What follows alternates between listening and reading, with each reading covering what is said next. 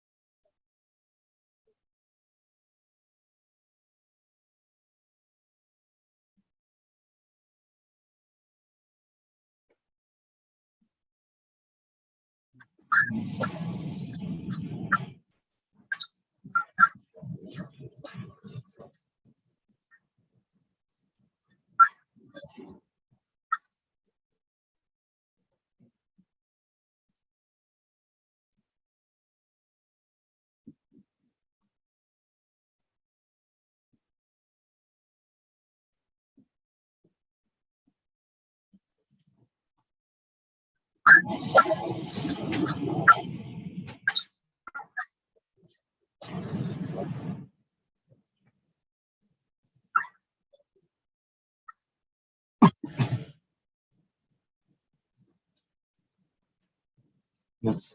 Right. And this is down there. But I'm not sure if we should do it.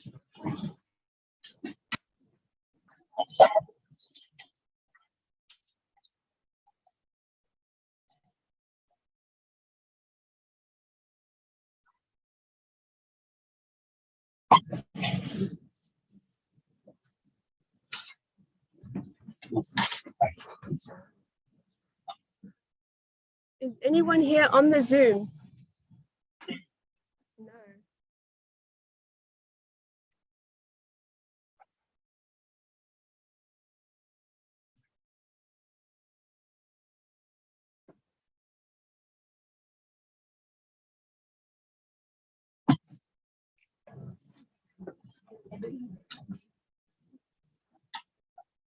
Really strange.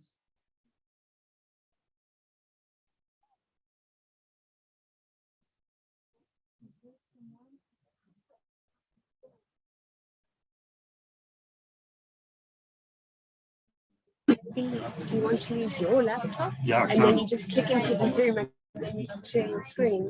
Oh, yeah, of And course. then I can use this one. Would that work?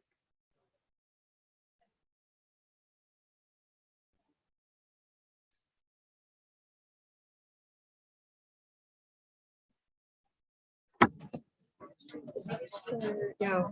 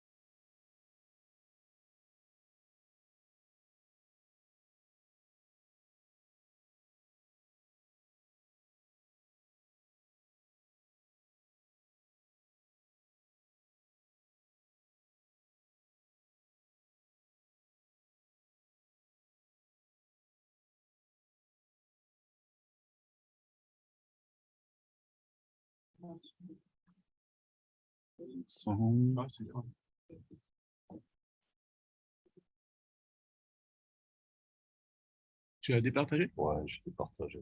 On nous entend là, je pense. On n'est pas en live broadcast encore, non? Ah, c'est bien, tout ça, c'est enregistré du coup. T'as ton micro allumé? Je crois.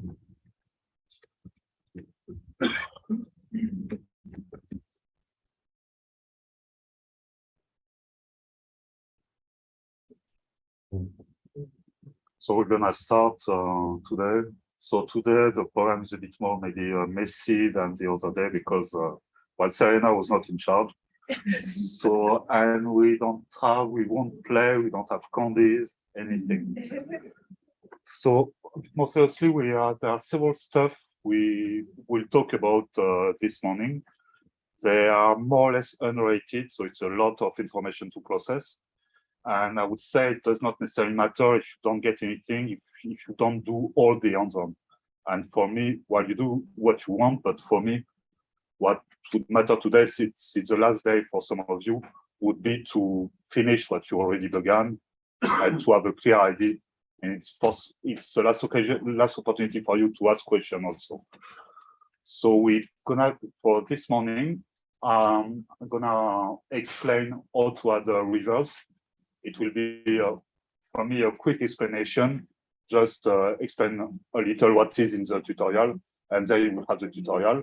So you can add reverse, you can just continue what you did yesterday. It's on you to choose. Then if we have time, I will have a few words about what you have been using, maybe without knowing it, knowing the parallelization. A few words, what it is parallelization, how it works when you launch a computation here on the computing center. And then this morning also, we should have an open discussion about the validation of data, meaning you did some simulation, what do you do with it? Or does this compare to observation and so on? Or variable are the information. And this afternoon, we'll have a presentation from Andrés Sepulveda in Chile about some tools he made with CROCO.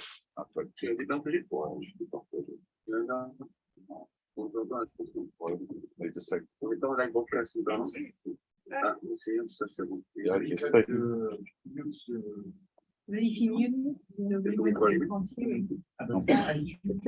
y a un retard de malade en fait.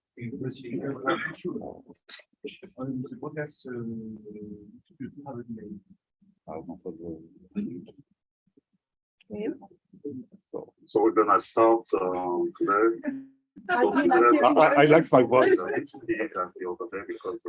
because Serena was not in charge. So and we The sound is, but I'm not even on audio. Viens voir ce que vous faites. So Maybe firstly, there are several stuff we will talk about. They are more or less unrated, so it's a lot of information to process. And I would say it does not necessarily matter if you don't get anything, if you don't do all the answers. And for me, what you do, what you want, but what just in case you didn't get it the first time round, Yeah. pay extra special That's it. attention now. So you're a Windows geek. I don't have Windows. Yeah, Jim I fixed just it. to remove the sound from Yeah. the So, it should be fine. thanks for the Welcome. Please put it all the way Huh? down. Yeah. Okay.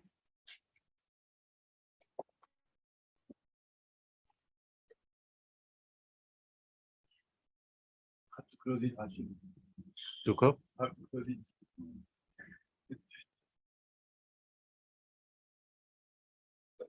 Okay, so you have been playing with forcing, with bathymetry, then forcing, atmospheric forcing, boundary condition, ocean boundary condition, and the last, maybe one last source of forcing you might have will be reverse. So input of fresh waters into your simulation.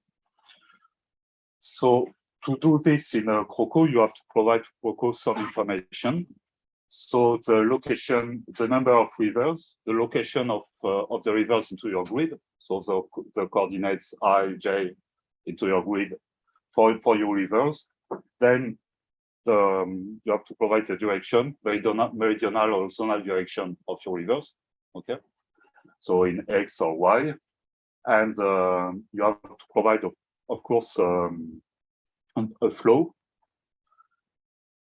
and you have to provide also direction of the flow. So if it is east-west, west-east, or north-south, south-north, okay. So basically, you have to provide those information about the rivers, and you may, it's optional, but you may specify value of, so of course you will have a flow, so an input of momentum, but you will also have an input of mass, so given salinity and temperature from your river, which will come into your domain and mix with the ocean. So there are different ways to do this within CROCO.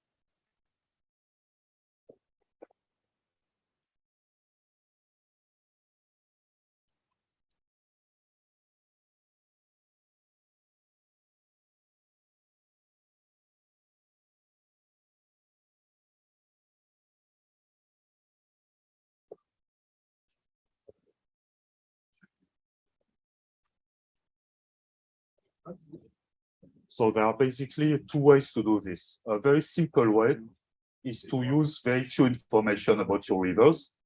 So it's to define, it will be the whole idea of the thing, it will be like you did before for other stuff in CROCO. You will have to play with SPPDef to add some option to say the model, yes, I want to use rivers, add this SPPDef, then recompile, and so you will have to provide information either through your file croco.in that you've been using, or through a forcing file. So it depends if the information are complicated or not. So you will have this on your in the tutorial. But first thing, if you want to have river, one way to do it would be to add it very simply and to add a SPP key, which is called P source, in your SPPDef. Then, of course, like each time you touch your SPPDef file, you have to recompile to have this taken into account by the model. And then you can edit your croco.in to provide those information. So for instance, if you open on your screen your croco.in, you will have a section which is named P source. So you look for P source in your file, editing it, and you will have the information described. So in the example of croco.in, you have two rivers. You have their location, their direction, the flow, and the value of temperature and tracers from both rivers. So of course, those values are related to the Benguela LR configuration. So for your configuration, you will have to change the location of the rivers and the input values.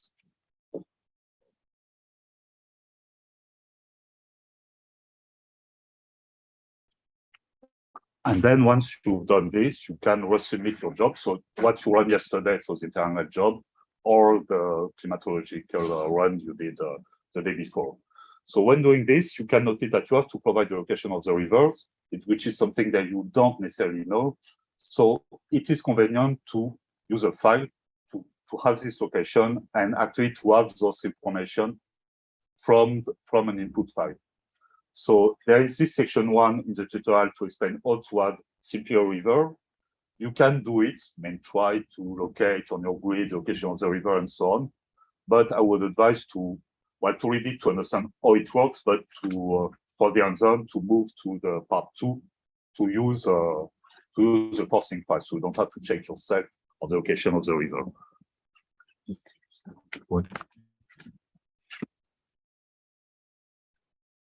And another advantage of doing an input file is also that you can have a variable flow of your rivers. So you understand, if you put the value of croco.in, there are constant value in time. If you build an input file, it's like atmospheric files or oceanic boundary files, you can have a time axis with variable value of the flow during the year. And this is the same, it's another CDB key, which is a P source NC file. So it's P source wide in a, let's say, the file, you recompile, But then what you have done this, okay, you have compiled your model saying, I want to read an input file, but you have to build this input file, of course. And it's like it was done before. So remember, to make a grid, you do make grid. To make a claim, you do make claim. To bribe, you make bribe. So to do runoff, you have the make runoff in MATLAB. So this will be your pre-processing step. And here we provide a data file, global data file of climatological runoff, which make you able to locate the river which is in your domain. So it means that on the pre-processing step, it will look for your grid file, it will look for the data file, and try to see where there are rivers and which are the corresponding index in your grid.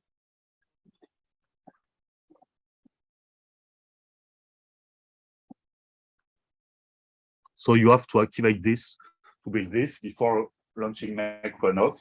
You have to activate some sections in your CROCO tool param. So it's the one you change every time you want to use some stuff at the pre-processing stage. And in our case, we define a clean run to 1. Well, it's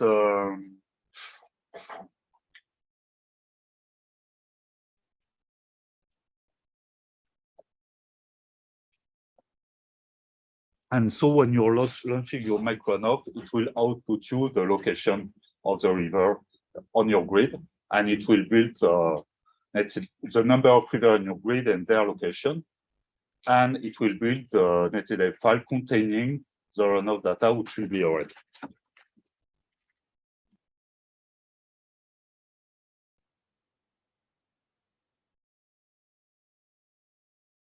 And then there is another step which is more or less the same. You can read, in addition from the flow from an SDF file, you can also read the SDF file, temperature and salinity also.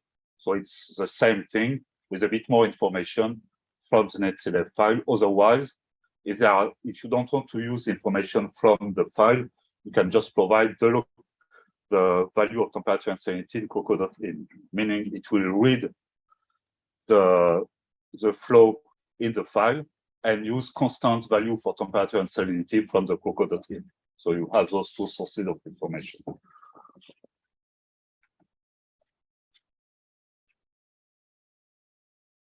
And then it will depend on what you want to do to test this. You want to test this. You remember you have been testing a nesting grid, and if there is a nest, you can provide you can add the river onto your 2 grids or into only one, and something you will information you will provide when at pre-processing stage, actually. And so if you do so, I would advise to put river at least in your child grid, because in the area of your child grid, the real solution is there.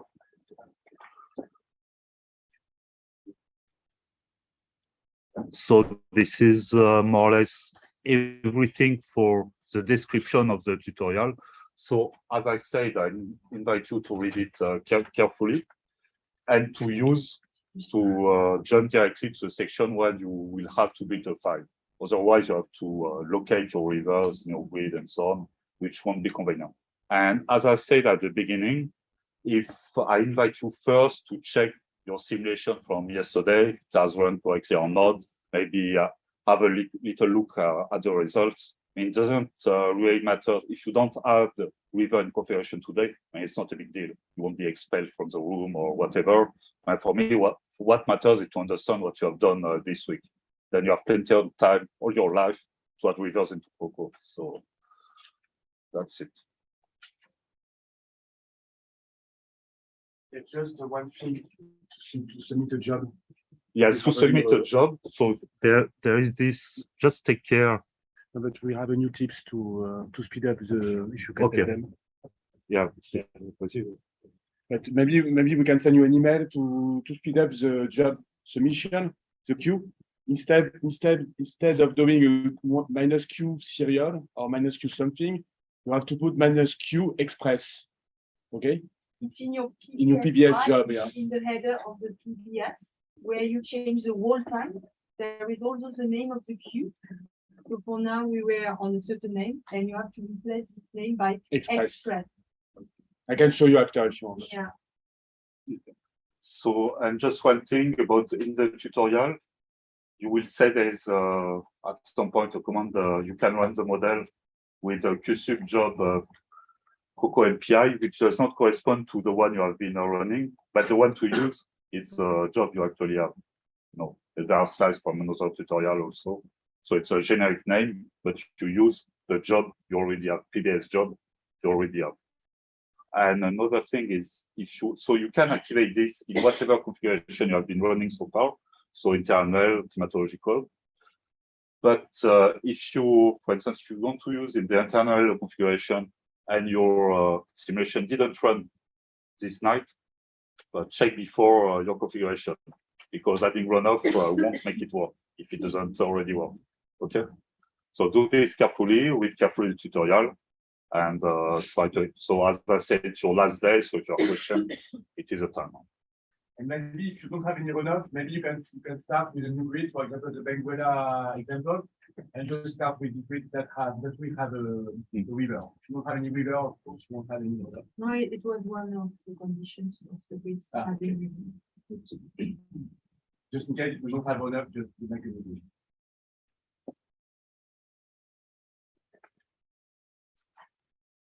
I know if you have any question about this, but without what can be done with regards or not. Otherwise, you can just try and see it.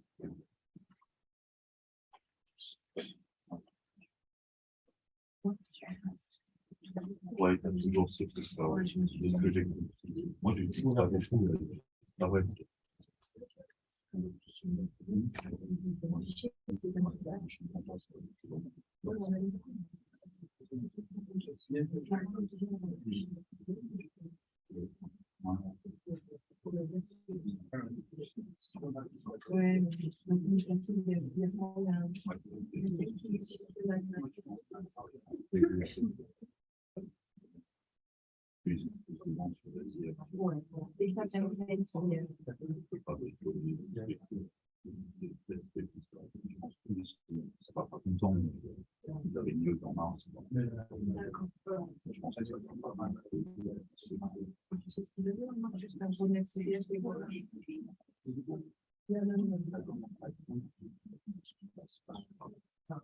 Ouais, mais quand il se passe, il change le proposition, il copie les lignes de la fin du vidéo.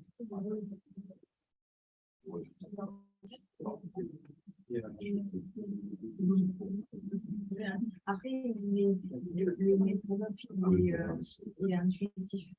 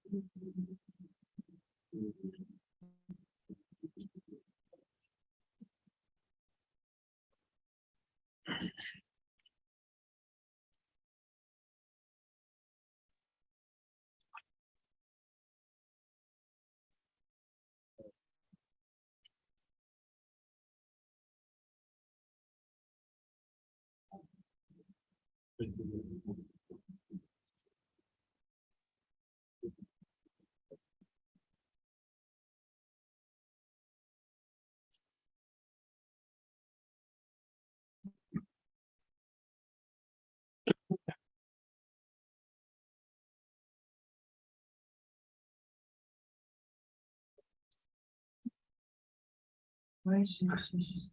Mais regarde.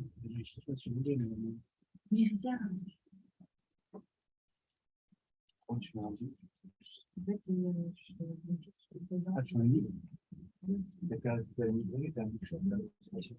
je vais acheter une. Ah, donc c'est ça.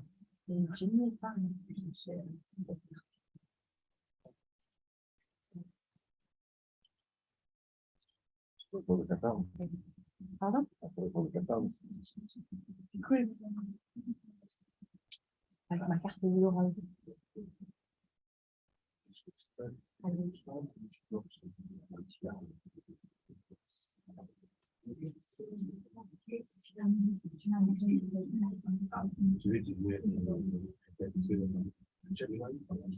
Ok, d'accord. Oui, ça, c'est une Oui, non.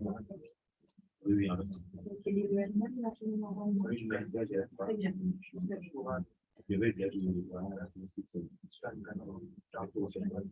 Mais tu peux faire le pourcentage que tu vas dire dans le cas.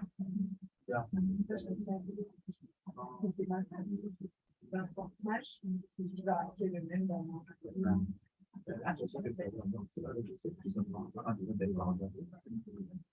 Et et du flou, savoir quel est le débit de la rivière. En fait, donc tu as deux possibilités. Soit tu as un débit comme ça, un débit qui est là, et c'est toi qui le mets.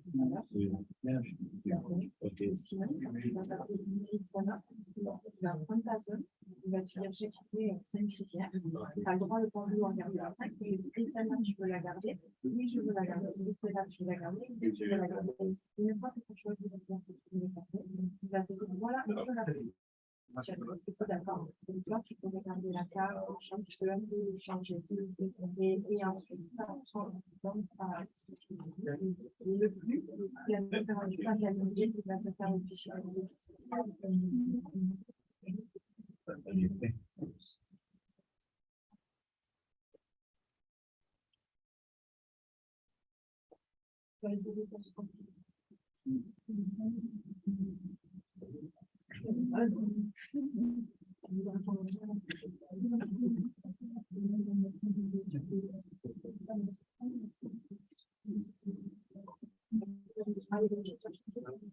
Ah oui, vraiment, c'est un examen de oui.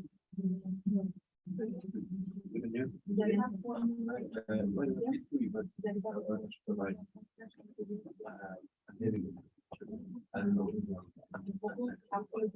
Yeah,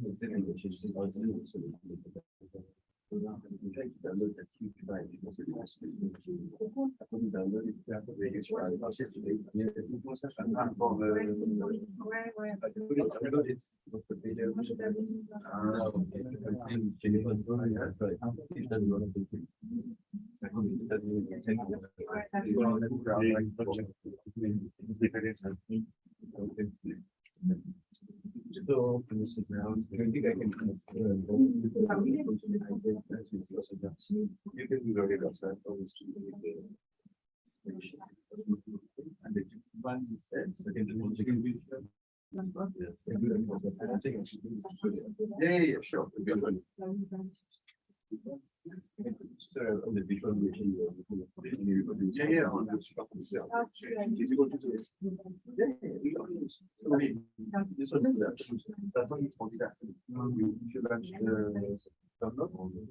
Maybe the high school people. This morning, we still are the same.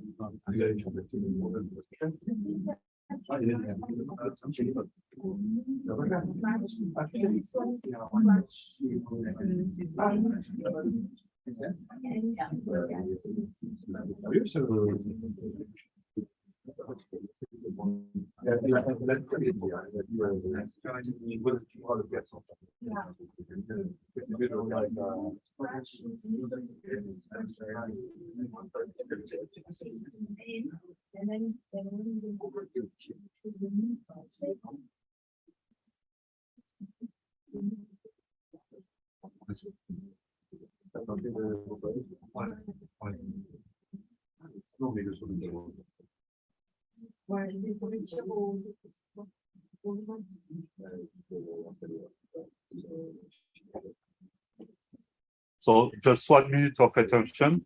what you can do also, if you'd like to compare your results with rivers and without rivers, you can move your scratch deer. So it's unique move MV scratch deer to scratch deer 2, for instance, old or whatever. And then your new simulation with rivers will be in scratch deer, and you will keep your old simulation in your old scratch deer.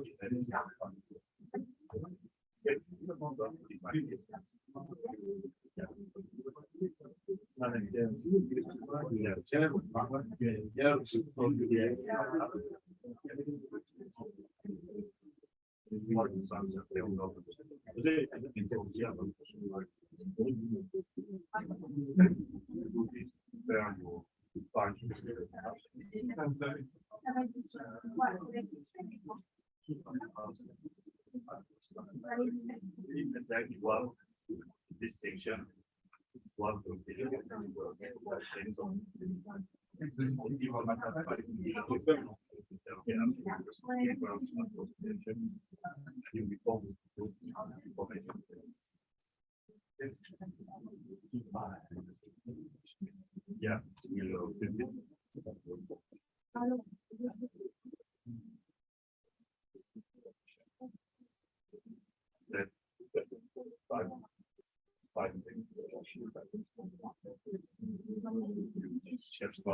Yeah,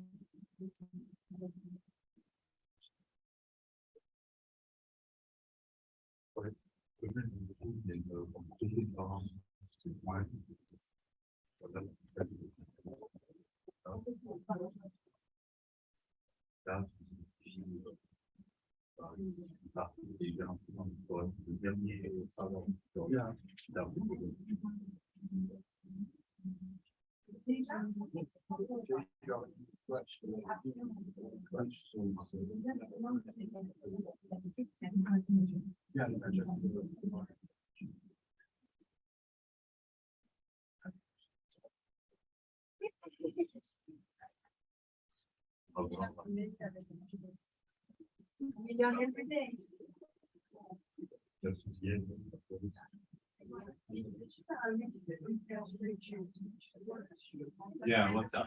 Yeah, yeah.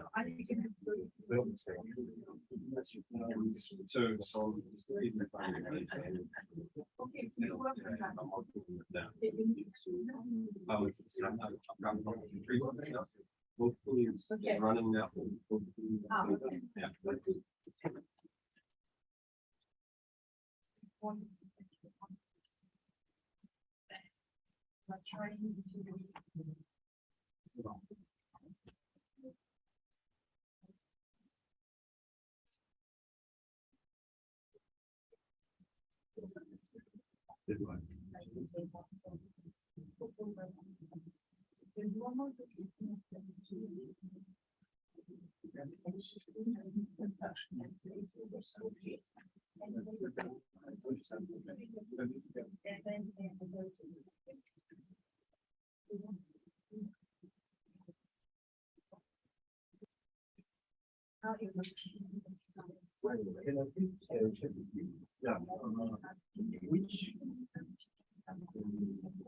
For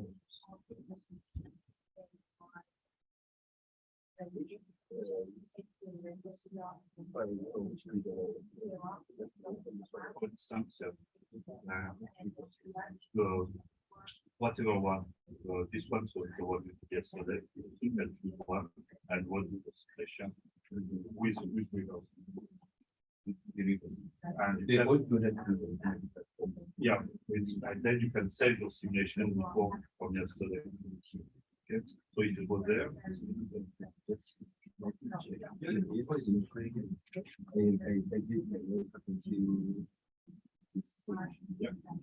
I couldn't do it, but so You did this, did you there, did you launch your simulation? I think you should do this before you launch your run. Look at the results, and then just the results, you don't have that results. Okay.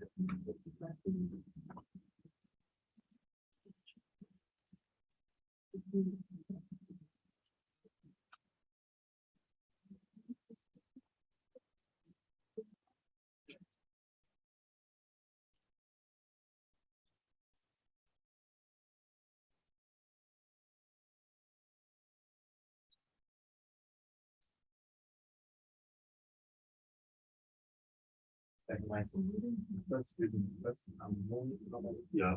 So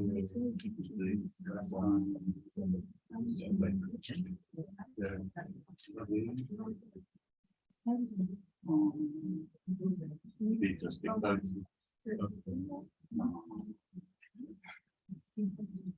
Yes.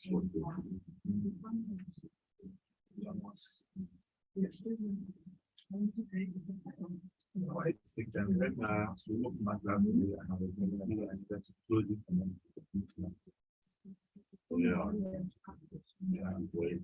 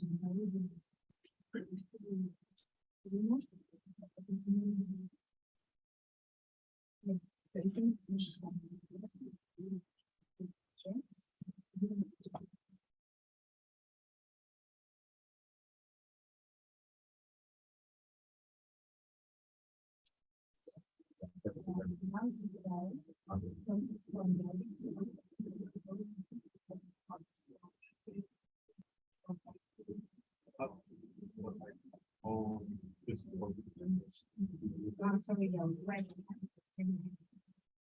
Then down the front garden. But not the target, but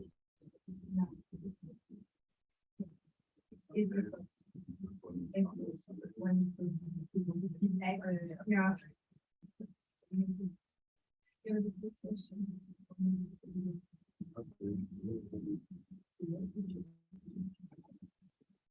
yes.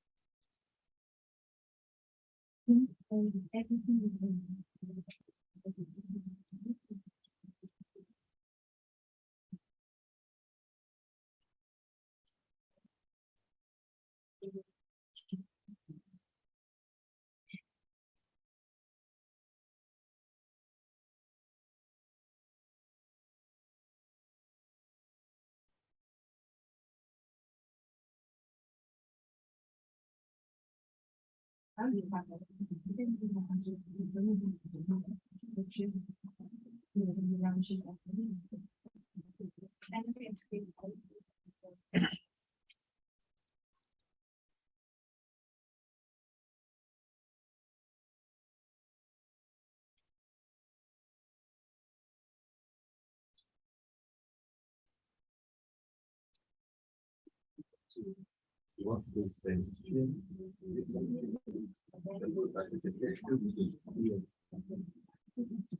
Then what's this? Oh, my God.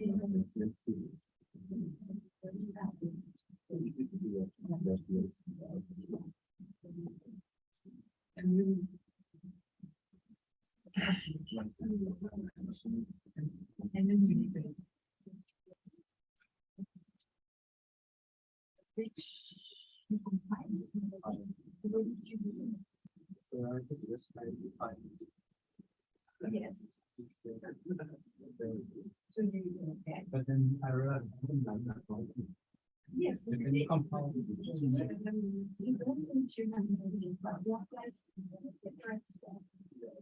When we were in the class, but it's more like. Yeah. And then. Yeah. And usually some people work with so put the compounding and then which is why because usually it's kind of to find that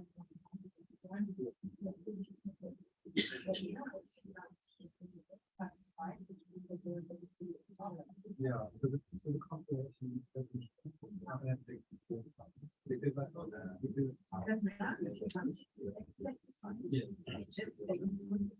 It's what. so when you compile right GPS.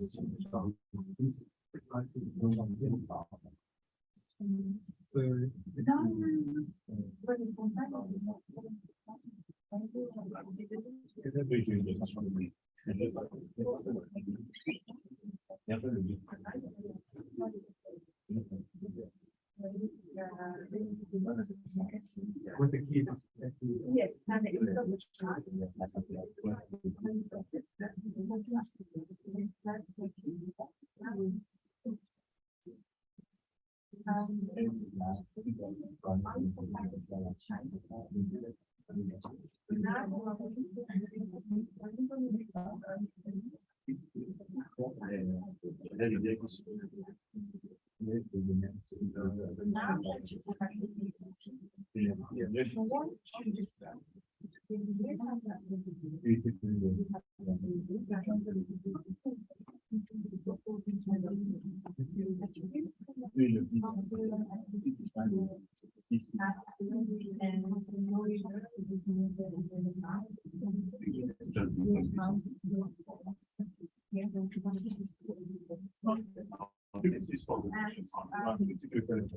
and then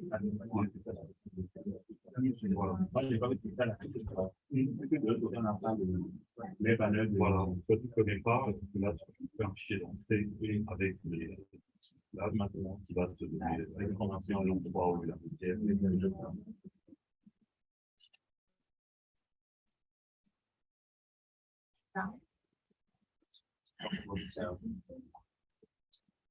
Ah oui, il y a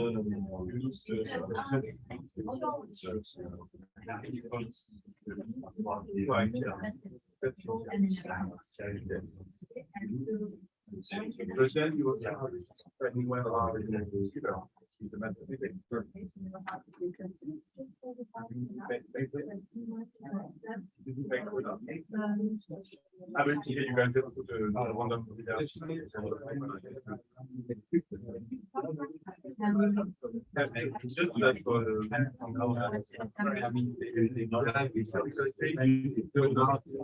Maybe within the team, so I will check with them. Okay, anyway, you try that first, side, okay. So now I'm Yes. Tu rappelles un mec de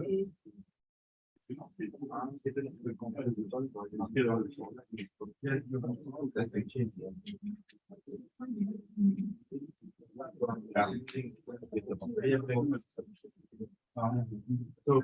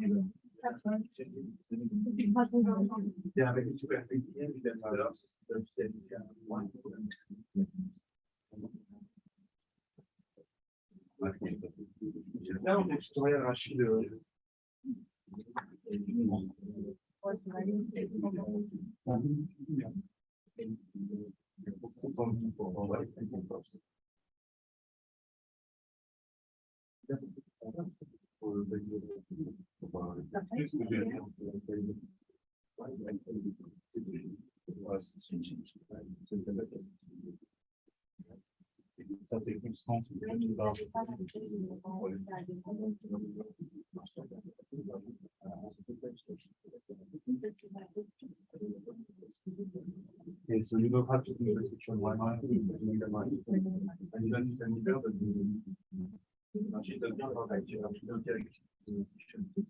so you don't have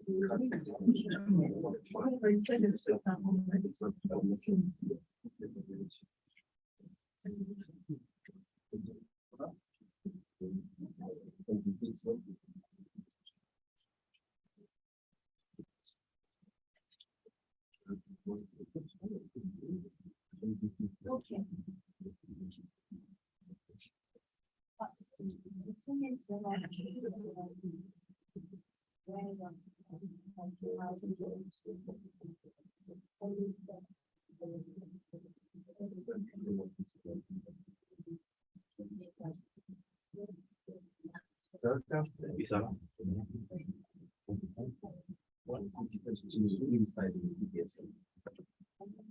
Heureusement que je suis là pour gérer quand même.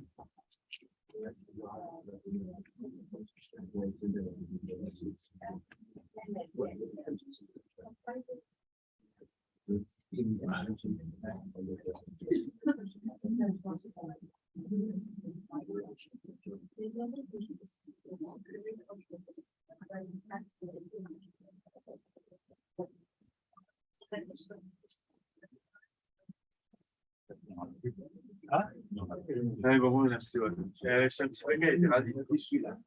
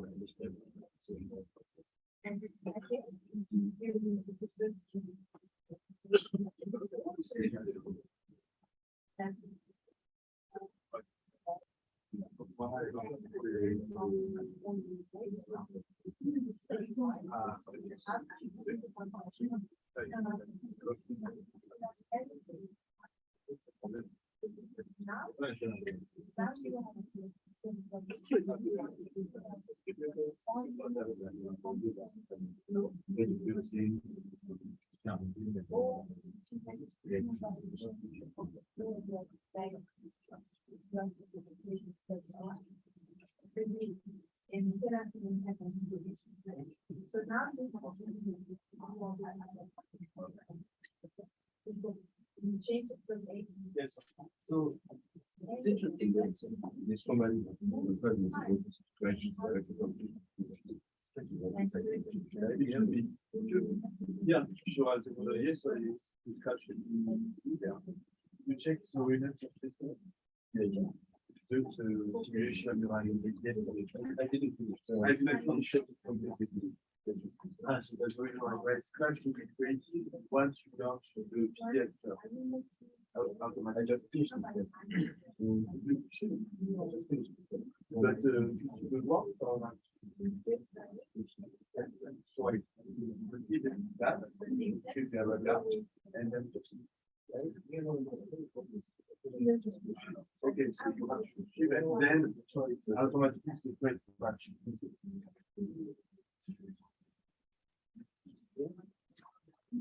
Ouais, non.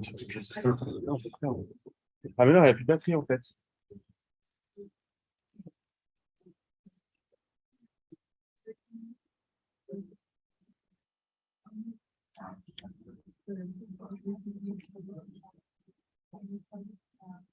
Il y a des flingues ici.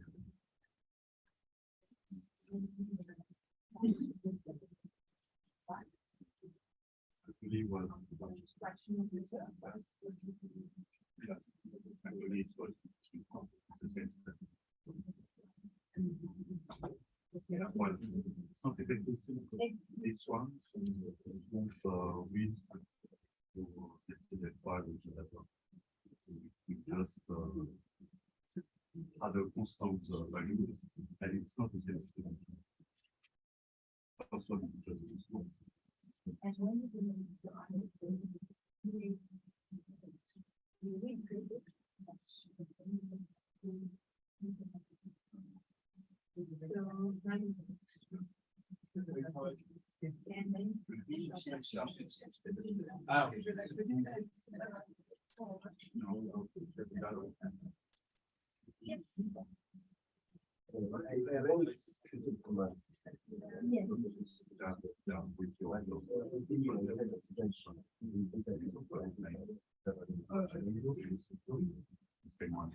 but you are in the queue, or you in the queue? The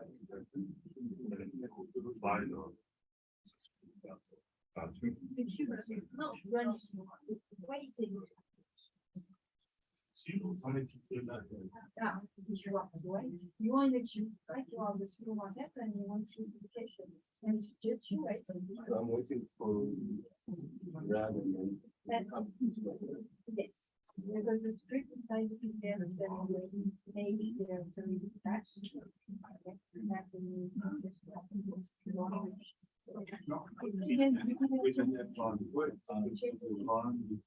Because they said and I actually thank you. I enjoyed the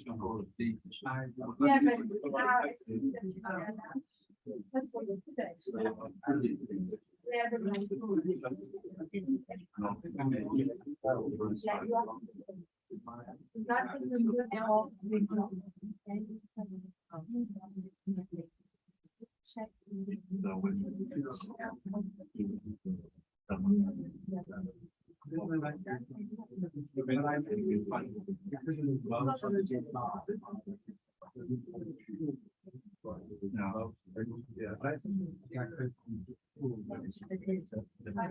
is. Now you can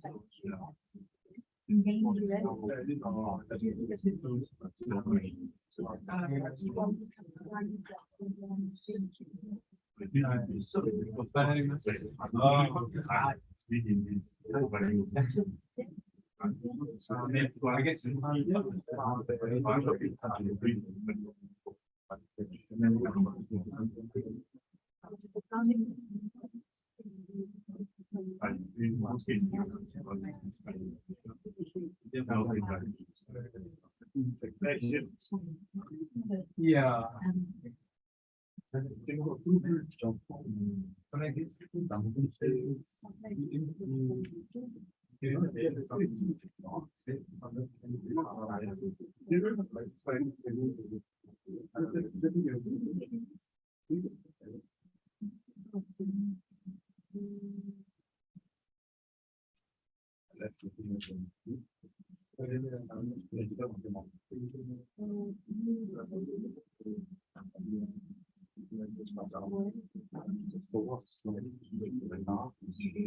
Les sources, je ne sais pas. Il faut avoir des sources aussi. Donc,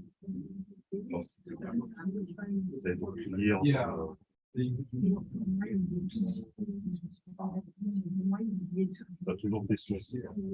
T'as toujours tes sources. Et T'as des sources et une source.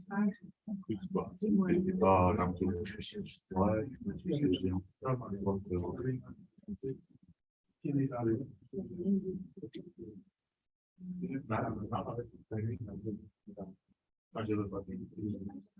Donc,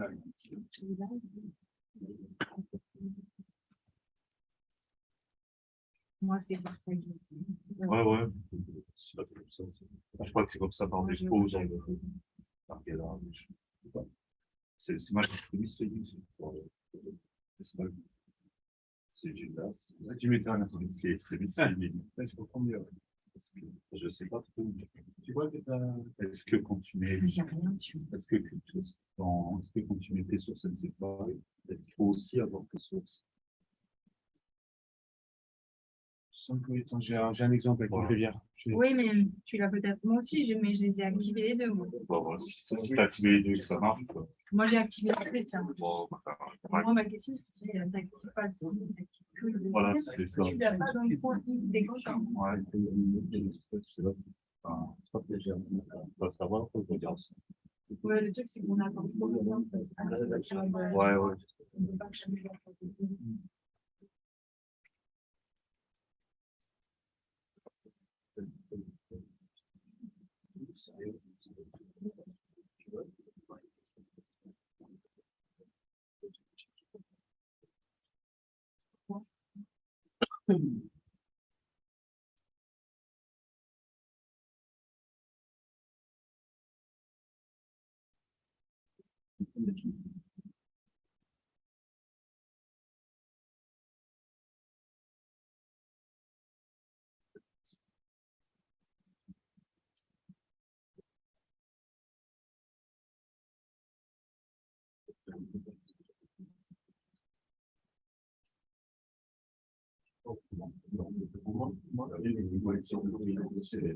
Rachid, Ouais. toi, tu as utilisé Benguela Regional Play. Les sources Spotify, on n'est pas obligé de mettre le PS. Ouais, voilà. C'est celui-là qu'on est Celui-là qu'on n'est pas obligé. Et du coup, on précise dans le. Ouais, donc tu vois, par exemple, il faudrait un if et source, le deuxième, if def, le deuxième, le troisième.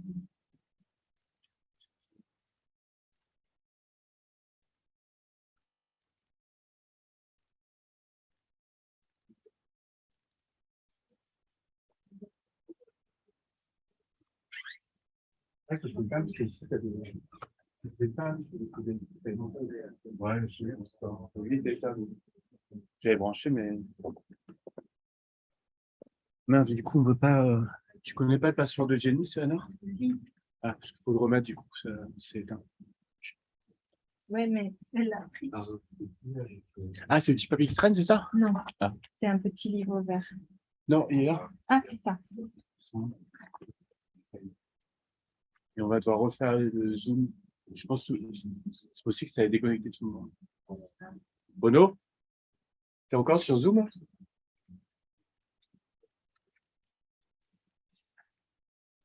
Ça marche encore? Ok.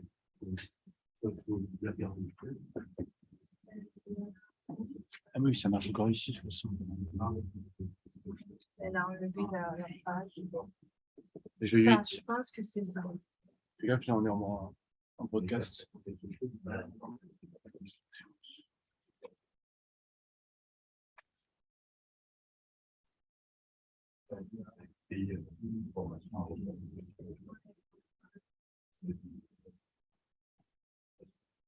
Non.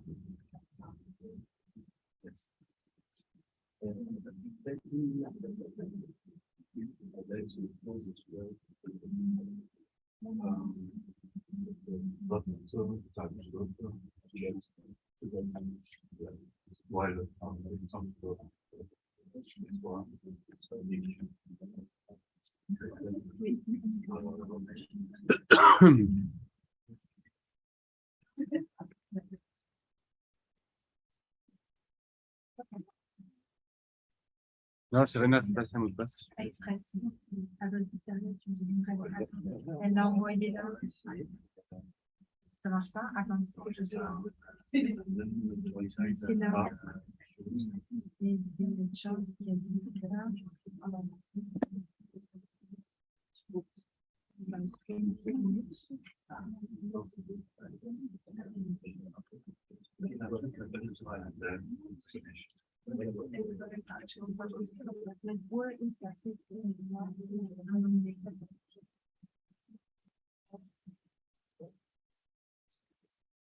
Oui, c'était à 10 heures. C'est express à 2 heures. Non, non, mais je voulais vérifier l'orthographe. Oui, mais tu vois, là, il y a le truc à 34 et le 24, 54.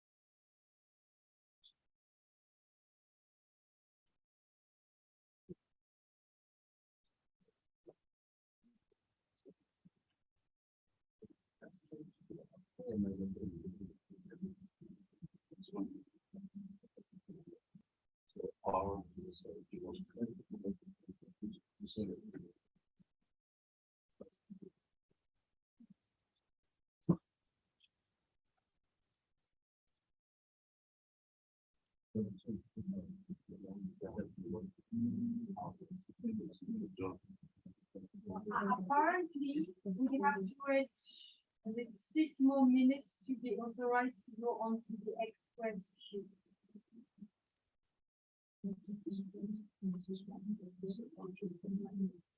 No, that's,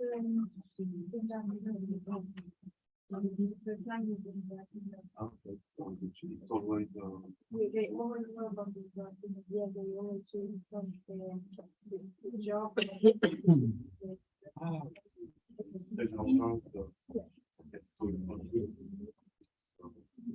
Still your plan, that's the problem. And it's still your QI1. your job called, what company? Yeah, but now the extra sheets, so now they told us to do the extra sheets. So we said everybody is doing the extra sheets. And now it's just you are not authorized. So they are making the things that you want to do. So you will have to submit. Technical stuff, you know, we pass it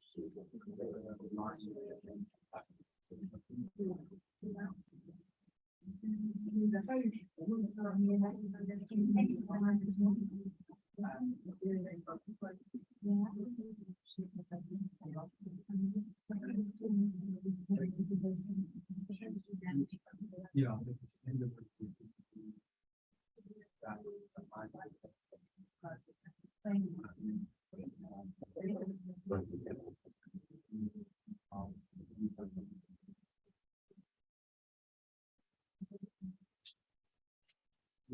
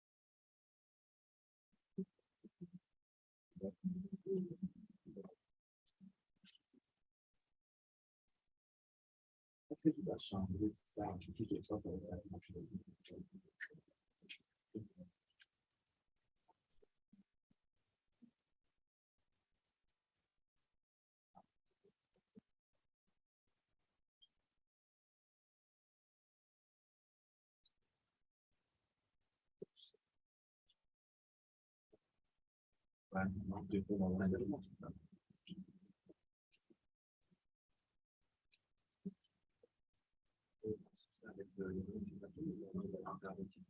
grand interne en manipulation. Mais tu peux faire le grand interne en fait, on appelle vraiment.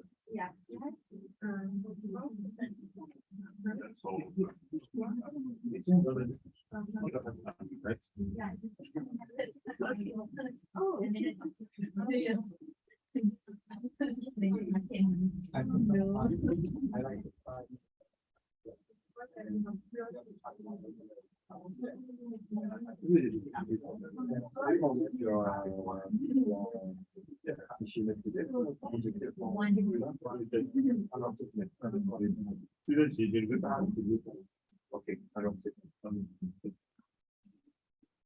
mais tu l'as quand fichier mathématique. Ouais. Non, c'est la ligne, si tu veux l'écrire. Ah, je l'ai pas. C'est que si, comme un truc est connu, c'est ça, en fait. C'est pas, non.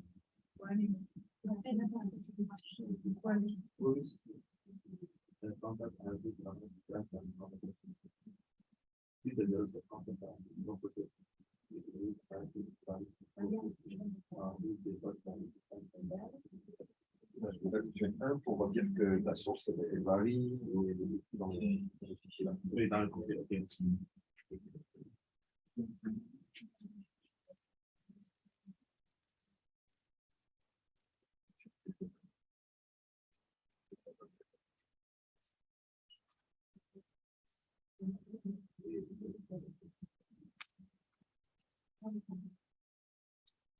Yes.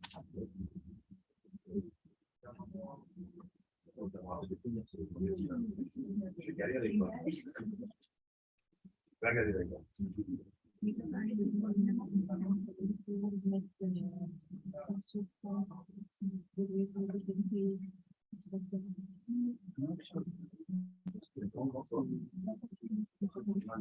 Ouais, vous avez mis le point. Ah oui, on a mis le point, et après, je vais créer un fichier modifier les valeurs. Et après, on fait une sélection. Ouais, donc on a commencé sinon, ça va être trop d'eau, et sinon, pareil, moi, j'ai bien galéré. J'espère que tu pourras faire quelque chose avec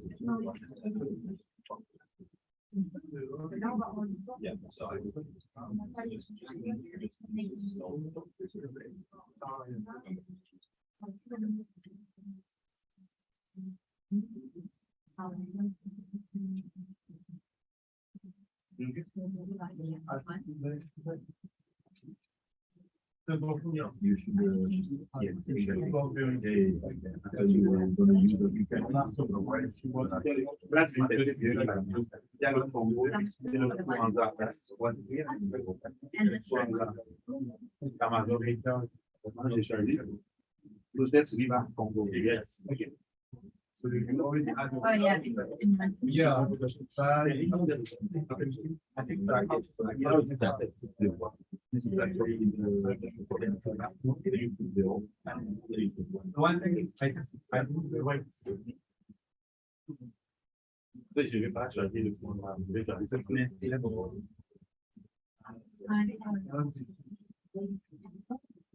Then you can check actually your cycle.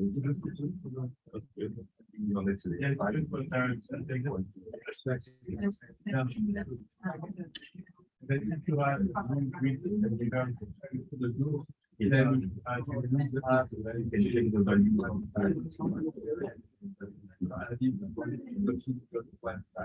So I have, if I have two grids, would I have two of these, well, two grids? And you also have the different of like, wet, for example, if you have 10 reveal around the main, and then two the Chinese one. Each one has, and I still actually try to do but it's how does it matter?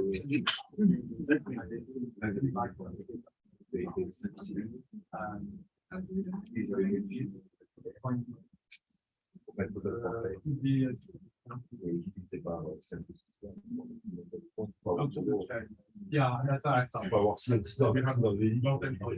Yeah.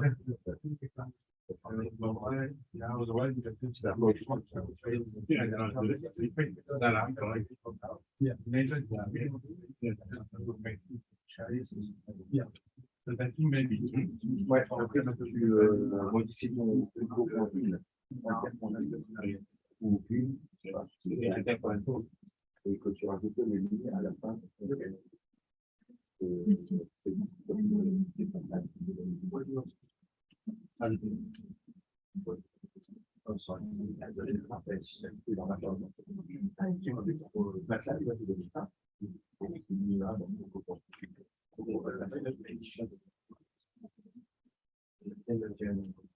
C'est ma femme qui veut.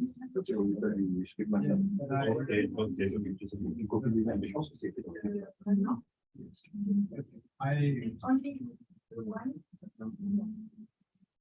Make one. Yeah. Do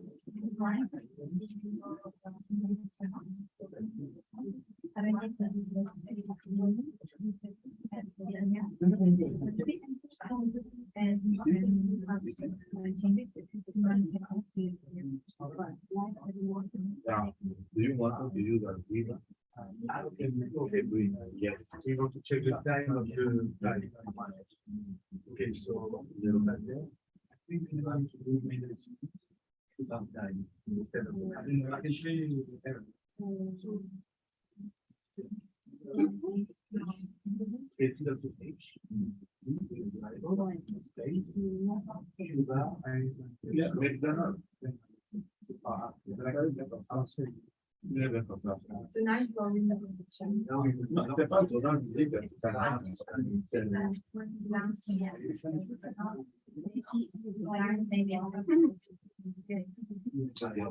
ici, t'as pas de là, Non, mais je veux dire, c'est dommage. Yep. Donald, zéro. Il n'y a pas de. Yeah, it's Ah oui, no, oui. the problem was, for the,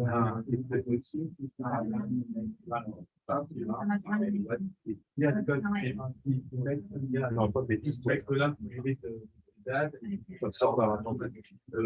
yeah, and then just check it again. We really want to have to do that, because we are doing that 6 years. En fait, je dis, il y a Donald, ouais, les Donald, et Donald, et en deux directions, ou à droite, ou à gauche, ça va de est à l'ouest, ouest, et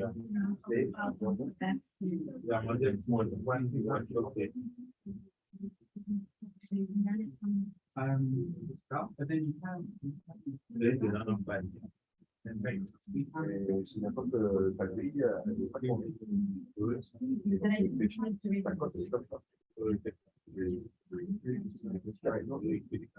Donc, de toute façon, ça veut dire les Donald.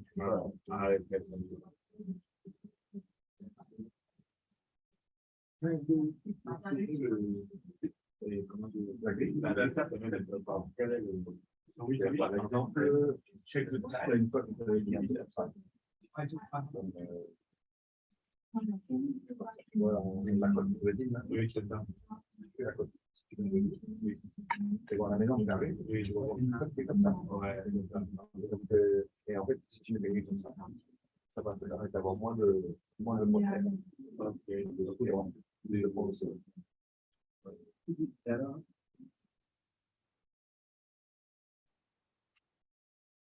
Because if we find her in this nice little very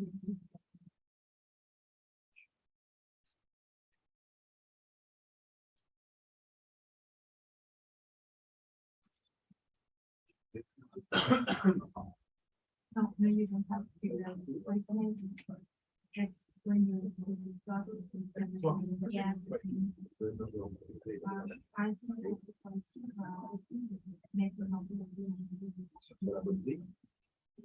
now it's giving you one.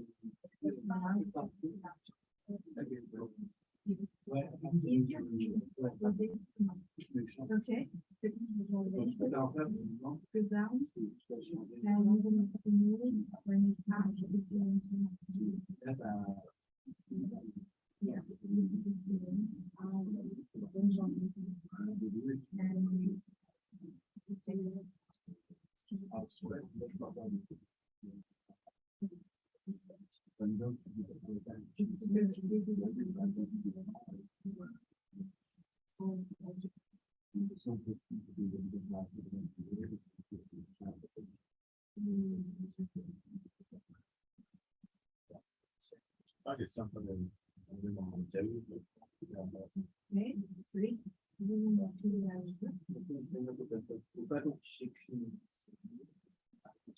Il va essayer de choper mes clés, mais ça marche pas. Mes clés d'abord, donc il va créer clés, et à partir de là, il va prendre une version automatique de température de celui. Ok. C'est mes clés, mais c'est mes clés là. Ok.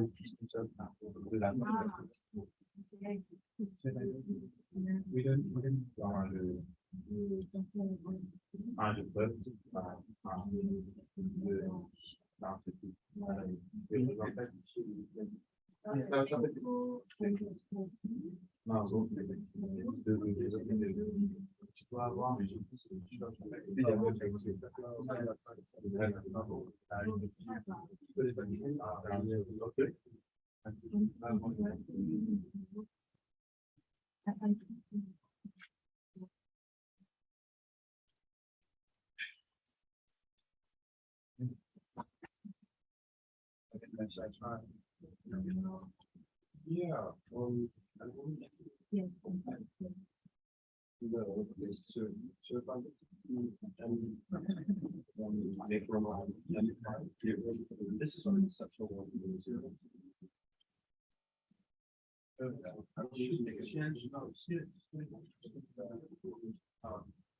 Okay. When you mount the file, Right. Okay. Yeah.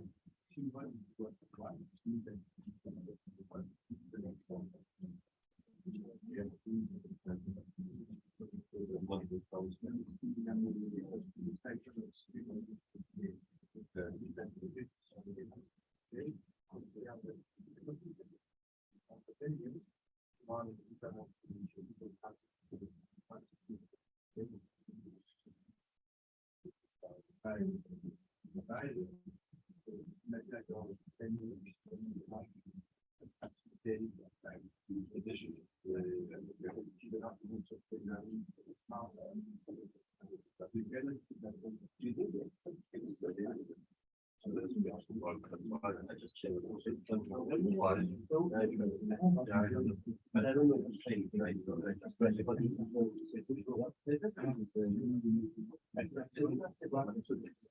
Yeah. The GDS.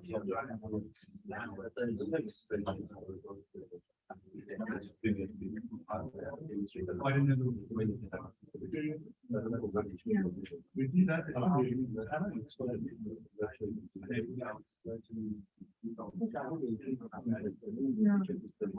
Yeah.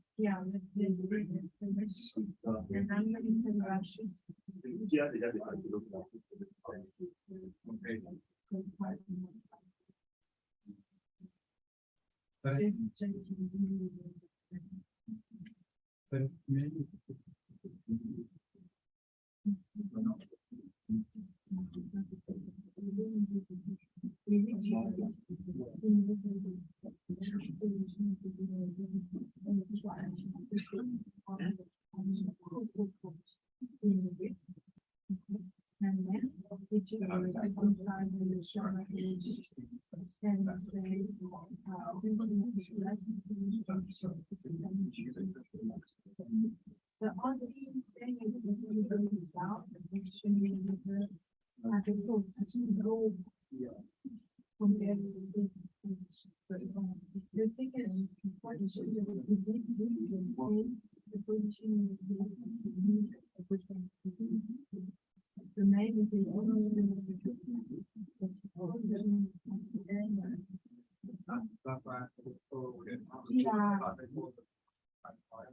yes, it's, I think it's the right. Agreement that goes and then you have to add different measurements. Then when they aim for something, and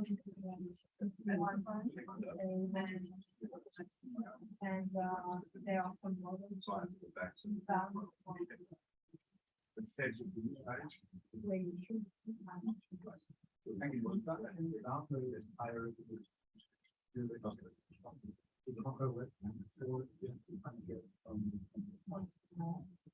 where you should and you have to find ways. But there are some knowledge.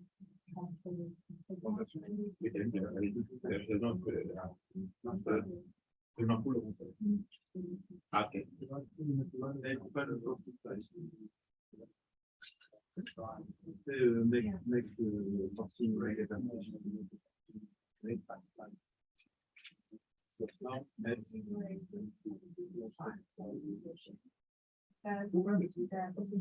tu vas pas parce que tu as un renouvelable, c'est un peu continué. Ah, intéressant, c'est ça.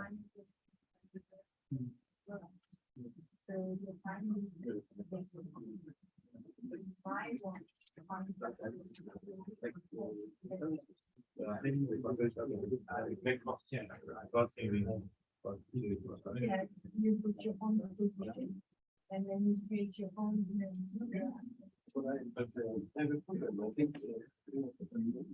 Ah, il y a un bidon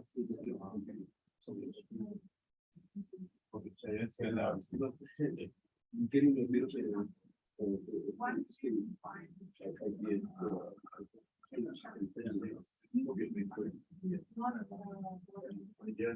yeah, but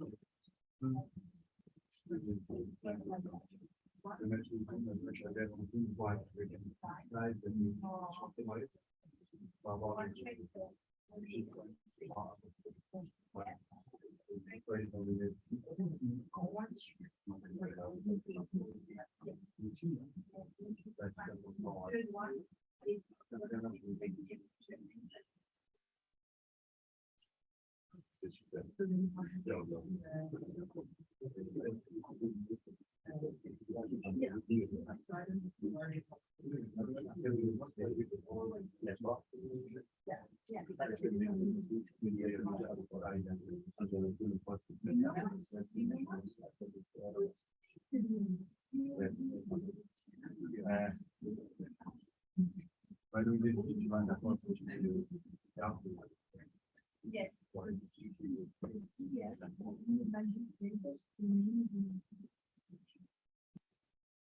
And when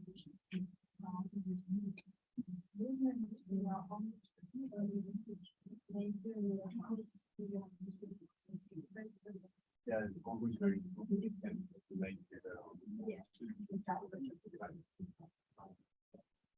Thank you.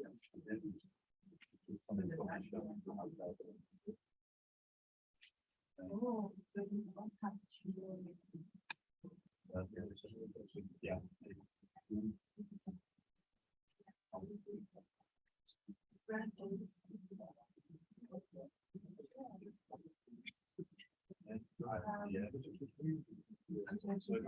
you know what?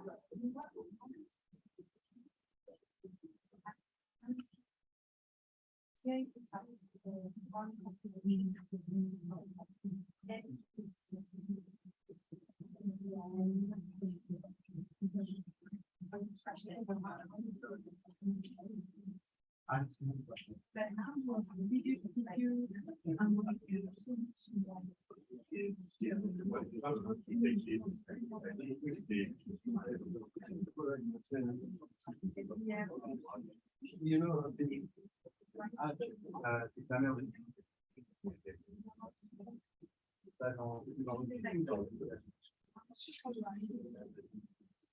en vrai, en fait, il peut avoir un truc, il peut avoir un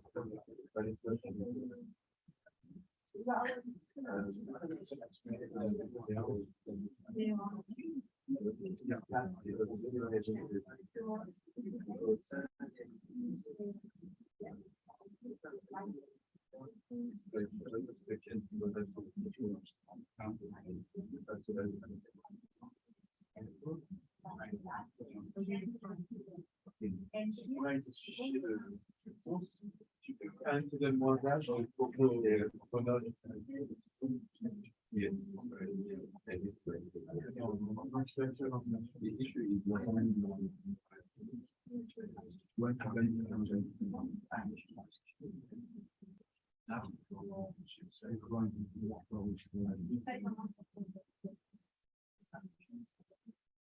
pas d'enfant.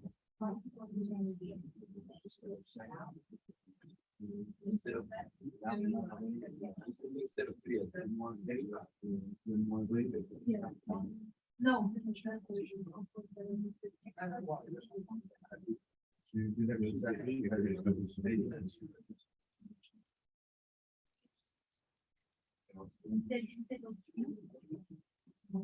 Ah, mais on a fait tomber sur nous. Ah bon, après. Non, non,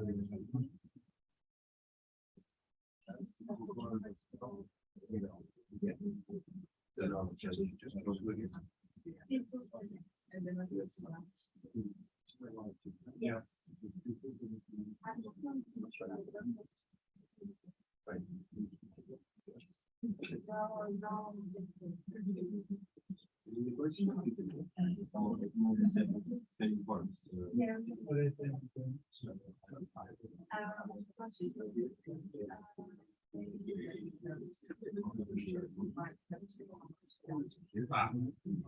It's in the same area.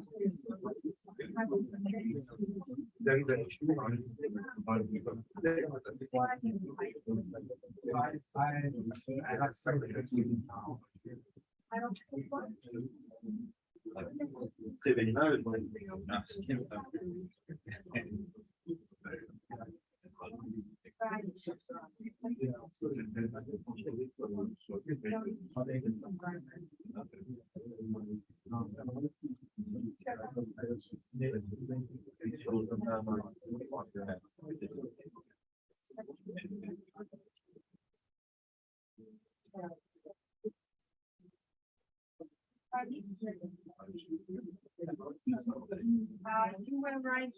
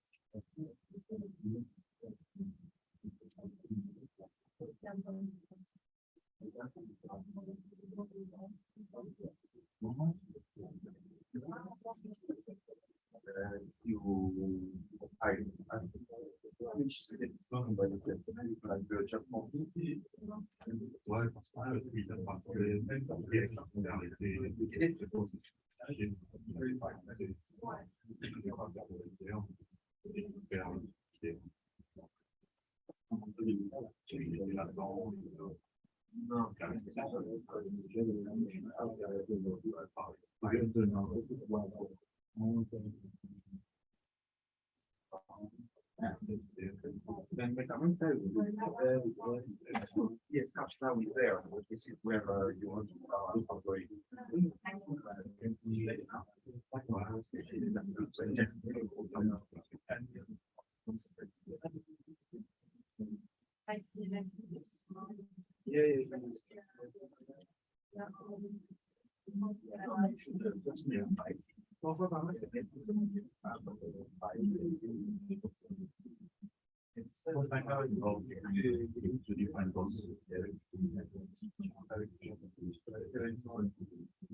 Yes, where the model look the fact that means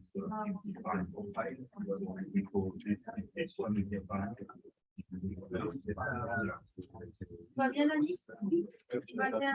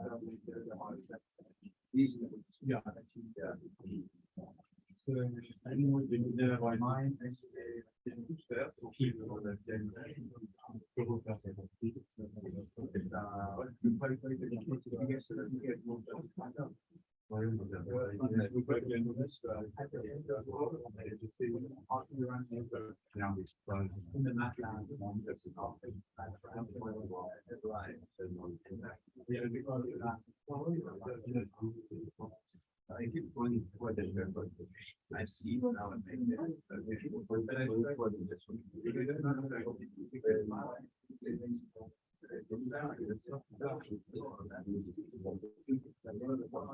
Yes. Okay, questions?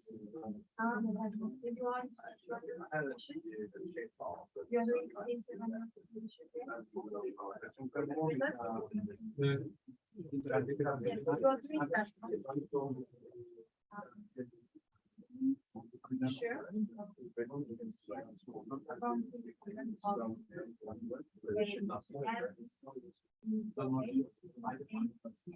And I don't know.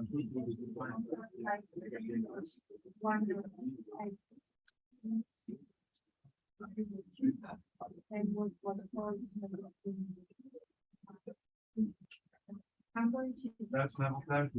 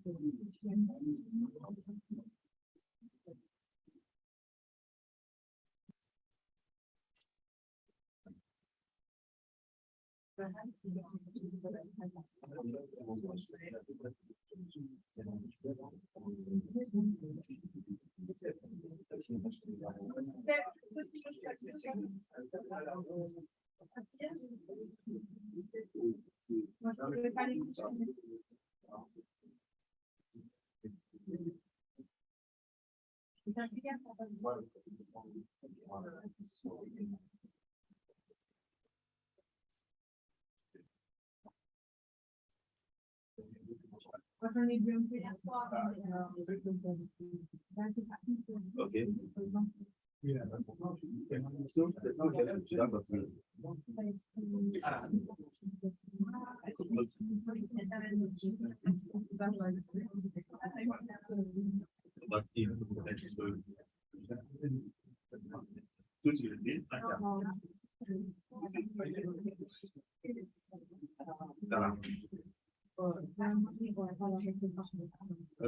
Yeah.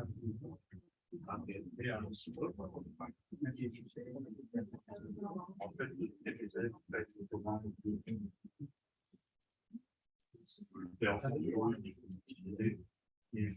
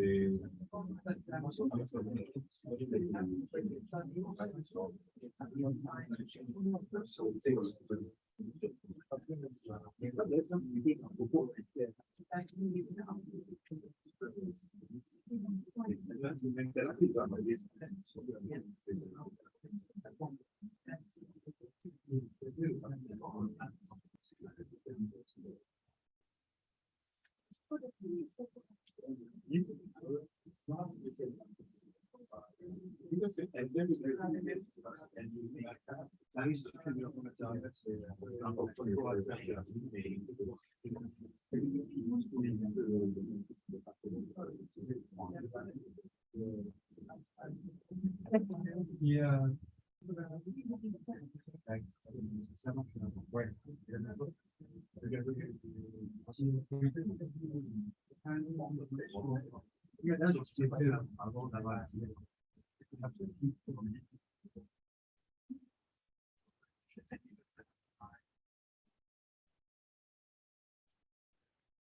Fine.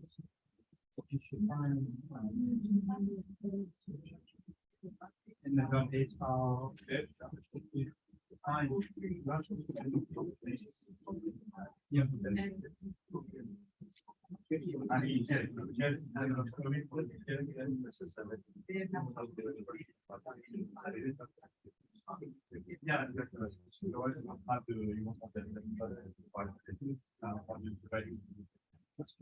then when you say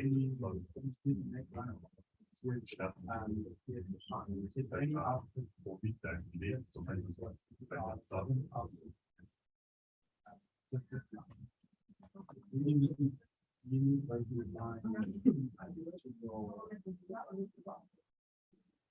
no,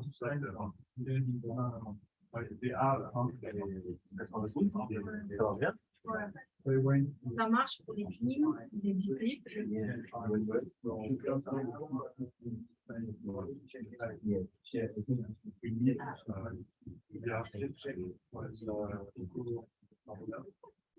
Regarde, Famille, il a acheté un film. Il est trop content.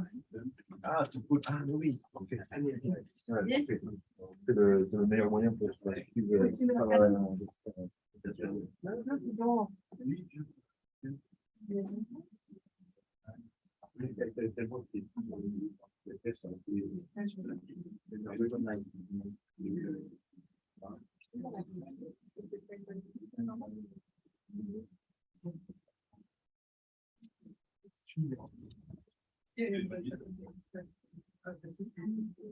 Ah, oui.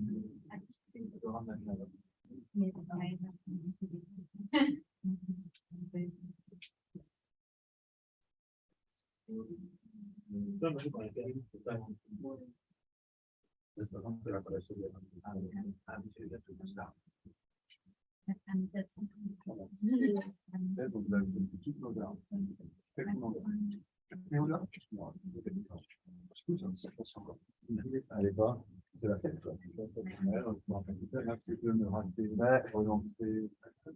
on est dans le vide. On est dans le vide. C'est pas mal. Ouais.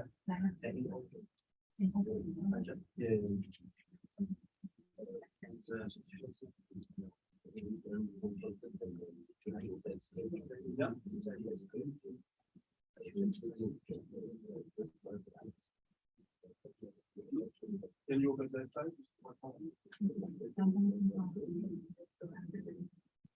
Can you do that?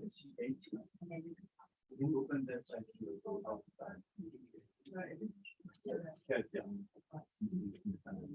Non.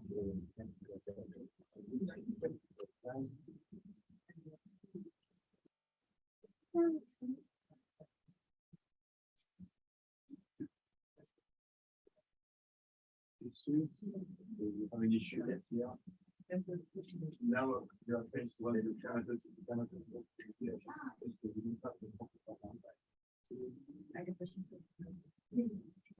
so basically you can come back to this like that and you should make we create we created with that 45 when you shoot the fly with the beginning now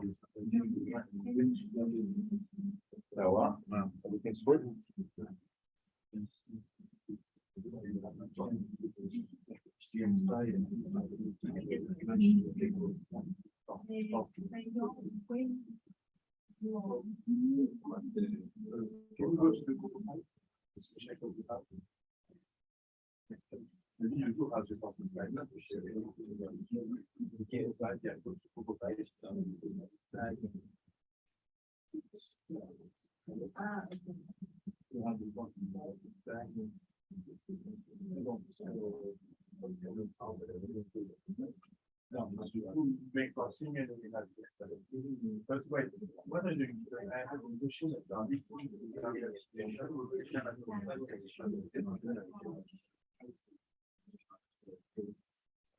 You are not after with the river. Okay. Now you are with interior solution. What is the solution?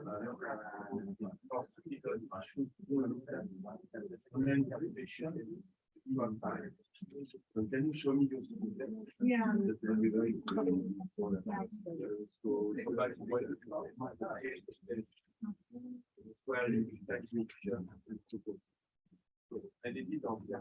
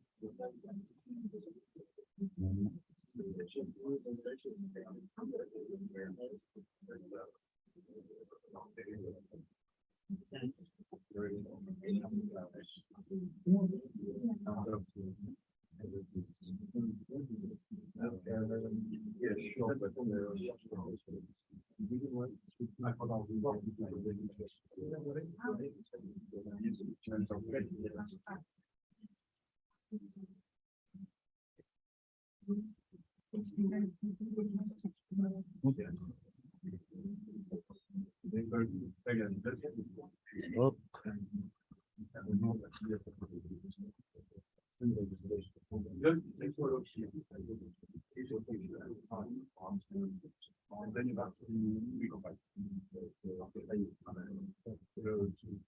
Tu veux pas faire le Francis,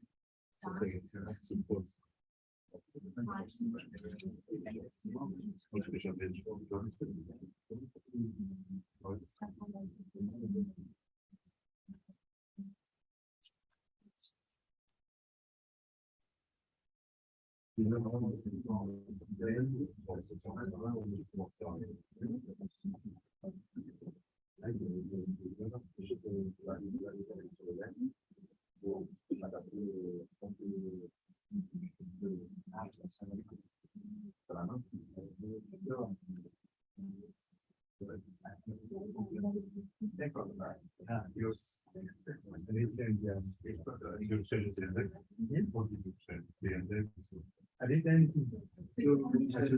Yeah, so you always change. So we should change the language.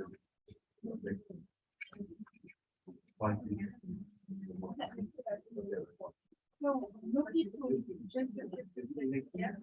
Although on the internal street, there's something in the internal street, you don't have the alors, évidemment,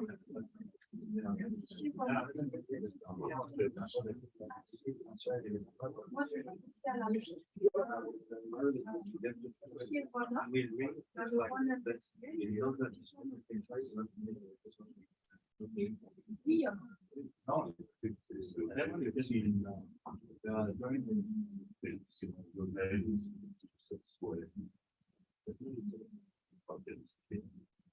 là, c'est pas une machine. So, can I have your attention? Everyone that is running the interannual simulation, the same as yesterday.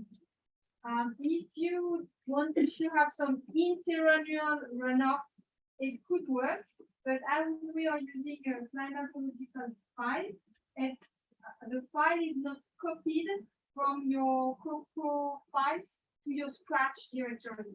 So before launching the interannual simulation, you have to copy your runoff file from your CROCO file to your Scratch.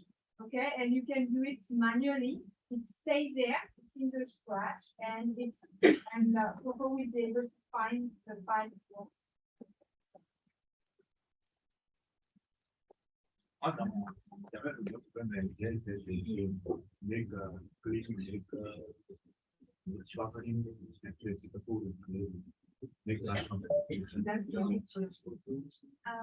Non, quand je vois, je le même nom.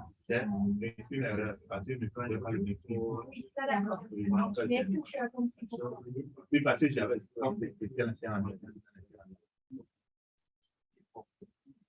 non, j'avais pas vu le micro. Oui, mais pourquoi est-ce que tu as besoin de micro? C'est la climatologie et j'ai besoin de la température. Voilà, et c'est le seul fichier où il faudrait trouver de la température dans le bassin. Voilà. Très bien. Et je vous juste. Oui, non, c'est très bien.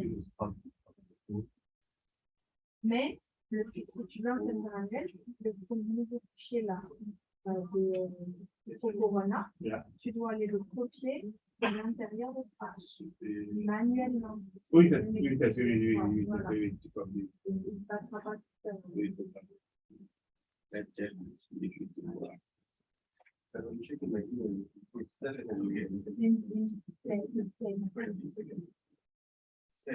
So now the express tree will okay. So that's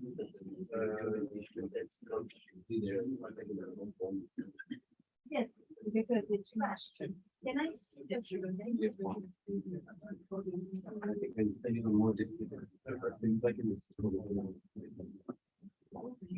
So I'm going to look at what your output is. It was CROCO this looks right on the screen. Okay? Yeah.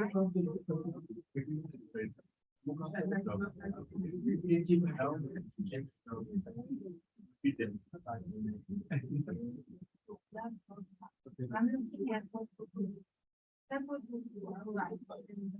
That's the output of the model. Okay. And so you see it complaints here of the warning. And then she cannot find right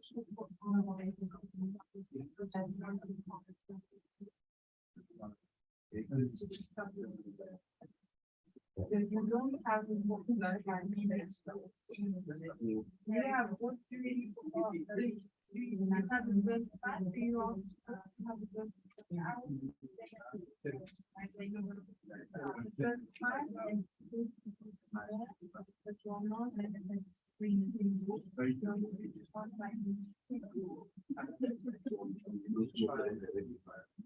Oh, I have one yesterday. You work on that.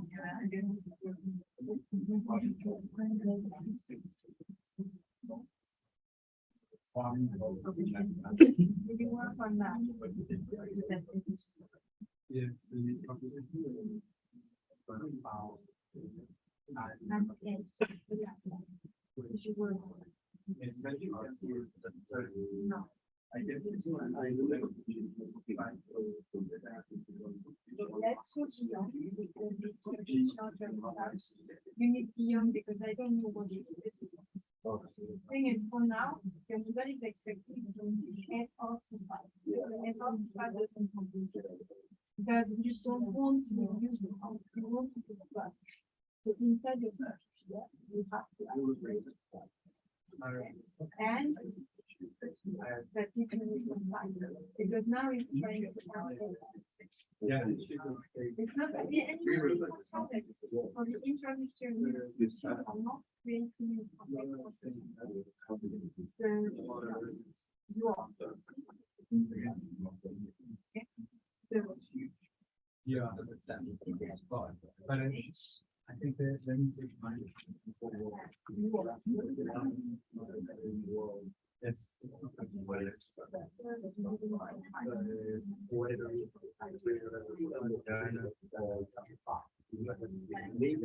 Yeah.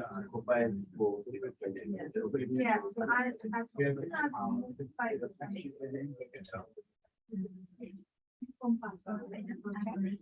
because one thing and I don't have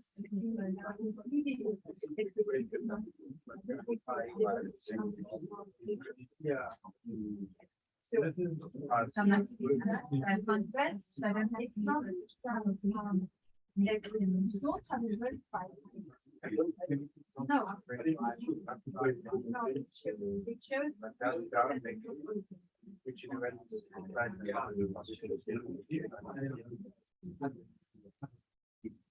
can you even see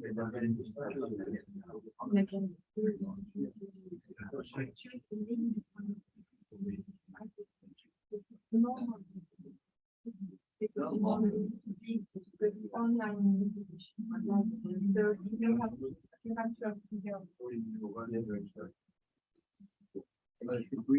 because I couldn't wait to find them.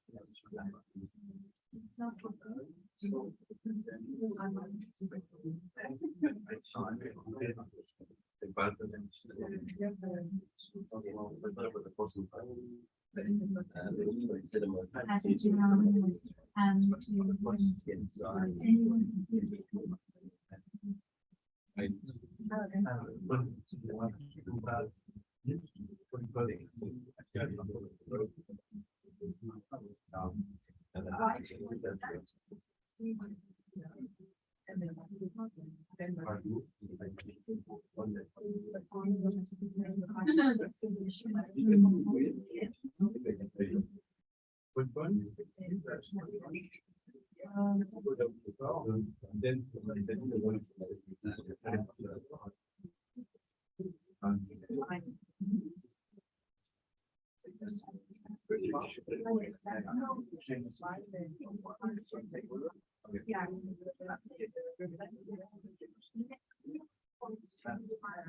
if you go back here and go in.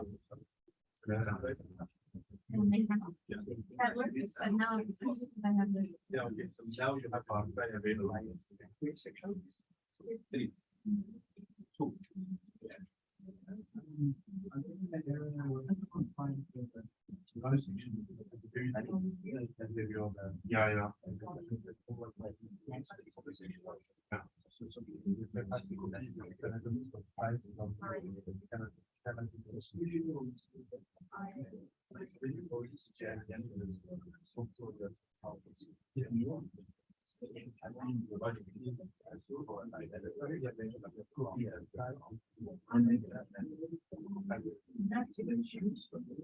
No, it's not. I'm ready to. I lost it.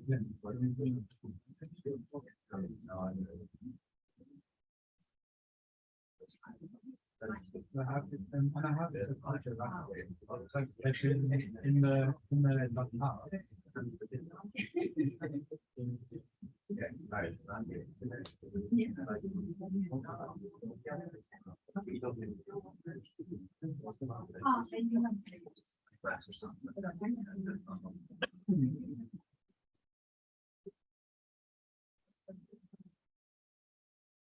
and then we can compare the.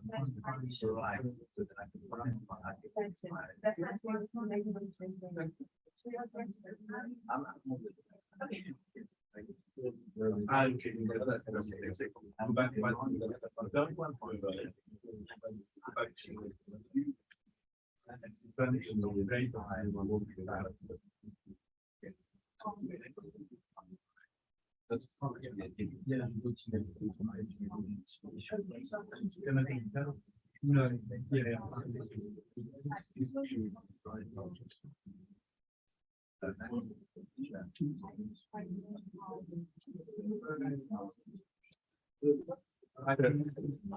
So just thanks for your attention. So we're gonna have last talk about validation and so on, which is kind of a very generic talk and about the idea of validation that you have been using. And then we move to a quick discussion.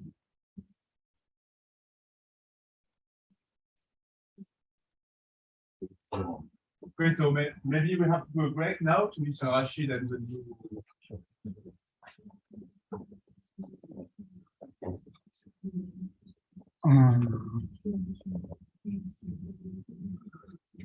So, Lionel.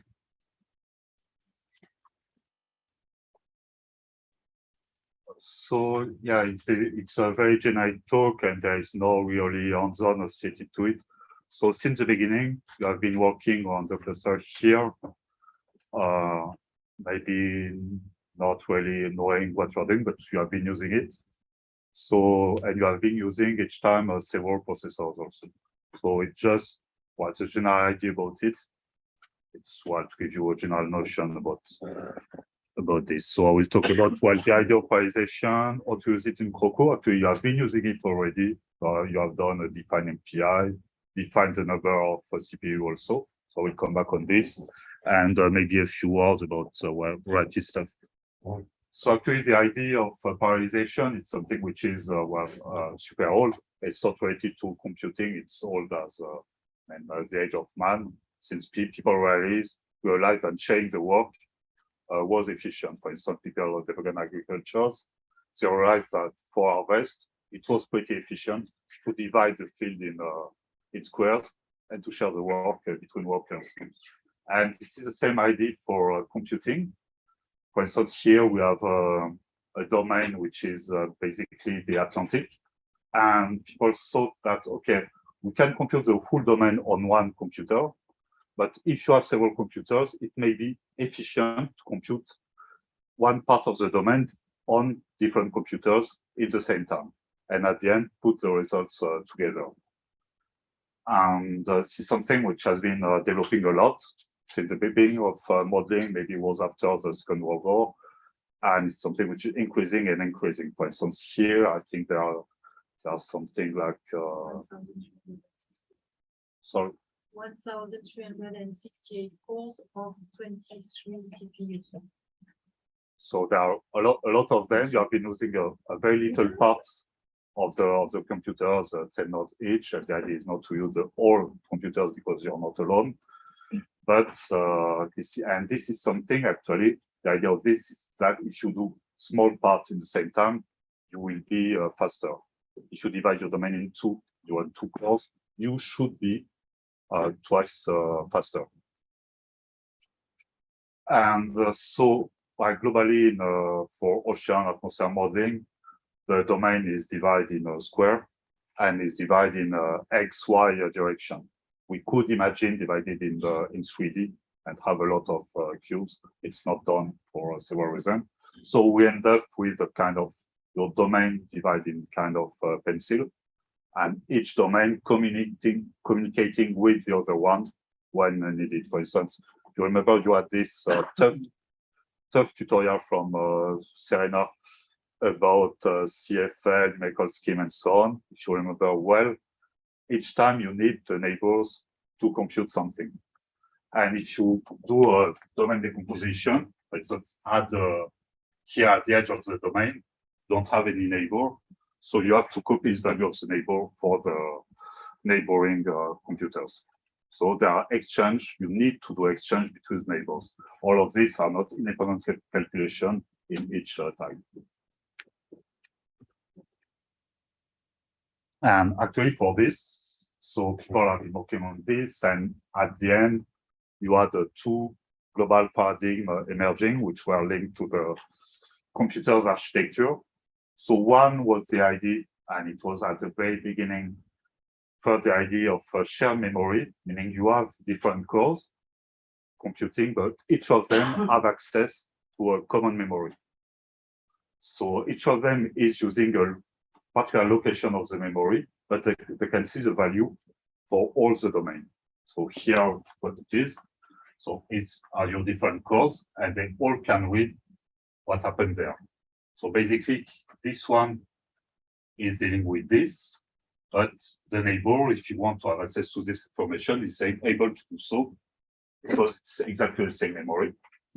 And they exchange information at the edge through a memory copy, basically. And this is something which is called also shared memory parallelism. And there is a standard of programmation of this. So this is just for information, which is called OpenMP. It's open multiprocessing.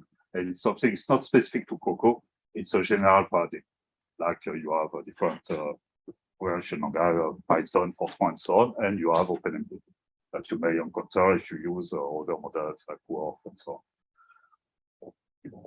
And the second paradigm was, it was actually dictated by hardware requirements. It's happened that all your cores, they don't share the same memory.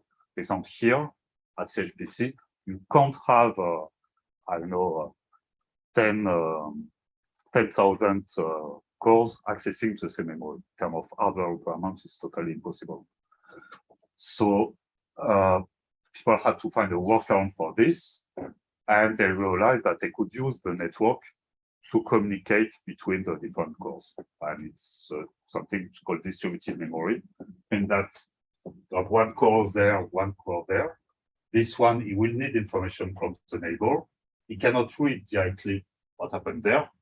They are totally different locations, even physically in a room, they are there and there.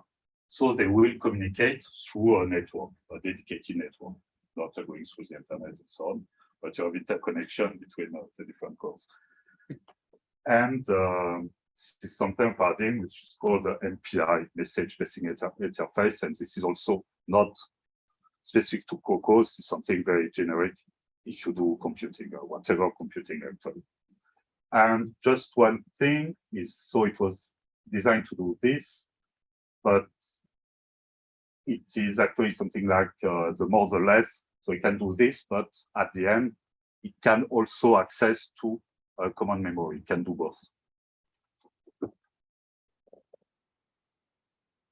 And so you have your two standards implemented in CROCO. And to activate it, so as you saw it, it's something you've done since I think the third day of the formation, something like this. So it's always the same. You have to edit sppdef.h and to activate OpenMP like this, you know how to do this. And in parm.h, you have to specify the number of cores you will use. So it is the case of for OpenMP. For OpenMP, you don't have to specify X and Y, just have to specify the total number. And then you have to recompile because you have modified sppdef and part.h. So you recompile, and then at execution, you have to export an environment variable and to set the number of threads. And there is, if you open parm.h, there is a dedicated section to OpenMP. If you OpenMP in your file, you will find this. So it's not what you have been using here. Here you have been using MPI. So you remember you did this. So you have been defining MPI in your sppdef.h and the number, the decomposition number of cores in X and Y direction. Then we compile. And then in your case, you submitted a PBS job, and the header of the PBS job corresponds to the number of cores you will use.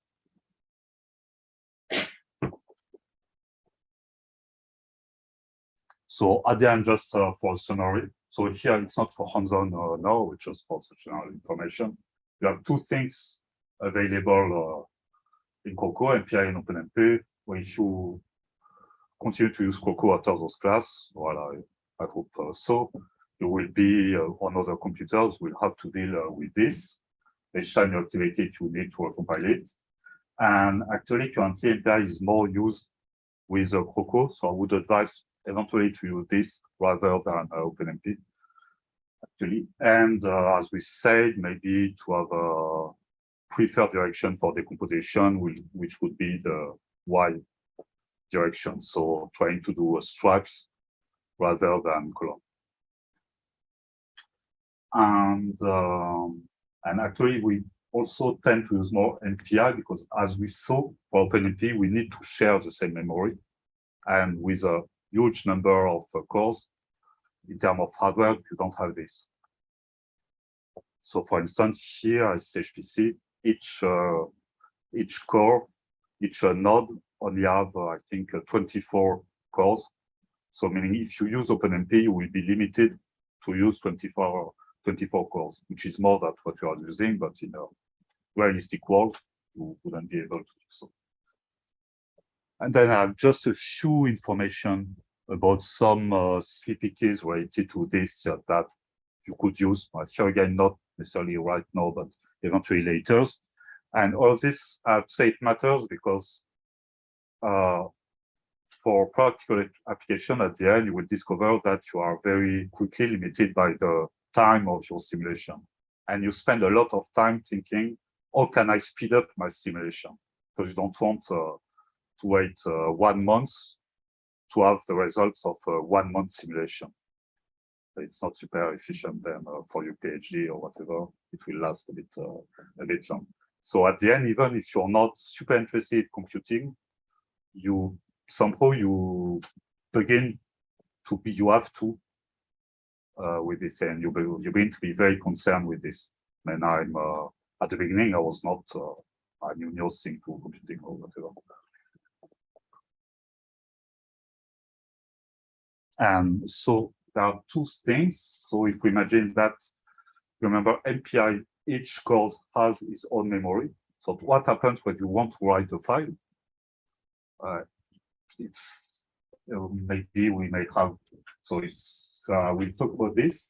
And there is also a case when you do such a decomposition here at the Atlantic, you can see that you have a large number of your domain. If you do this decomposition, here, for instance, you only have land, and you will use this core, and it will be a way you will compute each time 0 equals 0. But you will request some cores to this. So you will need to request a lot of cores, will stay in the queue, as you experiment, for instance. So you can imagine that you don't want to compute on the long, and so you will be able to use in practice less cores, to ask for less cores, and to go fast.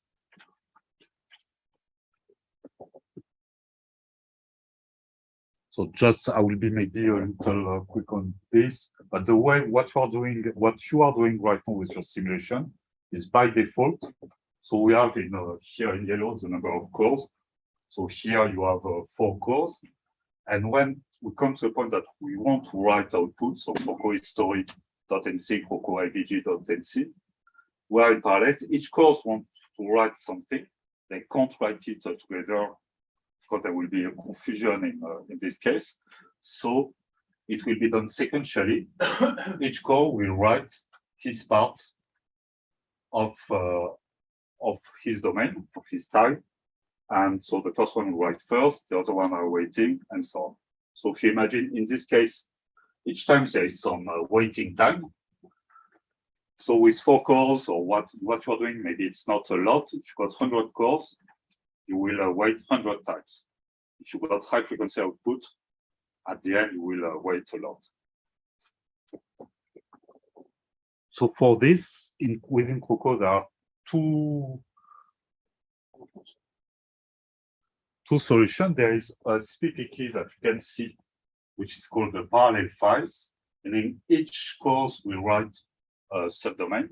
Each course will write its tile. But at the end, you end up, so it is pretty fast because they are writing at the same time. But at the end, you end up with as many files that your number of cores. So you need to put it together. And for this, there is a small utility coming with CROCO, which is called NC join. So after you run, we'll have an additional stuff to recombine all those files together. But this is pretty efficient in terms of computing time. And you have another option that you can try and even eventually try here. That you have another SPP key, which is called NC4par, which is a kind of refinement and which allows all the core to write in the same time in the file.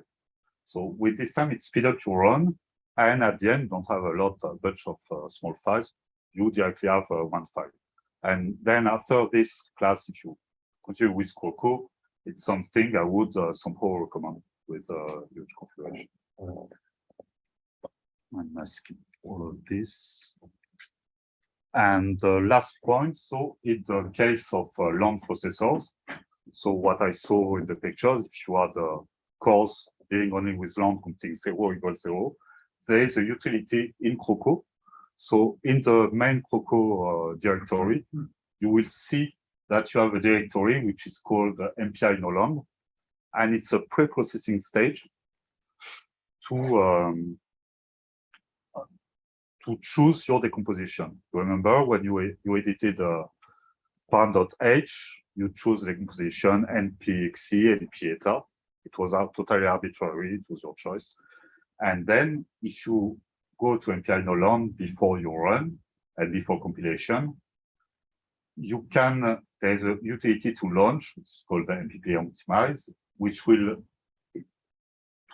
provide the maximum number of cores you are able to use on the computers. For instance, here it's 10, 20 maybe.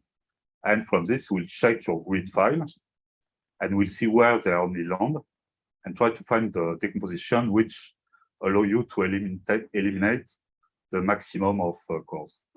And so you execute this utility, and at the end, it tells you, well, in param.h, you have to edit param.h to put npxc equal this value, optimal value, np-eta equal there, and another value. And then you run with these numbers of cores in your biggest file. And we tried a little yesterday. I think if you have time, so you can try. If since the beginning you know that you don't have a lot of long points, it's useless to try, actually. And well, I think that's it. But here again, it's then after you will do realistic stuff, it's kind of also useful because you will gain a lot of time. So those ones who are already advanced, already run with us and so on, you can try eventually. The other one can try later, well, after these classes. So that's it. Yes. It is certain that your model will run on a single node, will be faster MPI or I think at the beginning, OpenMP was clearly faster. But I would say no, that now MPI are optimized and we need to do the same now.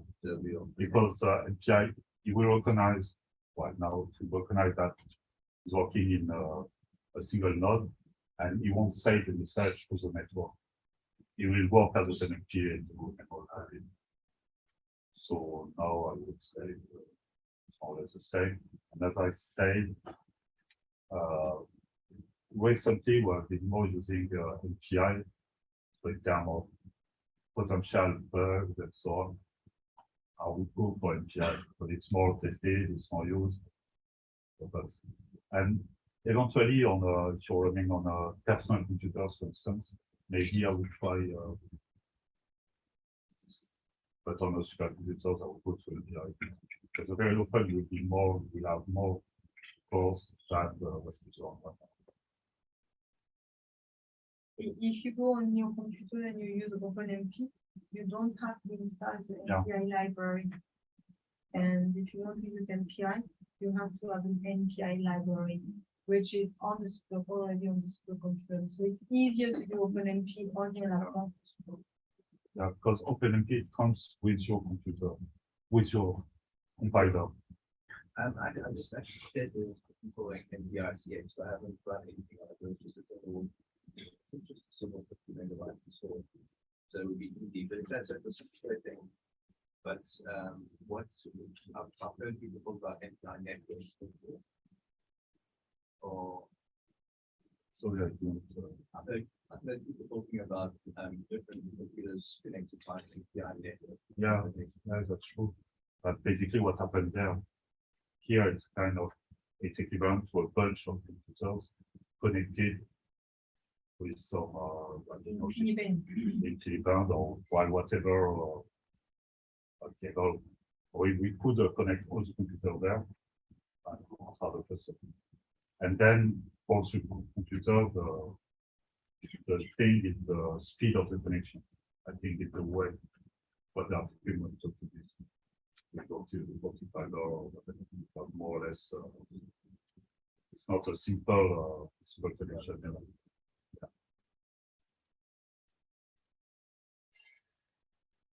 So are there any other questions? I'm interested to know why it's better to divide it. Yeah, it's because in Fortran, the elements of an array are contiguous in this direction.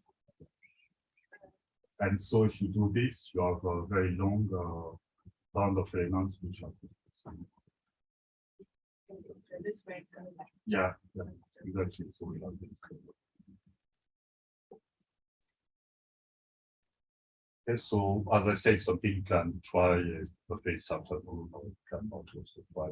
I think it's already reversed working with characters, so it's not mandatory for this. It's not a project of life. It's probably sports.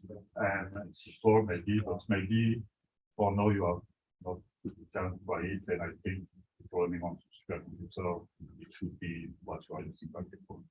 It's not like default in the code, but I think it's very possible. Voilà. So now before lunch, we wanted to have a small discussion about model validation and so on. When you have your food, just have a look at this and visually your life, you want this, compare this, you want to have an idea of the quality of your solution to see if you have to do more tests and so on. So the other Thanks, Rashid. Yes, so basically, how do you know that the model is doing a good job? It's supposed to be open, so you guys have to respond. Not only Serena or Rashid or the other guys over there. The diagnostic charts, the outlook of the run.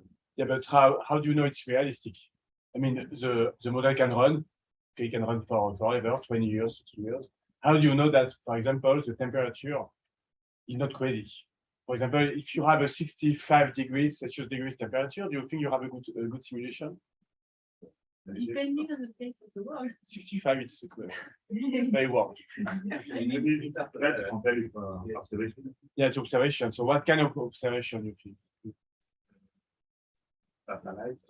So first, what kind of variables you want to compare and to what sources? So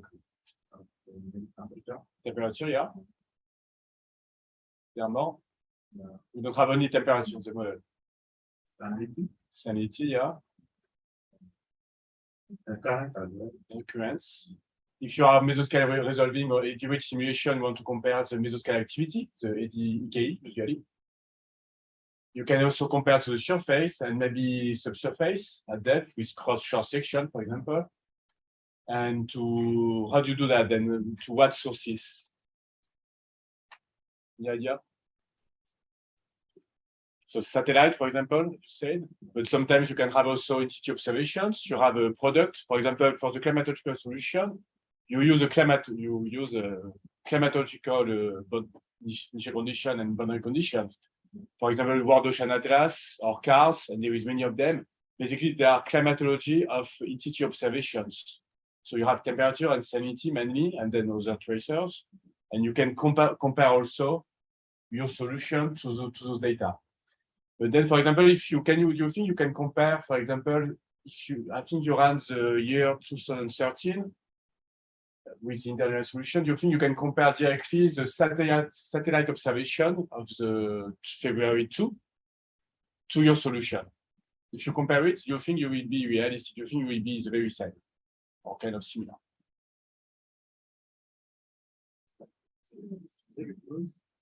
Very close, you think? Very close. Sorry? Yeah, because actually you are not doing data simulation. So in the ocean, it's kind of chaotic. You have AD, mesoscale AD, subscale ADs. You have many things that you do without, but you won't have exactly at the same time and the same place an AD. Yeah. And an AD can create an anomaly of temperature, for example, of say 2 degrees, for example. So if you compare just basically February 2 observation minus February 2 model, you will have a lot of difference. So what we want to have, it's a statistical validation. We want to have, for example, in a place where we have a lot of mesoscale activity, a lot of ADs, we want in the model to have a lot of ADs. And for temperature, in the place, for example, in the pooling, we know that we have a cold pool water, of course. So basically, we want to have the same mean states and same kind of variability. So to that, we do what do you do? Bit louder. Statistic analysis. Yeah, like what? That's that too. So I told you, I guess. That's one of the favorite of Serena. So what's the Taylor diagram for you? Taylor diagram, if I'm not it gives you information about how close the model is. Yeah, but how? What metrics do you have in a Taylor diagram? Like what statistics? What statistics do you have? Yeah, the root mean square. Yeah. So basically, the root mean square will be standard deviation. Yeah. So you will even you could do also map of temperature, for example, RMS and you should have something similar to the observations. For example, typically for the temperature, if you do the RMS, you should find the same. If you have a region with a lot of variability, you should have the same one in the model. Then you can do also mean states, seasonal mean states, for example. What else?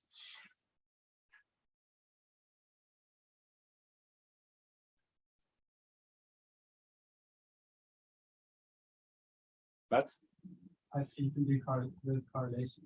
yes, correlation. Do you think if you compare the, what do you expect if you do daily correlation? It's not going to be as good. The mismatch. Yeah, because of the edits. Yeah. The average them together like weekly. Yeah, I mean, weekly or monthly, you should have a higher correlation, or even seasonally. If you don't have a very good correlation, seasonal correlation, you may have an issue in your problem, maybe in your atmospheric forcing or other things. And how do you validate the mesoscale activity? If you have a high resolution enough, you will resolve or partly resolve the mesoscale activity. How do you know that it is correct? Realistic.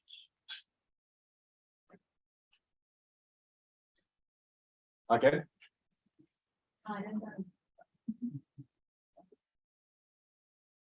Ready? Serge? I don't know. Sarah? You count the number of eddies in your simulation and you count the number of eddies in the observation and you compare if you have enough eddies. Yeah, but you have an issue with the observation. With AVSO, you have a smooth, you don't track all the eddies with AVSO. So I'm not an editor. it could be an option. I can try. It could be an option. You could use an eddy tracking. You could smooth. One thing important to do actually, because you may have a mismatch of the resolution between the model and between the observations. Some observations can be very high resolution, like SST, for example, when you don't have clouds.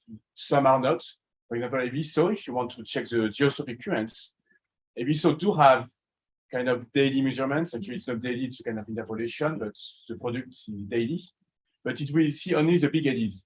So first you have to interpolate to smooth your model grid to the same resolution of the observations. Basically, you want to have a comparable objects. So then if you do that, then you can use eddy tracking. So then I can have a gun. I don't have any kind of shows. But if you want, you can go to buy some No, I want CROCO Basics. and share them with me. You can also estimate the EKE. So it's a very classic variable, eddy kinetic activity. So the EKE is defined as the U prime square plus B prime square. What is the prime for you? Yes. Louder? Does that change the meaning? Yeah, it could be for the mean, it could be from the seasonal mean, it could be monthly anomalies. So it depends on, I mean, in the literature, there are many definitions. Long-term mean could do the job. It depends on the region. If you have a strong seasonal variability in your regions, when you are doing a long-term mean, then you will include the seasonal variability into your eddy statistics. If you are aware of it, it's fine, but it's a possibility. Or you will estimate a running mean too. There is many ways, but basically, yes, you have to estimate fluctuation from a mean state or sun state or something. And then the U prime square plus B prime square is the eddy kinetic energy. And it will give you basically a large value indicates that you have a lot of eddy, a lot of mesoscale activity in a region. So do you know any region with a large mesoscale activity?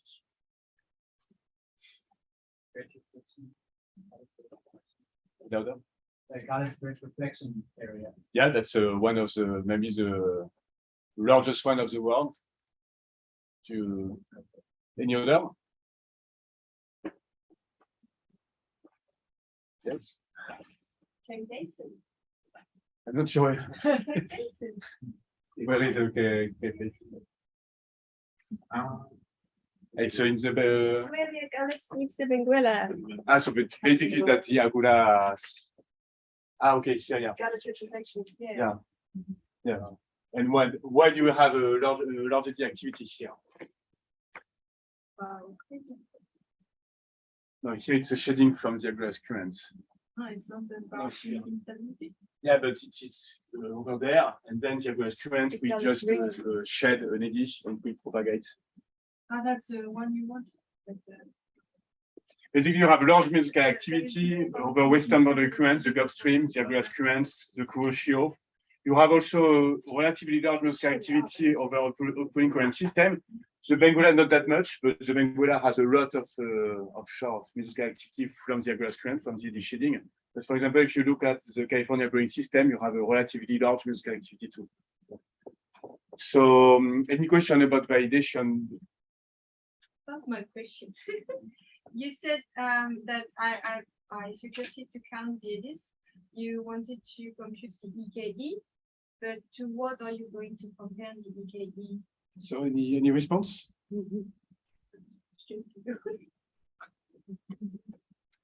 No. I cannot. Yeah, with EVISO, yes. Exactly. With EVISO, it's a solution, but we have only the geostrophic currents. For the mesoscale, it's fine because it's usually geostrophic. And we also have to smooth actually the solution to be comparable to EVISO. It's the same issue. Otherwise, if you look actually, you can check later if you have a high resolution simulation. If you compare to EVISO, you should have a larger mesoscale activity. So it makes sense because it's not smooth. But then if you use a spatial filter and a temporal filter, more or less 7 days, for example, you should have, if you have a correct simulation, you should have similar level of energies. And then the important thing there is obviously that you calculate the geostrophic EKE. Can what? If you're comparing your model EKE with the VISO EKE, you have to use the derived The geostrophic so velocity. you can't just use U prime, V prime, but it has to Yeah, be it's a small. UG prime, VG prime actually. Yeah. But at the mesoscale with the average, for example, it should be more or less the same. But yeah, we should have. And what about the mean currents? So if you, for example, if you are not doing a simulation, you just want to know where are the mean currents.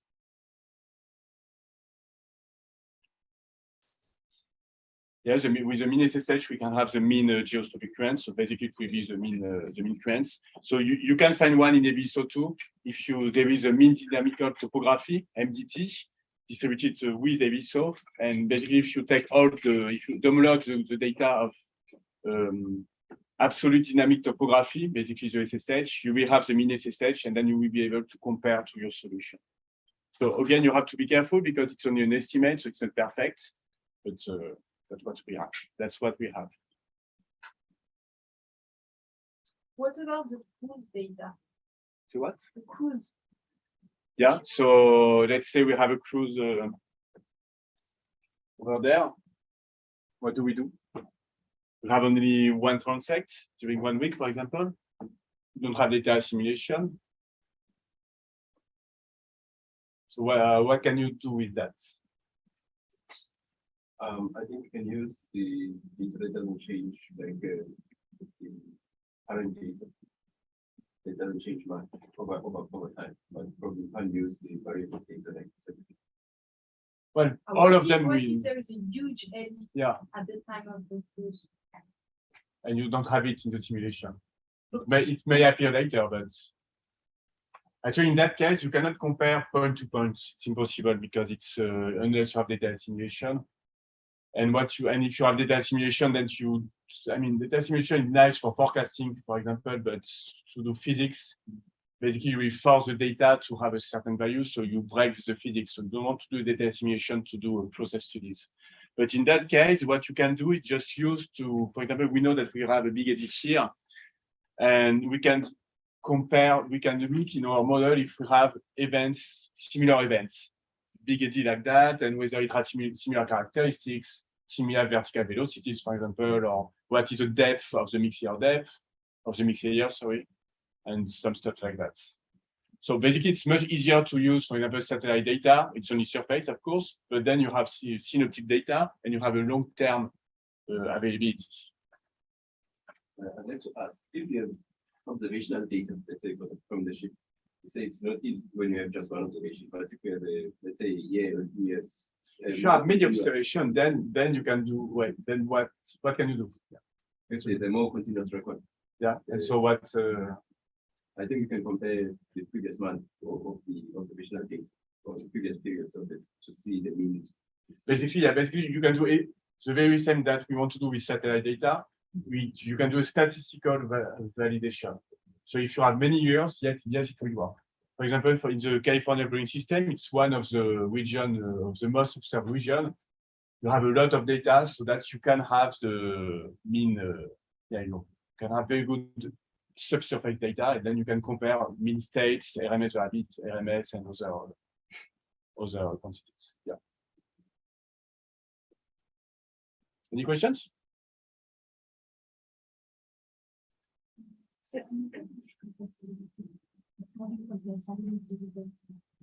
there is a SMOS data now. There is satellites, the recent one, SMOS. So you can have, and then if you also want, you can also compare to World Ocean Atlas. For example, there is some climatological value of salinity. We can also compare it to a model who are being validated. Yes. You can compare to reanalysis, for example, to Soda or Mercator, because they do have data assimilation and they are validated. So yeah, it's if you want subsections or yeah, but they will have their limitation. You have to keep in mind that it's only a model, it's not perfect. Yeah. Even if they do have data assimilation, sometimes you don't have any data, so you don't assimilate anything. And sometimes data is not magic.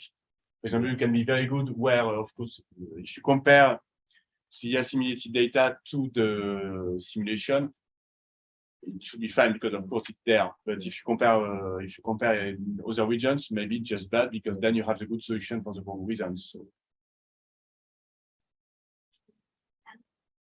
Comparing SSH from satellite data to model data. Am I correct? You shouldn't compare the magnitude, you should just model well, you can.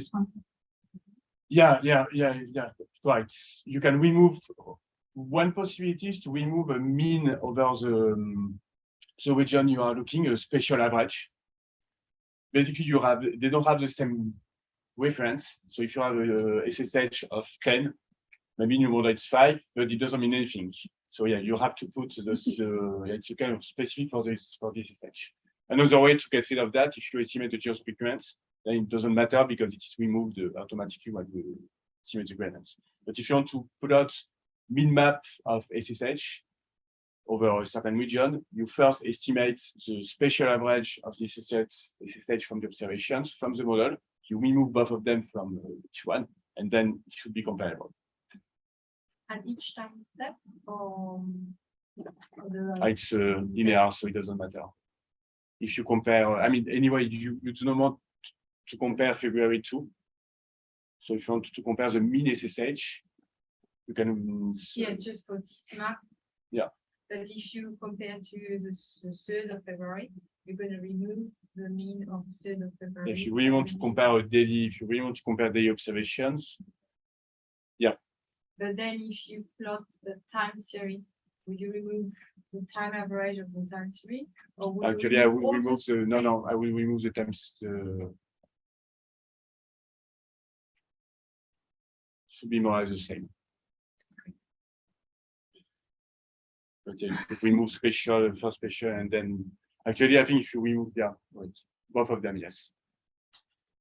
Do you have any tips? I often struggle with figuring out what the best way is to compare an ADC pool mooring. So you've got U and V velocity components through the water column, and you want to compare it to your model. Now, obviously, you've got two components, but you also the direction. And if your current fluctuates, across north, it's often really hard to visualize and to compare. So, I mean, I've used current roses, and I've just done the meridional and just the zonal EKE. What do you suggest? How would you do that? As you said, Same. with the roses and EKE, and with roses, you will see whether you have the good direction or not. Yeah. More or less, and EKE for the intensity. Okay, so same. Or media and No influence magic. RMS. Yeah. Okay. I don't have any tips. Okay. But obviously, just to point to everyone, the nice thing about a mooring in models is that it's in the water for a length of time. So then you can create a seasonal average and you've got a nice long series, but cruise data is more difficult. Yeah. Well, cruise data can give some information about if thanks to a satellite that you have a big eddy here, then you can go to the CD and you can measure some specific stuff, for example, vertical velocities. And then you want to search. It's not cherry picking, but almost. You have to search in the model whether you have a similar event, and then you can compare like that. But it won't be. Yeah, it's more rough comparison. Yeah. But at least, for example, for some mesoscales, you can show that I can observe some mesoscale here. Look, it's doing that. There is meanders, there is many stuff. And in my model, I can have the same. So that's it. And maybe we can go the other way around, saying that in the cruise we had this huge eddy, and then at a different time in my model I had this huge eddy. Yeah. And as I have my model, I have my all the equation are balanced, so I can study the processes and I can explain the observation using the model. Yeah, exactly. Another cautionary note that I find when I compare to ADCP data is you need to remember that if you have an ADCP in a really fast current or any particular feature, and suddenly you see that it's disappeared from your ADCP, obviously that means that it hasn't disappeared, but it might have just moved off the ADCP. So like, anyway.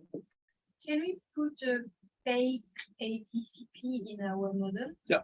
To create like an output, like if we have. Yeah, you have stations. We did not discuss about that, but in the cppdef.h, you have cppdef named stations, STATIONS. And then in the CROCO.in file, you can define where you want to put your stations. And then you will say, for example, with your high frequency, you can save every hour, every minute, whatever you want. But it depends on the time step, of course. You cannot save sub-time step. But then, yeah, you can save several stations at high frequency by doing that.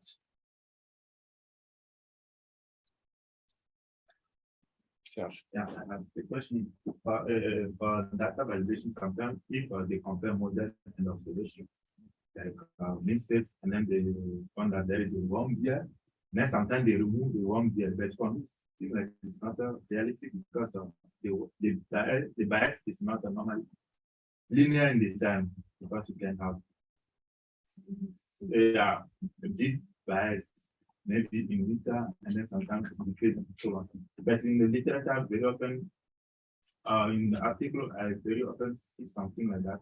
They remove like the bias, they correct the bias in the model by maybe subtracting the value. Or maybe But doing to do what? To do what? Why? To improve the model? The model.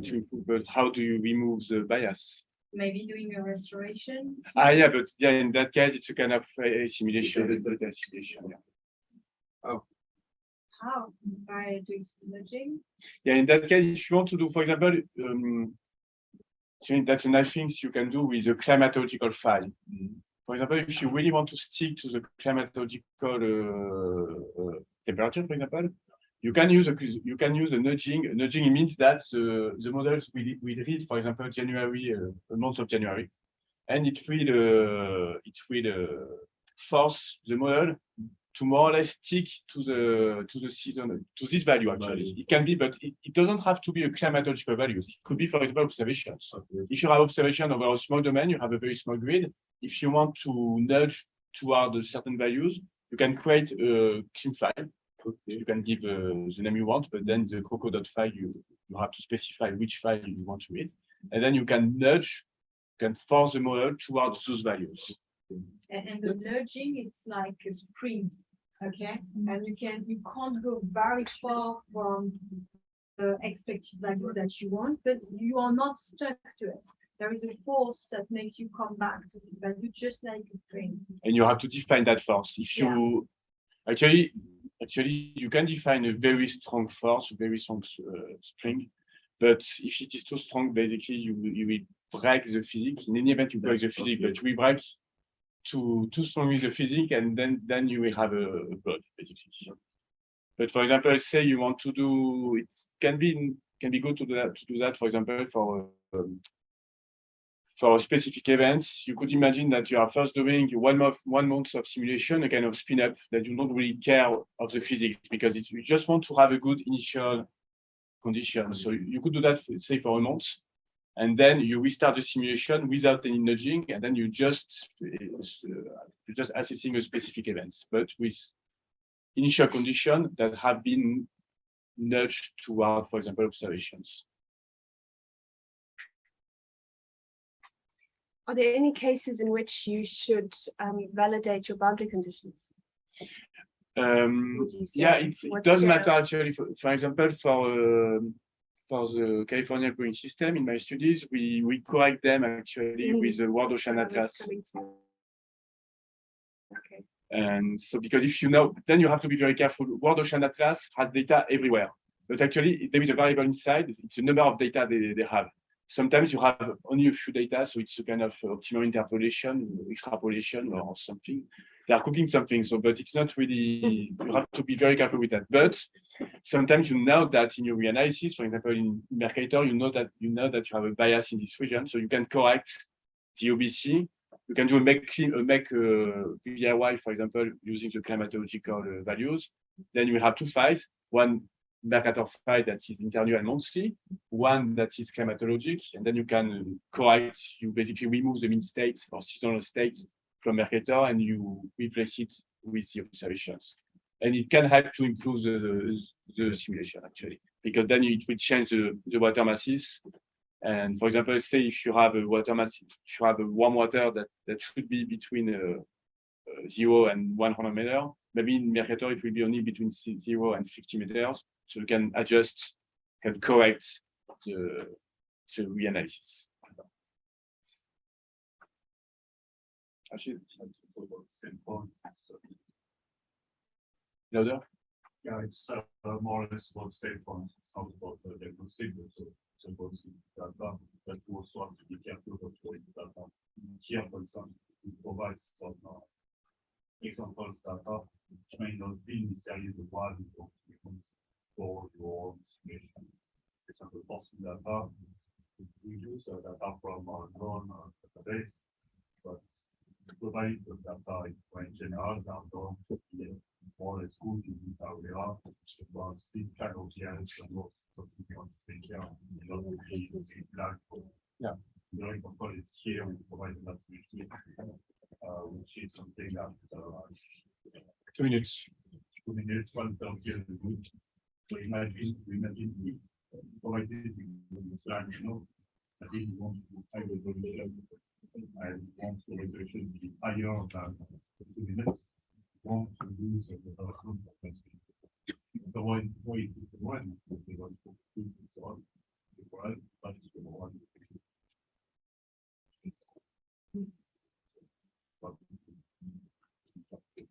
Yeah, and sometimes It's a basic course.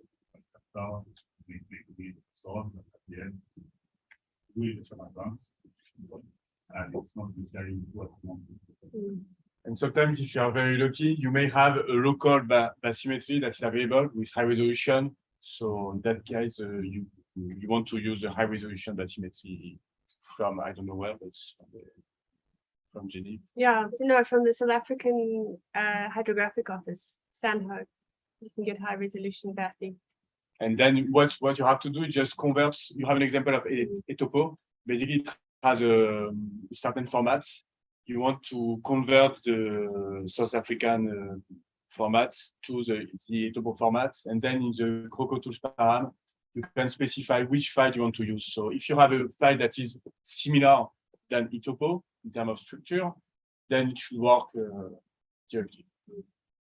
So we know, for instance, to provide there, it's kind of so climatological file, you can find down there. Darkness that or so now step forward.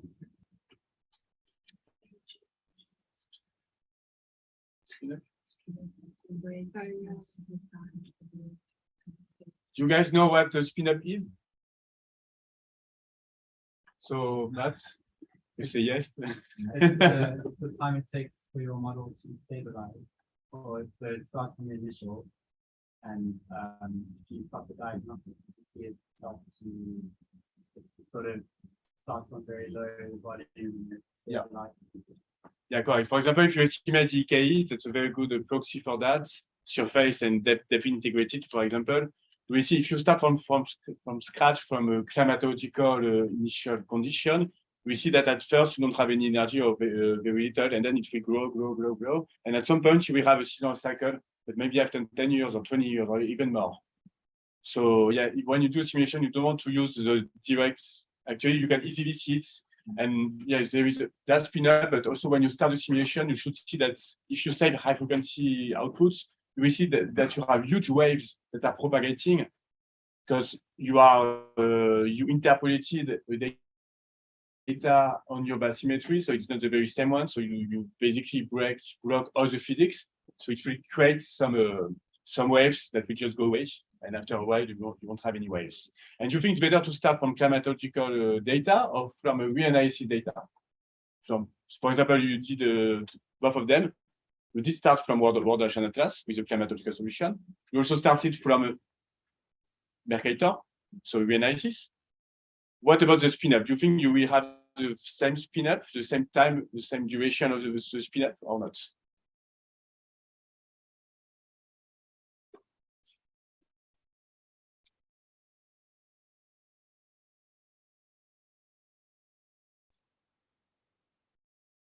Hello? When you did your climatology, it started from a current of 0. It initialized temperature, salinity, but the current was 0 for the initial condition. For the interannual run, they had access to the U and V of the data you had. So now you can say. So what's the response? What about the spin-up? Do you think the spin-up will be longer for the climatological solution or for the interannual simulation? Yes, climatological, because we have a very long spin-up actually, because you don't have any mesoscale activity, you don't have any currents, you have nothing. And if you start from a 112-degree simulation from a Mercator, for example, it's mostly mesoscale resolving, well, more or less mesoscale resolving. So if you, for example, if you do a 5 km solution, so it's a bit higher, you won't have a too long spin-up, at least at the surface. Then if you're interested with if you have a big domain and you're interested with deep water, the spin-up will be longer actually, because the water masses have to adjust.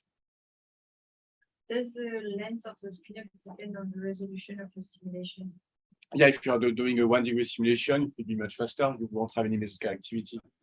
So yeah, and if you start the higher the spatial resolution of the initial condition, the shorter the spin-up. So if you start a simulation from, for example, then if you do CROCO to CROCO, say you did the first offline, so you didn't use, I agree if you did, for example, the 8 kilometers simulation during 10 years, but then you are interested over a specific region to do to look at some mesoscale, you will do a 2 kilometer, 1 kilometer solution. Then you can start directly from your parent solution, and you have to make the initial condition, the boundary condition. But in that case, you use the same model, so it's a CROCO to CROCO. It has the same physics, so the spin-up will be very fast. Only a few months actually should be enough. So if you evaluate your model, do you expect the boundaries of your model not to be as good as you move towards the center, or is the skill of your model, is it going to be, should it be the same over your entire domain? What do you think? Well, I think the boundaries are probably not as good. Yeah, are you aware of the sponge layer? Basically, in the model, we have a sponge layer. It means that you know that we will, for example, if we force with climatological boundary condition or with another model, we don't have the same physics, or we don't have physics at all. We don't have the same resolution. So what is entering into our model is not consistent with what we have in the model. So to mitigate this effect, because you can have a spurious effect, then we have what we call a sponge layer. It's a layer where basically we will add a large viscosity. So we will basically smooth the simulation, kind of smooth, to remove, for example, the mesoscale activity and to make the data more compatible with the parent solution. So you really don't want, that's the reason why I think we discussed that yesterday with some of yours. When you do zoom with Agrif, you don't want to have the zoom into the sponge layer. You want it to have it more in the middle of the domain, because there is another reason for that. The model itself will develop its own mesoscale activity, its own dynamics. So the further you are from the boundary, the less constrained you are. But in any event, in regional model, we will be kind of constrained, largely constrained by the open boundary condition. But you have more freedom when you are far away from the OBC. Yeah. Can discuss later, maybe last question, and we have to go to lunch. It's an accuracy difference between features. So if you have land, part of the market is less accurate. If you have a land, what do you mean? If you're in a cost, well, it depends on the process you want to look at. For example, for an upwelling region, you want to, if you have a two-cost spatial resolution, you won't be able to resolve the upwelling. So, and maybe offshore, you just have nothing is happening basically, and a cost resolution maybe enough. So it really depends on what's on the processes you want to look. Okay, thank you. So lunch is upstairs again today. Please come back at 1:30 because Andres will start his presentation then. Okay.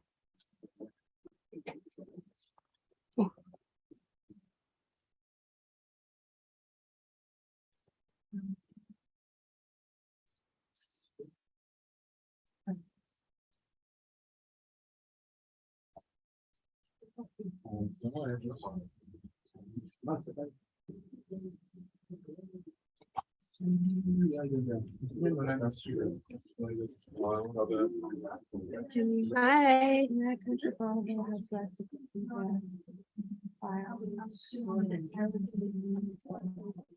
I don't know where it is. Could you just, someone's got it, I guess. Does somebody have the hard drive for copying the thing for this afternoon? Okay.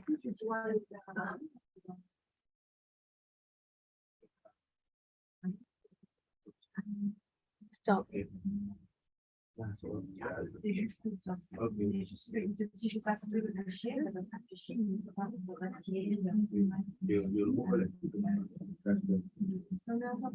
Le modèle, il n'a pas démarré.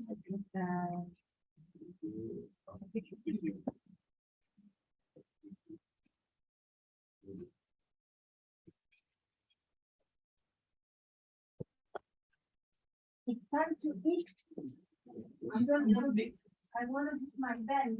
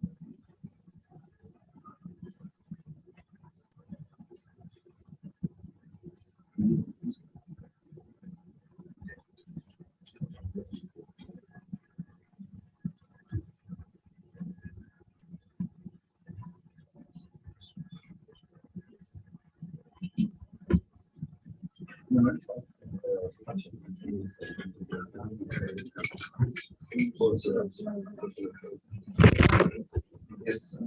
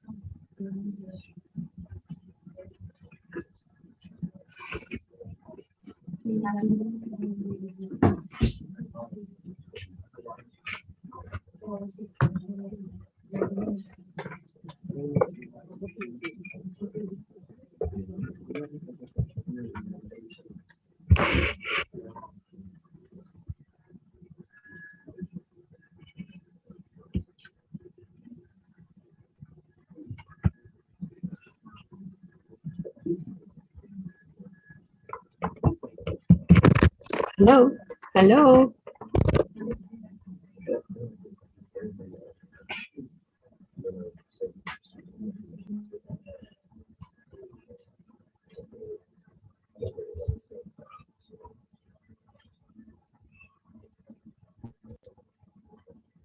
Hello.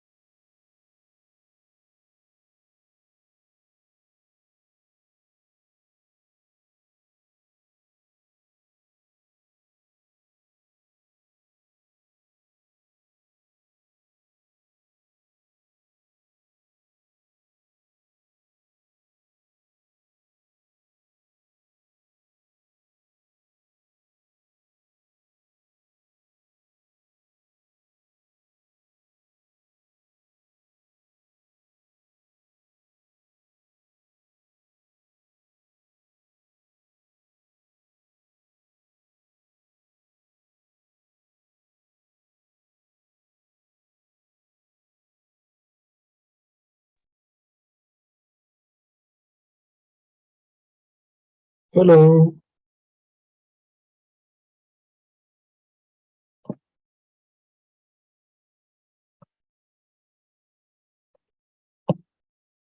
So,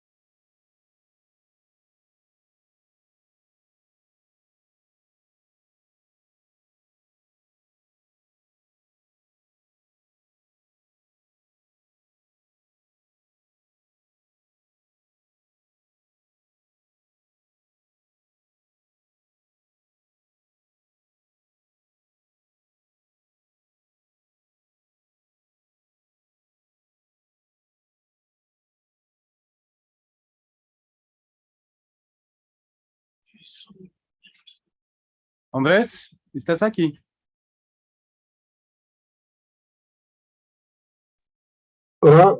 yes. Okay. Can you hear me? Oh, well. Yes. Okay, great. Okay, we start soon. The students are still, I don't know where, but they are coming now. Okay, no problem.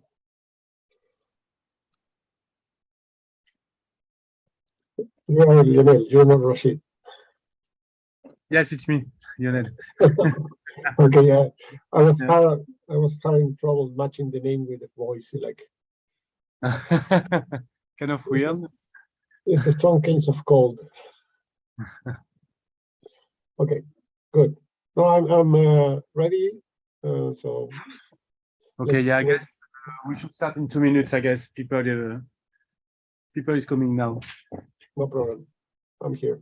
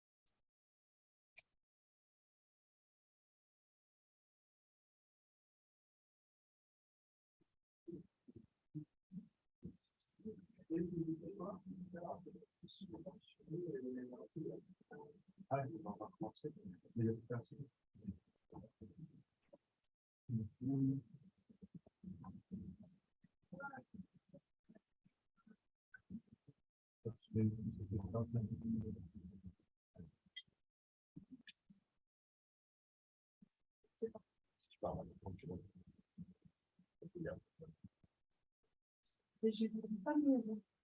Oui. Ah oui, non, si je parle. Oui, oui, non, maintenant, c'est 23. Non, non, ça me dit. Oui, le 21.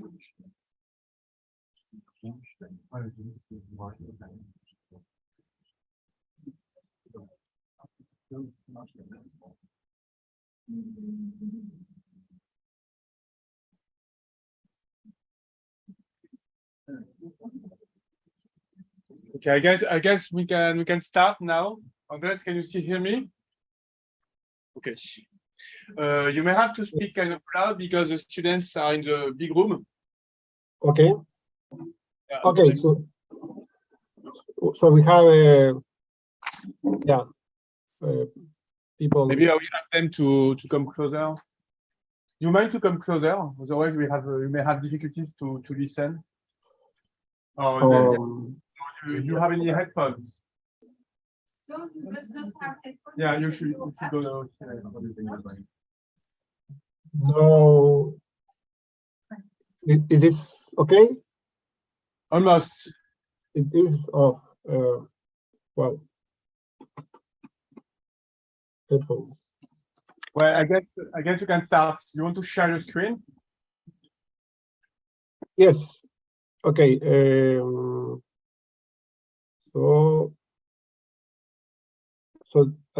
For what I understand, the topics today are the particles and the light CROCO. Yeah. So I will start with I think it's easier to start with particles. So let me share this document.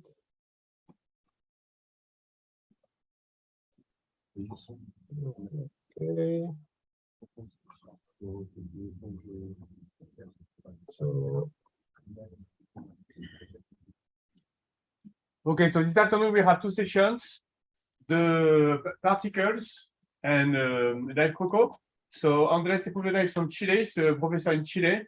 He's very used to use CROCO and he developed many things, and among them the light CROCO, and he did some application, I think, with particles. So go ahead. Andrés. okay. Well, thank you very much for the invitation to participate, Jennifer and Lionel. I'm morning here in Chile, so good afternoon for you over there.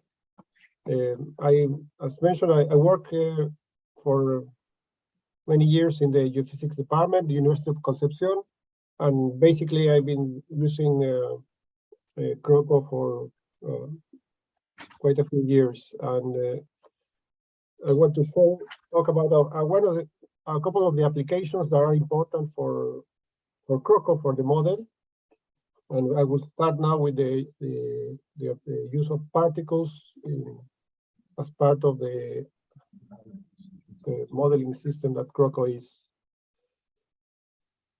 So in general, we can say that we can represent, we're going to call them Lagrangian particles or virtual particles in CROCO in several ways.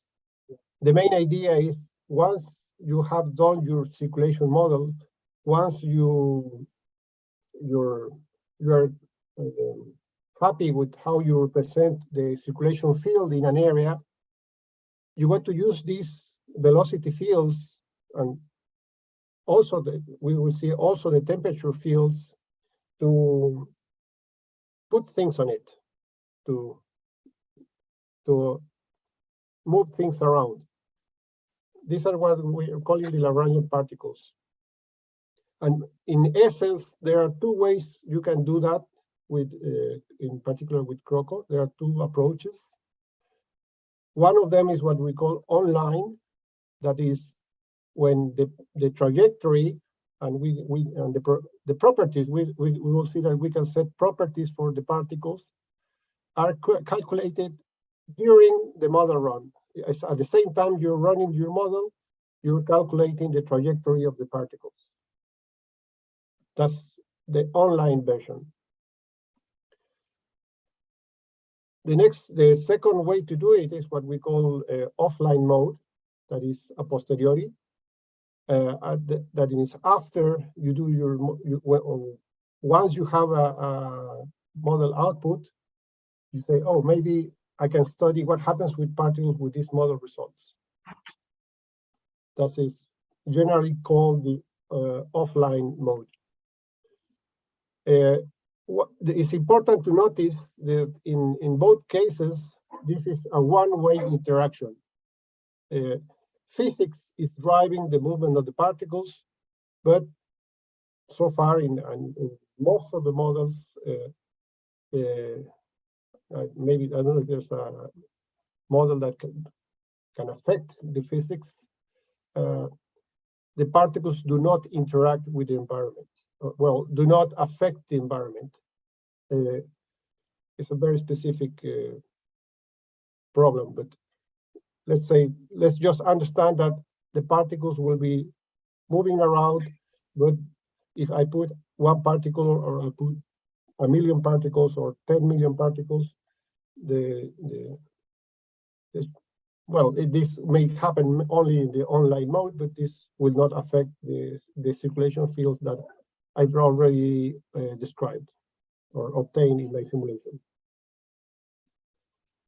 So, given this, it's very important to understand that if your physics, that means the circulation of the area you want to study, is not well represented, your results in terms of trajectories are not going to be of any use. So this means that you can do online simulations when you run the model and the particles at the same time, but it's important to have previously run the same area only with the physics to make sure that everything is well represented. So get the physics right, and with many things, afterward you add the modules. The same applies to biochemistry and all the other stuff. Get the physics right, be confident with your results, and then you can activate all these new modules in CROCO or use these codes. Okay, so we have two modes, the online, the offline, and there are advantages and disadvantages for each. Let's discuss a few of them. For the online mode, the main advantage, and it is very important, is that the precision of the trajectory is in a way the highest you can get. The position of the particles is calculated with the model calculation. So for each time step, you're getting the new position of the particles. You may be saving the position every hour or every several hours or every day if you want, but the trajectory is advanced very precisely. The disadvantage is that each new experiment that you want to do, you will say, okay, I want to put particles in this place. Now I want to put particles in this other place, and then a colleague comes and say, oh, maybe you should try to study the particles in this other place. Each one is a new simulation. It's a new model run. It's expensive and tiny, especially if your model is in high resolution or a large area, and it takes 1 week to finish. You have to wait another week to get a new result. So very precise, very expensive in time. And the other thing is the characteristics of these particles are limited by what is in the code. And so you can only use what is already in the, and this applies to every model, what is already in the CROCO code, that there is a lot, but you can see sometimes you have a new idea, and it's, as a user, at the beginning, and being this beginner's course, work the beginning part of the teaching is hard to modify the code. So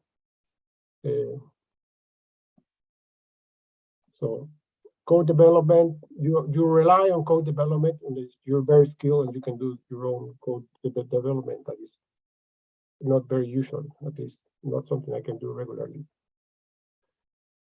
For the offline mode, the advantage is you want to repeat an experiment. It takes over the main disadvantage of the online mode. Doing experiment is very fast. You can, well, depends on the velocity of the offline code, but generally it's much faster than running a new model. So you can try reducing particles this way, that way, here, there, and it's relatively fast. The other advantage is that you have many tools available, and not only what is in this case inside the CROCO structure. You can use tools that are in different languages, in R, in Python, in MATLAB. One time we were discussing particle trajectories with a colleague, and he decided to make his own code on the spot. So it's open for that. So if you like programming, you can start adding things to the code. Another advantages of an offline mode is that you can have backward trajectories. What I mean with this is, if you use an online code, you set particles at one point, and you can have an idea of where are they going. You can think an oil spill as a particle experiment. You can say, okay, there's an oil spill here. Where is it going? In the backward mode, you can say, okay, I see oil. I can see oil here. Where is it coming from? So you can run you have the velocity field, so you can go back in time and see the origin of that oil spill. You see the spot, or where is it coming from? The main disadvantage is that to enable to do a good offline simulation with particles, you need a high resolution in the temporal sense. Normally, well, the spatial resolution, the grid size, the pixel size is fixed for your domain, but you run your model with, I don't know, 20-second time step, but you save the results only every day. And then you say, okay, I want to do a simulation with particles. You can only update the velocities, the positions every day. That is a problem. For example, if in your area, the tides are very important. So in that case, you will need to have a history file, an output file from CROCO every hour. And you can do it just in case, but that means your file size will be huge, very large. And you need U velocity, V velocity, vertical velocity, probably density field, temperature and salinity. It's not that you can have a minimal set of variables. You need several three-dimensional variables, four-dimensional you can time. So you need them for your whole domain in high resolution. That is rare to have enough disk space to plan and store your model in high spatial resolution. So that in this case will be hours. I think I never saved a model output in more than with a finer resolution, more than more than 1 hour. So compared to this, to the main advantage of the online mode, that you are you have the particle position not saved but calculated every second or every few seconds, every minute. It's a big improvement.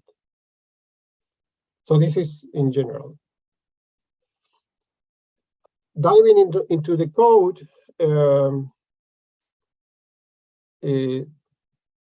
in the cppdevs.h file, the file that where you specify all the physics, there's a option that you have to define in CROCO to use online particles. The online particles in CROCO are called floats.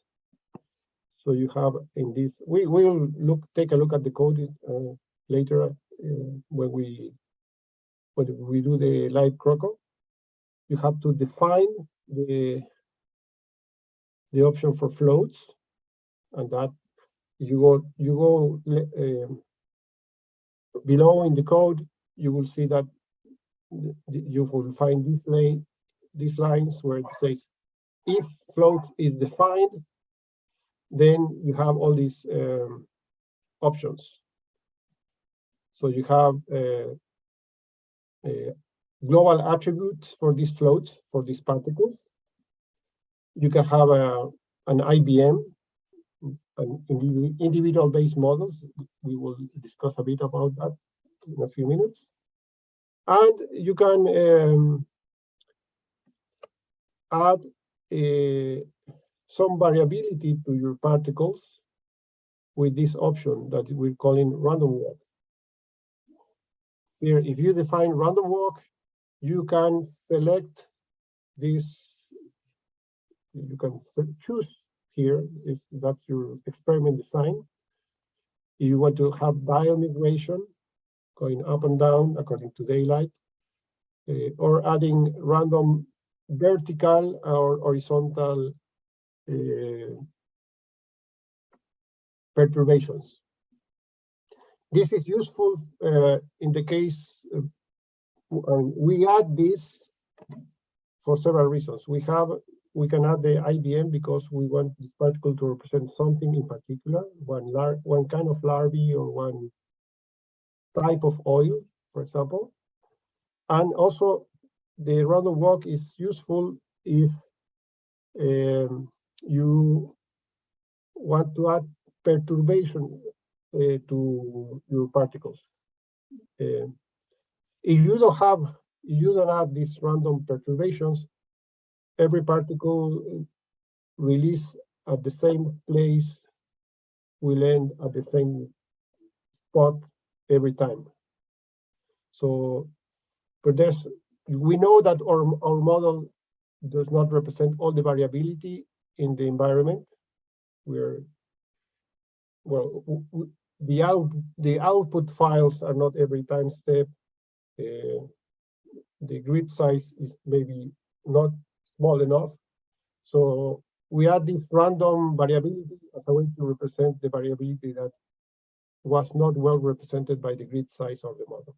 So that way you can release, I don't know, 100 particles in one spot, and with these random perturbations, they will end at different places, more or less. You have an area of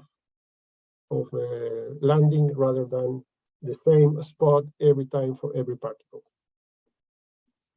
Okay, so this is the main description of what is in the code. There's one test case I want to try today that has the floats option activated. Is the test case called River, and we'll try it on I will do a demonstration of this test case in the live CROCO environment.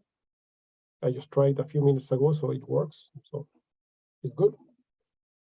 So just to see what are the steps in doing this. Okay, so the main point is you want to use floats, online mode floats in CROCO, you have to define floats in the code. If you define in the cppdef.h, and therefore you have to recompile your code. And don't forget to look the whole file, because if you define floats, you have all these options activated. And you may not want to have dial migration, you may not want to have random vertical perturbation, that's up to you. So, but be aware that this exists and you can choose between them. Okay. If you want to dive deeper into the code, later once your curiosity increases, the relevant code files are for the floats. When you activate floats, are these header files and these Fortran files that deal how you write the floats, how you do the time step, and the random walk. So, okay. One of the earlier version of these floats, or these offline code floats, is called ROF. Is one derivation of the I think it was, I'm not sure if it was the ROM's agreed code or the ROM's Rutgers or ROM's LA code. For offline code was is called ROF, and this was developed by I understand Xavier Capet, and it's like extracting what was in the code for the model into an external form. This code, just to be, it's a good code. It's very trusted, but it's rustic, unfriendly. I don't know if the numerics are up to date, but it's one of the earliest and most known codes of for float propagation. So we will see that there are several options. This is one to have in mind because it's based on the numerics of the model itself. So it's very trusted in this sense. Okay, so we have code to connect the particles with the hydrodynamics, but an important step is we have to define where are we going to release these particles, when and where. And so for the online version of floats, the online version of doing particle in CROCO, you need an extra file. Normally you only do the executable and the croco.in file. In this case, you need an extra file called floats.in that has this structure. So this is these lines are some definitions of that remind you what are you writing there. This is the 99 is the end of the input data. And between the number 2 and the number 99, you have lines that define the position in time and space for your particle. So this, we will see more in detail this later, but this is when doing particles, this is what we call this is how you seed the particles. The definition of the initial position in time. So this is this first column is the time. Then you have a position in the X, Y, and Z, latitude, longitude, or grid size and depth. And there are several options we can see. This is this here looks like it's just one particle per line, but you can change options within this code to, with one line, release particles for example, at the same spot every half an hour. That's very useful if you have a place with a large tidal influence. You can release particles at the same place at different times, at the same depth, just to see where is it going with each tidal phase. But okay, so we will take a look at this later more in detail. But we need, and with all the particle codes, you need a way to define where and when the particles are distributed. Okay. Also, within the CROCO.in file, once you activate the floats module in the cppdef.h, you have to specify these variables. So you have to tell the code that the file that has the characteristic of the input, the initial pace and time of the particles is called floats.in. And you have to tell the executable code that is reading CROCO.in that the output file is called floats.nc. And then you're saying here that you're writing your particles every 6 time steps. And the float fields, that means the variables that are going to be written in these netcf files are these. So you have the grid variables, the position in time and space, and you can save also the temperature that the particle is observing during the trajectory. So what the position, the temperature of the spot where the particle was at that time and place, the salinity, the density, and the velocity. So you can use post-processing software analysis to infer properties of this particle.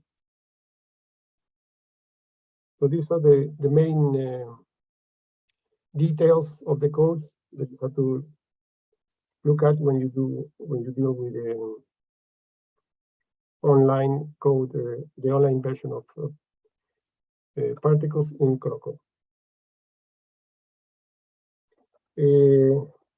A few of the offline codes that I have used at some point in time, some of the codes that I find interesting to know. One of them is called GNOME. It's a particle tracking code that was developed, I understand, with after the Exxon Valdez accident in Alaska to study the oil spill.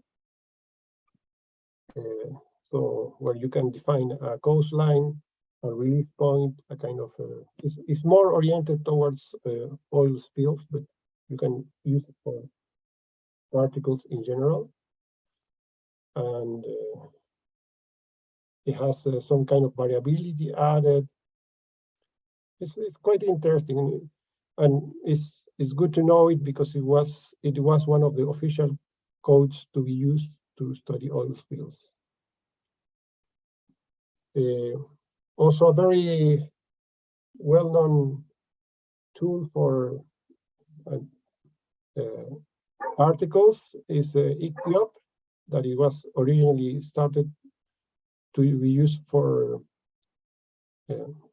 ichthyoplankton dynamics. So, and it seems it was developed in South Africa. So that is a very good code, very friendly with a good interface. Okay, so I know a lot of people here in Chile that they use this code, and one of my colleagues, Carolina Parada, she was part of the development of this, or the testing of this code. She did her PhD there in South Africa, in Cape Town. Another of the main options for particle development, the one I prefer to use is called OpenDrift. You can find the code for in this GitHub link. It's relatively recent compared to the other codes, but I like this code in the sense that it's written in Python, and it's easier for me to modify that code than other codes, more than the codes in Fortran or the codes in JavaScript. I think Ichthyop is developed in JavaScript, so I don't know how to program in that language. And then I know a little bit of Python, so I can do more improvements or tests in this one. So, and I think it's a good code. So these options are quite good. So you should try and see which one is more, which one you like more.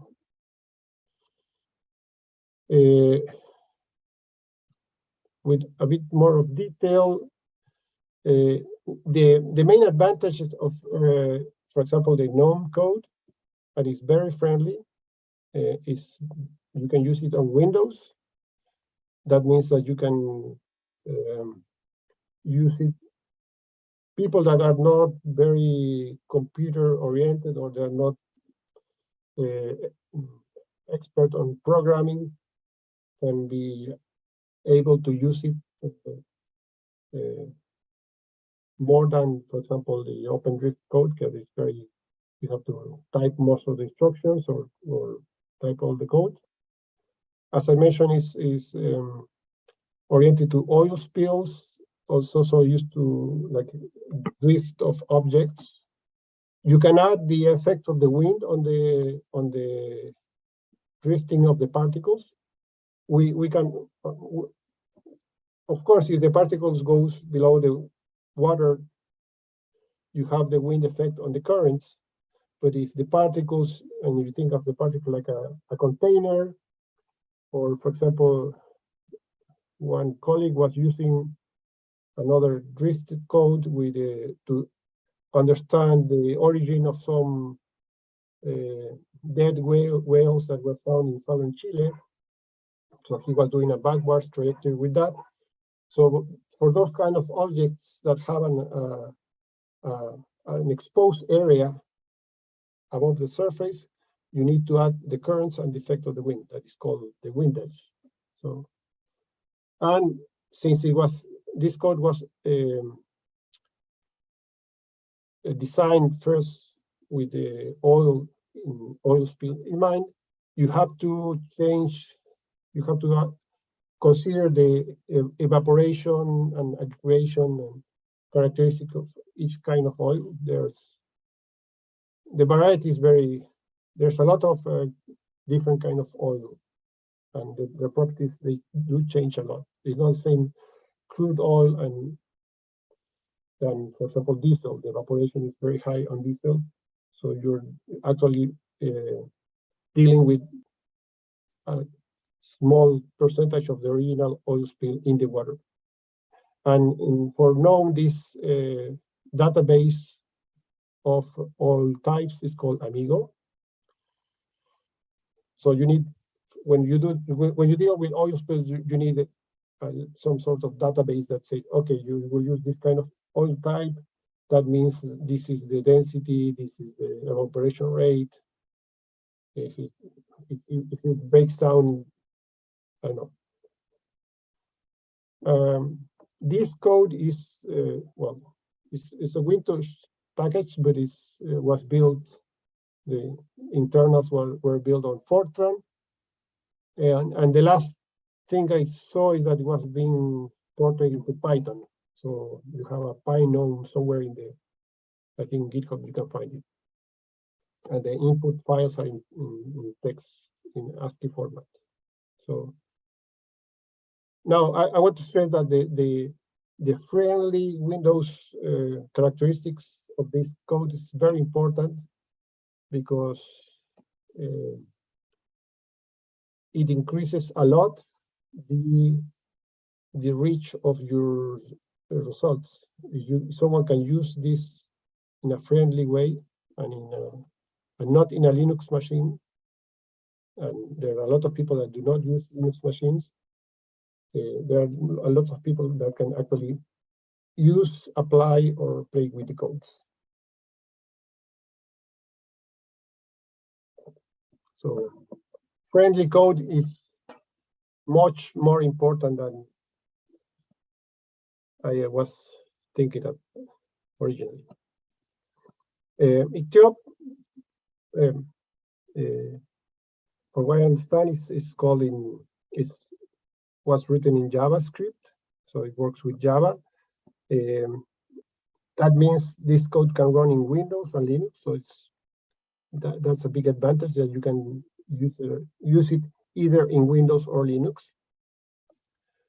The initial focus was with Ectoplankton and was adapted to use the input file from CROCO or from Sagis at some point. It's interactive, and you can run it using the graphical interface and define the values by hand, but you can use it as a batch, like programming the sequence and running several examples in sequence without your intervention. So in that sense, it's very flexible, very useful for historical reasons. I don't use it, but I know a lot of people that can use it in a very expert way. And the one I use mostly is OpenDrift, because it's in Python, and so I can play more with it. It's good enough for, compared. I think the results are quite good compared with the other codes. And you can also have oil applications similar to GNOME. There's an oil database in OpenDrift. You can use it to represent larvae also, not only virtual particles. So, but I guess the main advantage is the best code in most of the times the one you can use, the one you can learn well. With an expert user, all these codes can give good results. Now, we can think of the particles as some just floating, non-floating physical entities, but we can also think these particles as a representation of a biological object. So my area of expertise is more physics than biology. So excuse me, I'm not very precise with the terms of in biology.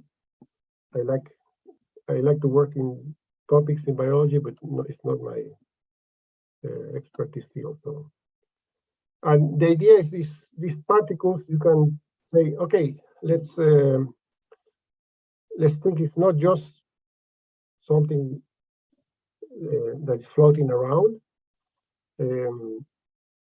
Let's give it a size, for example, and depending on the size, we can decide if this particle has reached a level of maturity or a larval stage. Let's give it a density, so the particle is not only being moved around by the currents, it's not only advection, but you can have a density that makes the particle to sink or go up, depending on the density of the water is around the particle.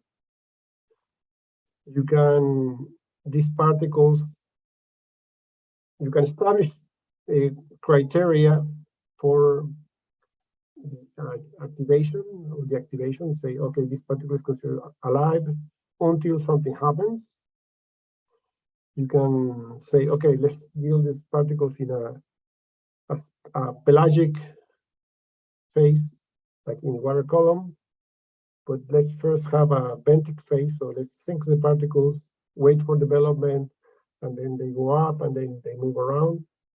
You can do that. You can program that in your code, in what is being called in a generic terms an IPM. And you can change, for example, you can set this growth, for example, or this maturity, or this, the growth mainly based not only in time, but for example, temperature. Well, there's a way, it's called degree days, where you count how many degrees this particle has seen in the trajectory. And this is very useful if you think that the development of a larvae will be faster in a warmer environment rather than a cold environment. Here in Chile, we have a long coastline, so we have warm waters more or less in the north, and we have very cold waters in the south. And in some cases, for example, with the larvae of the Chilean abalone, for example, my biology friends say that, okay, if we want to do experiments with larvae in the north of Chile, let's say they will last 3 months. But the same species in the southern part of the country, we have to let it drift in the water for 6 months. So we basically double the time in the water before they reach a maturity, because the water is colder, several degrees colder in the south. So you can set growth depending on time, you can set growth depending on temperature, and you can use, well, with density, you can interact with the environment. That is, in a broad sense, this is, you say that these particles interact with the environment. They respond to what is around them. And with salinity, for example, you can say, okay, if this particle, also with temperature, if this particle is so many days in water that is less than, I don't know, 32 degrees, not those degrees, 32 units of salinity, then this larvae will die, for example. Or if this particle is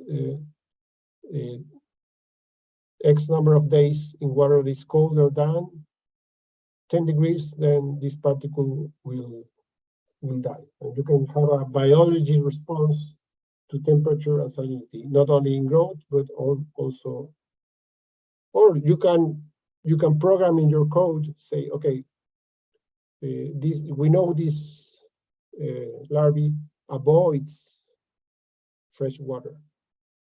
So you can say, okay, if this larvae at the next step finds itself in fresh water, then put it back where it was. Do not put it in the next, where the current is taking it, but put it back, because we're going to take in account this avoidance of fresh water in this avoidance behavior of the particle. And I forgot to include this, also irradiance. You can have vertical migration set in your model of these particles, and there are several species. There are several particles. The organism, they behave in different ways. Some of them go up at night. Some of them go up during the day. Some of them will go up, but to a certain degree, so just to a certain level because they need they want the light, an environment with light, but they want too much light, so they are not visible and they don't want to be predated. Depending on what are you studying, you can choose and you can program this behavior in your particle, this, what I'm calling this IBM. And each one model for one species can be very, very different. Okay, what you get as an output, most of the times you get a file, an HCDF file that has, well, of course, the position, latitude, longitude, time. I should include their depth, for example, and all the extra parameters that you want to know about this particle. What's the temperature it was observing, what the salinity it was observing, or observing in the sense that it went to waters with that temperature, with that salinity. What's the size of the particles? You can save this in your output file. And of course, there's always a status variable for each particle that lets you know if this particle is active at the time the model stopped running. That means that, for example, the particle is still in the water and still alive. Your model stopped running, or you said just one day, but the particle is still alive. Deactivated, that means that during that time something happened that the particle you can consider that is not alive. You can see the case where this particle is missing. That means that the particle left the domain where you're studying. Your domain has some boundaries, and maybe if it was released very close to the border, the currents took it out of the domain. That is called the particle is missing. And the status also can be that the particle is stranded. That means that the particle is on land and is stuck there. For example, for oil, it's very common that you say, okay, if the particles arrive, the velocity, I have this position, the currents from my model are taking me to this place. And now I am on land. If given that oil is sticky, I will stay there and will not move around more. There are many options that you can program. And what we do with this, what kind of analysis we can do with this? Of course, you can study trajectory. Where is it going? What route it's taking? But in my experience, what I've seen around in my interaction with other colleagues, most of the time, the only interesting thing is the starting point and the end point.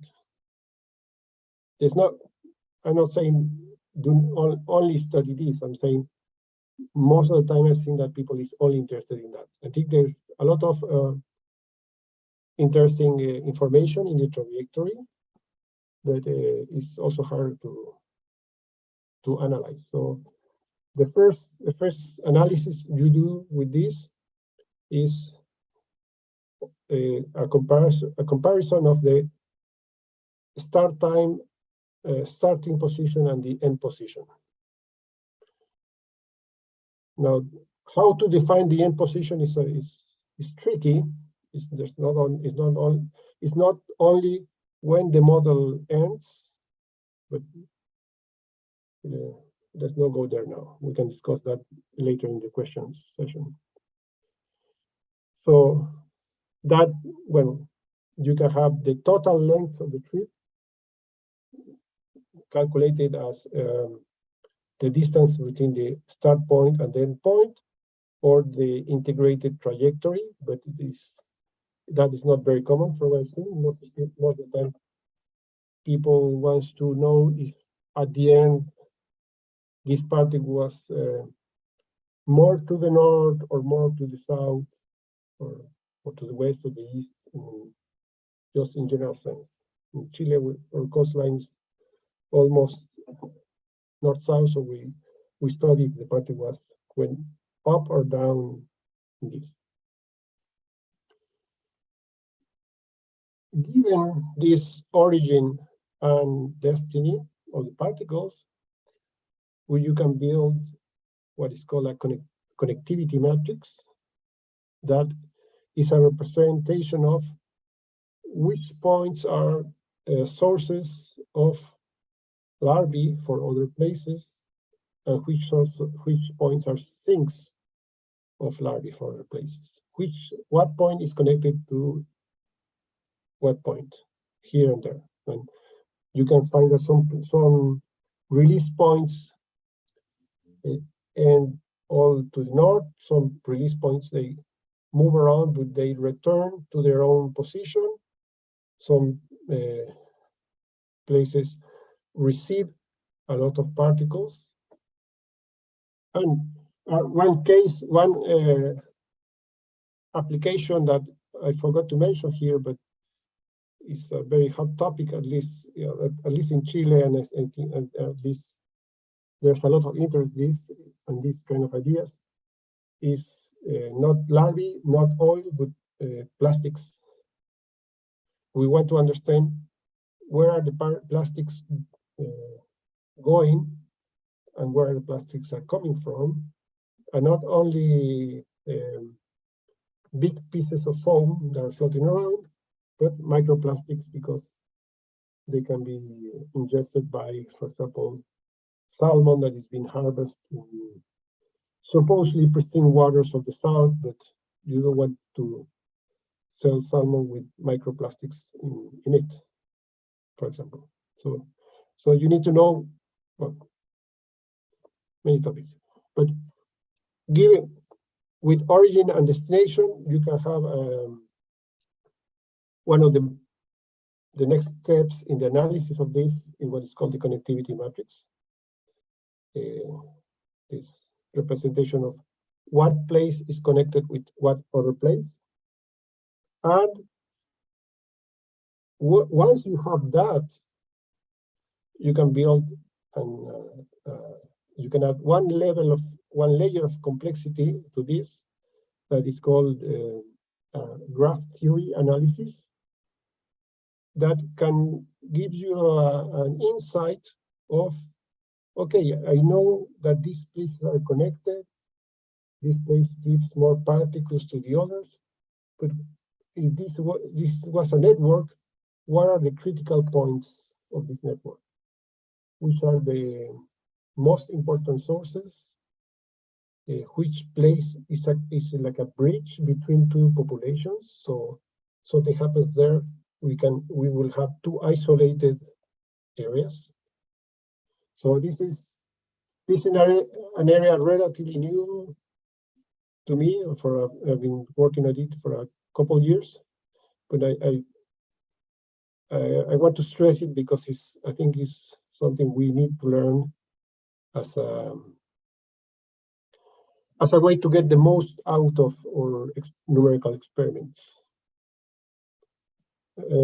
Also, well, if you don't use an IBM, you use only particles that are being affected by the current field. You can use this release of particles to study what are the main physical processes that are occurring in an area. You can release these particles and see like something that happens here in Chile. There are upwelling filaments. So we have upwelling, and then there's a long, cold tongue with a higher velocity that moves offshore, and puts all the particles to outside and also prevents the movement along the coastline. You can have eddies, circular patterns that can act as a retention place, a retention mechanism for particles, etc. So you also can have a good visual, is a way to visualize the physical processes that are in an area. I do that a lot, just to release particles with no biology, just to see how they move, and this can change month to month, for example, or not month to month, but season to season.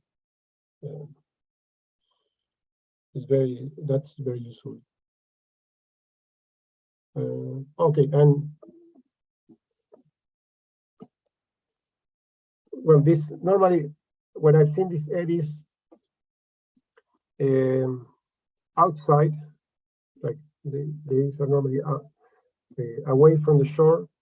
Most of the times we have thought, okay, so there's a retention process going on there, but they're not coming back.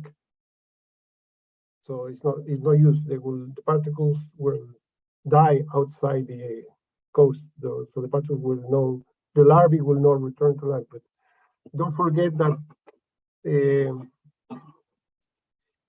something I was mentioning at the very beginning.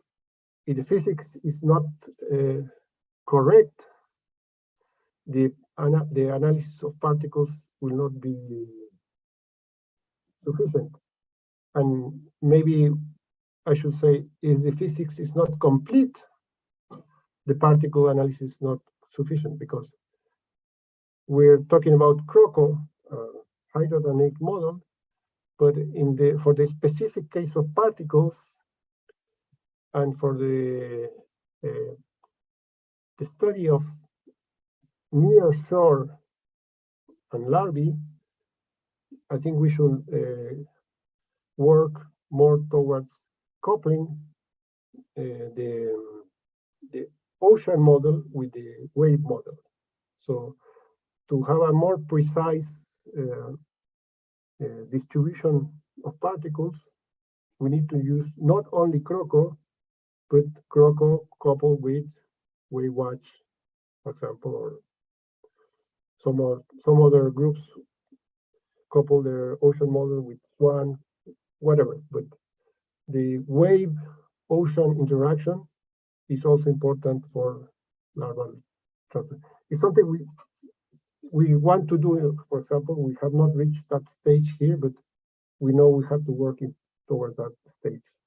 In the same way, it's more obvious now, not thanks to the work of Janelle, that we have to couple this atmospheric model with the ocean model. I think when you deal with particles, it should be very obvious that you have to include wave as a couple to the ocean model to understand the complete transport, mostly transport onshore of particles. A big problem with particle studies is that they just go away. Then you say, how I'm getting retention if my model says that all the particles go away? So maybe we're missing something in this case. Anyways,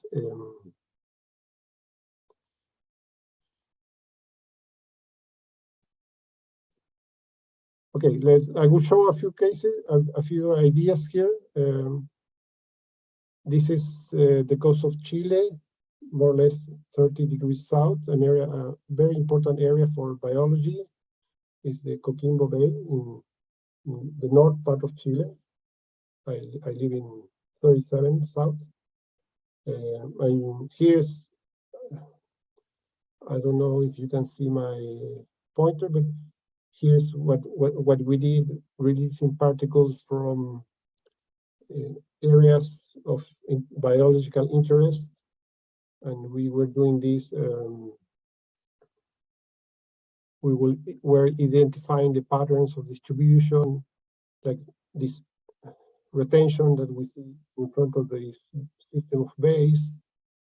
The dots in gray are what was mentioned, the missing data, the particles that left this domain. Now, many of the codes, of the offline codes, you can nest domains. So you can have your high resolution domain, and you can also use a larger domain with a lower resolution. But once this particle leaves this domain area, it's being adapted by the other model simulation. So you can connect and have more, avoid these gray dots because they left this domain, but now they're being affected by another domain. The light blue colors are those particles that are still active. The green dots are places where the particles were released. And the black dots are where the particles were advected into land and remain there. Here, in this simulation, we choose, there was our choice. If the particle touches land, then it stays there. You can do other things. Program other things. Oh no, the light blue is retired particles, are particles that the lifetime expired once they were in sea. This is an output file with OpenDrift, one of the models of OpenDrift. And this is one of the, for this same area, this is one of the results we're getting applying graph theory to these initial and end positions. And this graph theory is give us, you can see in the dots in different shades of red, meaning the more red, more intense colors are more important points, and the arrows are the strength of the connection between different nodes. The thicker, the more intense the color of the arrow is, the higher the importance of this connection. And as you can see, this is applied to two different species of larvae, the abalone and the erizo, well, another species of larvae. And the IBM for each one was a bit different, and the total time in the water was different for each one, so the results can be different. So what's the benefit of this is that here we can say, okay, we have to watch out for these locations. Or, well, this is an American experiment, and we can say, okay, let's measure with more precision around this area. These may be interesting areas to study. That's the benefit of this, checking this.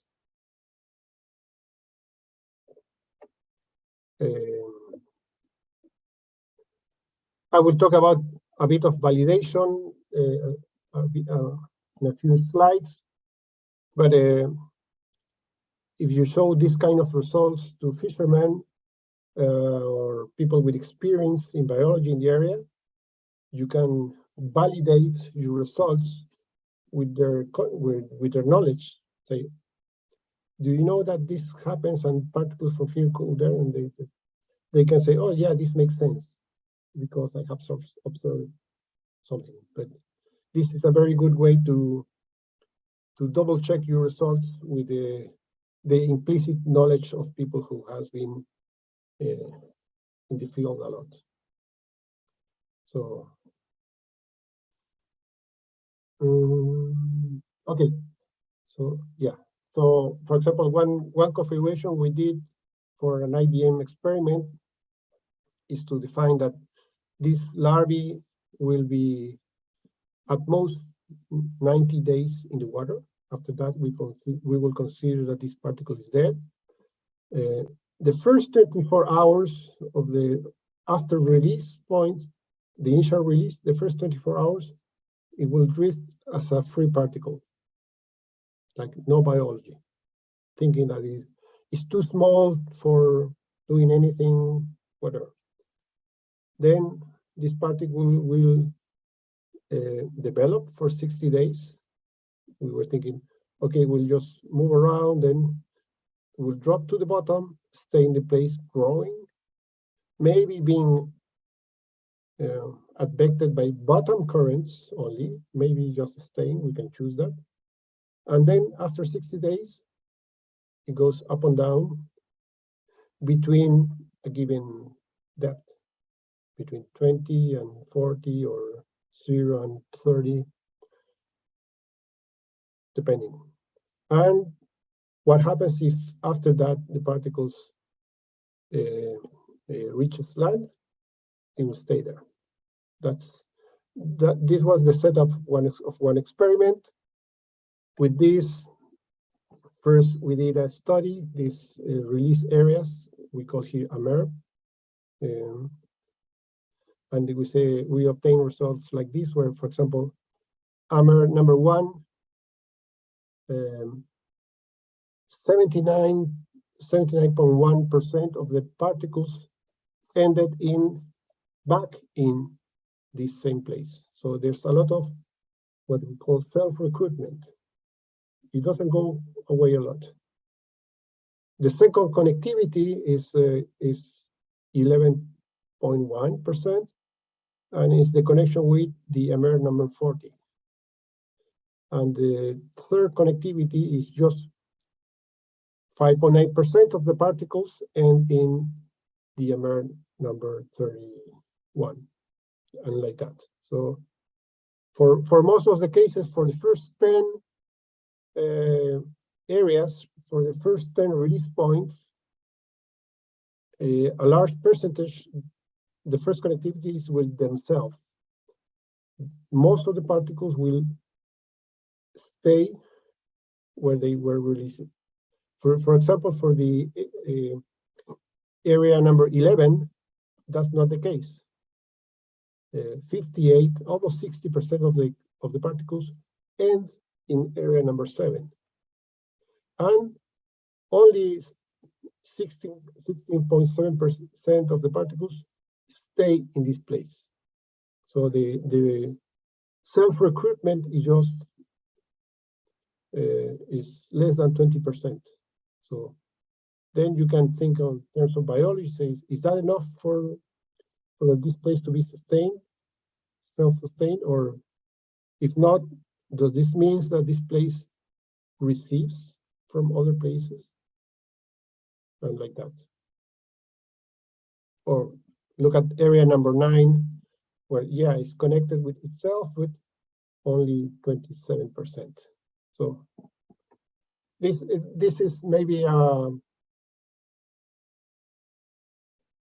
can look at the data in different ways. So you have to study this kind of plots, this kind of tables, and then you can maybe say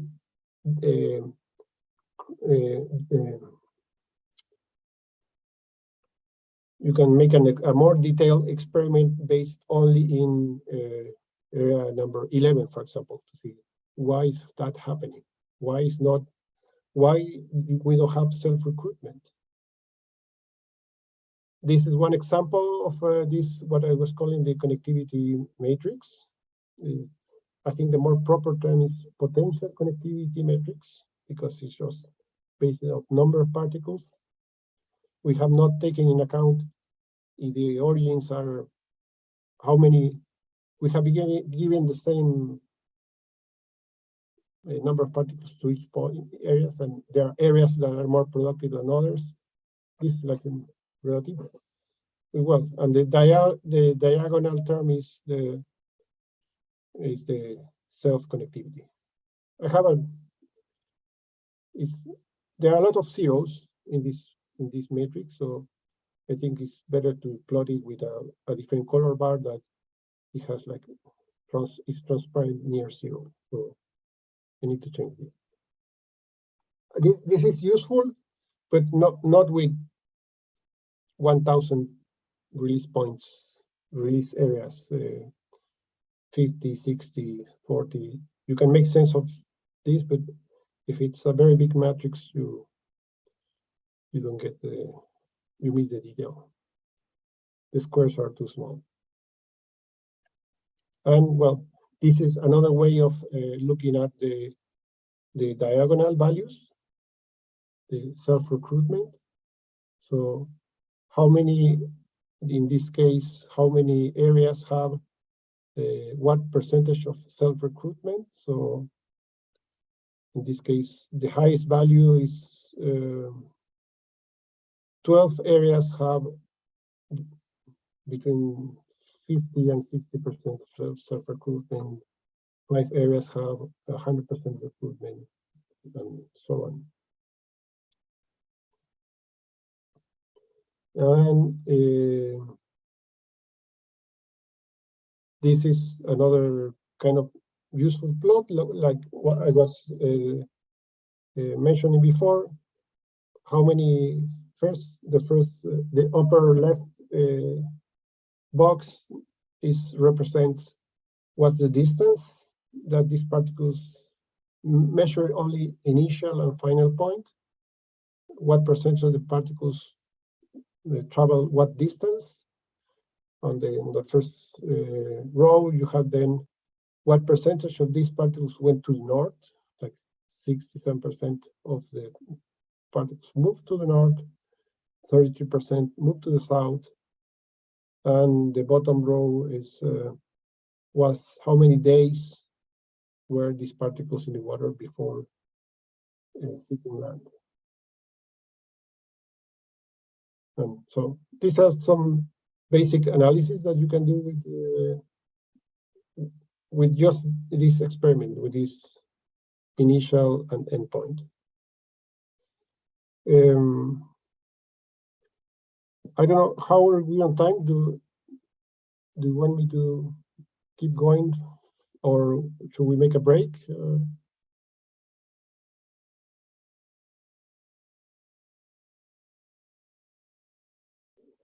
Lionel?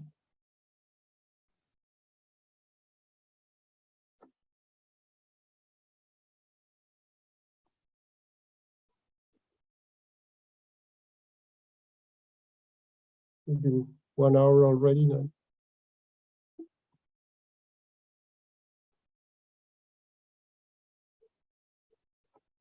I don't know if there's something in the chat. Hello, Andres. Can you hear me? Yes? Hi. Sorry, I was trying to find the right computer to respond Okay. to. I think maybe we should take a break. How long will you require for the live CROCO? I think I have a few slides for this, and then we can do like 1 hour with live CROCO. Okay. Should we maybe take a 15-minute break and start again at 3 o'clock? 3 p.m.? Okay, yeah. Okay. Should we ask if there were any questions in the room? Yeah, please, let's Okay. clear questions now, and then we take a break. So Okay, perfect. I'll ask the room. Does anyone have any questions for Andres? Of course, you're welcome to ask him on Zoom, or I will. Zach, I'm sure you do. No, not the time. Not yet. Okay, not yet. Okay. I'll just give you guys a moment to think while I ask the online people. Chat. Okay. yeah, maybe, I don't know if questions or ideas, people have done something similar, experience. Can we do this with particles or not? It's a good question. Yeah. Let's see.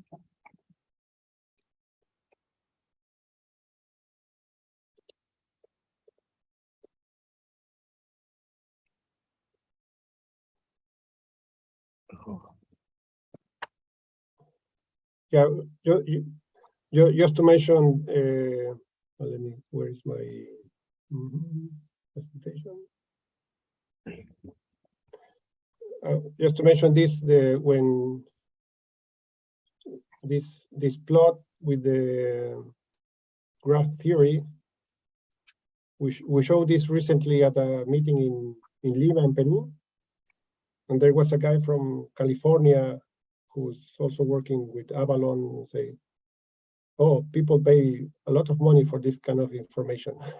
Like, what are the key spots in this connectivity? They say he was like surprised to see this like plot out in the open. Say, oh, in That's my really place, interesting. in my place, this is what we want, and we pay for this kind of information. So it's not when you're dealing with organisms that are being harvested. How to sustain this is highly important. Where is the key area in a marine protected area, or is next to? Are we going to put a desalination plant next to this hot spot? This is the kind of question you can address. Yeah, I mean, Analysis. for us in South Africa, we've got a lot of recently gazetted MPAs, and we have a lot of people working on MPAs. In fact, someone here is doing her PhD on MPAs. She's not here today, unfortunately. But certainly particle tracking, it's very easy to see the application, the real life application of ROMs. So it takes it that one step further, which is really great to see. But I guess I encourage everyone to go take a 10-minute tea break, or just a breather. And then if they have any questions for you, they can maybe just think about that and ask you in the chat over the afternoon. Okay, thank you. Okay. We look See forward. you in 10. Yeah, great. Cheers.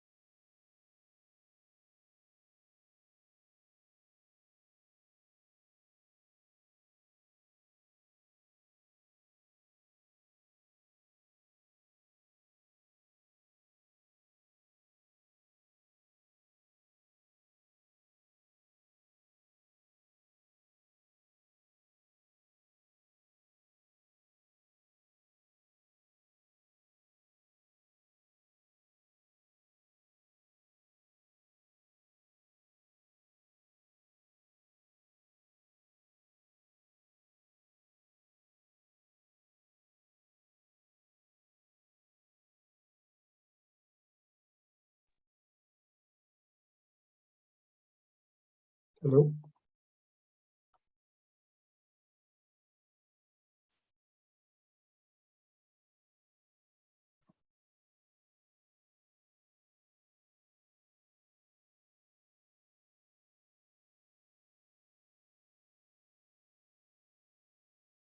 Okay.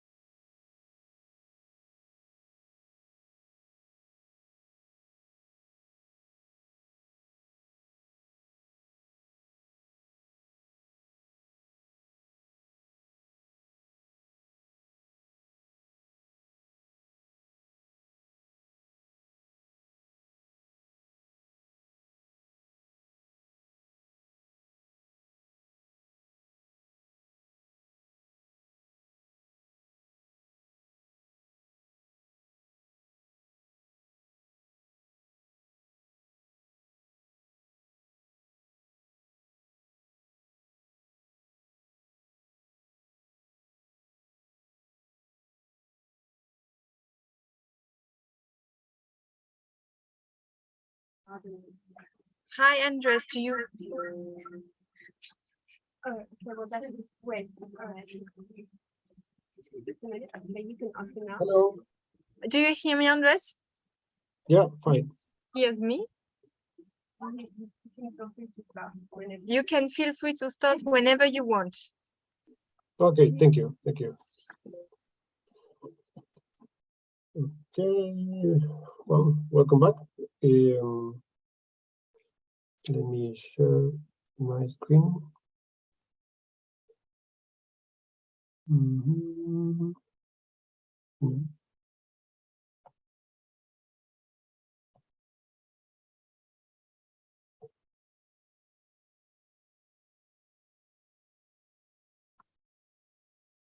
Okay, so any questions on the previous ideas? Any comments? Corrections? I might have some make some mistakes in describing some of the codes. I don't know if someone wants to add some precision on the topics or anecdotes.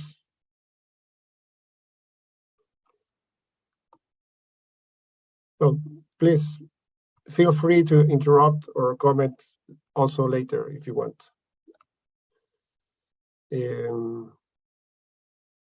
Okay, so we saw some of the analysis that we can do with these particles, with this connectivity, connectivity matrix, a table, a matrix, the idea of the self connectivity, the general idea of how long are they moving, where are they moving, and what I was mentioning, the graph theory connectivity. I forgot to put this one plot here, but it's in the last reports I've been doing.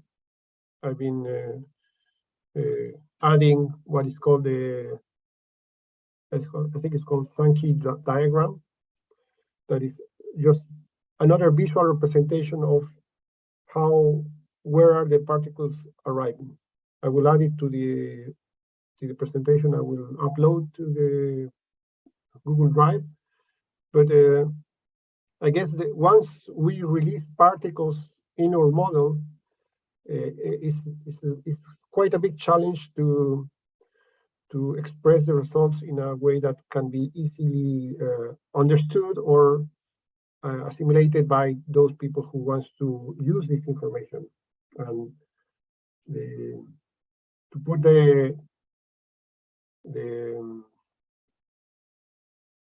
to show the currents is a bit complex. To show the trajectories is complex because if you plot too many particles, you will see just a gray mass there, and you will not be able to distinguish the trajectories themselves. You plot too many particles, you can hide the real currents, the main paths of movement. And I didn't mention also this but it's a good idea to have a way or a tool to create an animation, a GIF file that shows the particles as they move. As an example, we have one plot, not this area, but similar to this. And we ran the particles for 1 year, and the final plot had a lot of particles in the open ocean. But when we saw the animation, we saw that for 10 months, the particles were drifting along the coast, and only in the last 2 months they were moving outside. So you plot all of the particles at the same time, you may get the wrong idea of what is going on. So presentation of results is a big challenge in the study of particles. And I forgot to mention, I will put one maybe later in the reference section. The code for this kind of analysis is highly developed. The development is well advanced. It's mostly in R, not in Python. I haven't found one code that I can use in Python, so I had to learn a little bit of R to create these plots. So, well, one challenge more. Not MATLAB, not Python, but R. But the code is there, is available, and there are several publications that are very interesting, connecting graph theory to the study of populations. And okay, let's continue.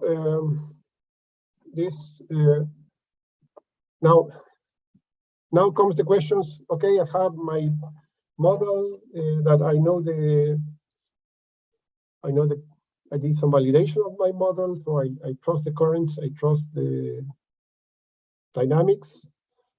I threw a bunch of particles in my domain, and I have a lot of pretty plots. How do I know if this makes sense or not? Well, how do I validate or how do I compare this with the reality? In the large scale, you can use resources like this, the Global Drifter project. So thinking that you're using maybe mostly for surface particles, or as a way to have currents. You can add particles that might behave as Argo floats, and then you can see if you did your experiment well. If the project is mostly upper surface and may not take into account particles that go deeper and or have a biological behavior. So I think it's quite a challenge, and it's an open question what kind of metrics we can use to for validation, verification, to build a degree of trust in our results. But well, here's the one of you can see the floats, the drifter array that you can find in NOAA databases if you're working in this large scale. For floats, Argo floats, there's also several places where you can find the distribution of this. So this data is available. But okay. Maybe I discuss it later. So here are the main reference for each of the models we have. I think there's no, I don't know if there's an official reference for ROS. As code itself, maybe the application, the uses of ROS is in some in the first paper. I don't know which one is it, but these are the main reference for ICTIOP, GNOME, OpenDrift, and just to mention that there are really a lot of Lagrangian particle codes. One very interesting code is Ariane, developed by Bruno Planck in UBO. LTrans, I think, was adapted mainly to Rums-Rutgers. Parcels is also well known, but I think the most important code, or the most useful code, is the one you can analyze, you can modify. You can modify it, or you can use it in detail. You will get the most of that code. But yeah, there are many options. I showed those I've known along my trajectory, but the world is wider than this.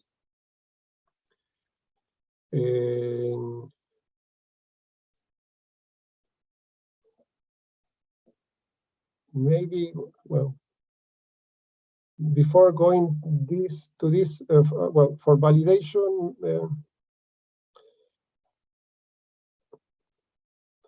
one thing you can do to improve your confidence in your results, I guess, is it's a good idea to do an online analysis of your area.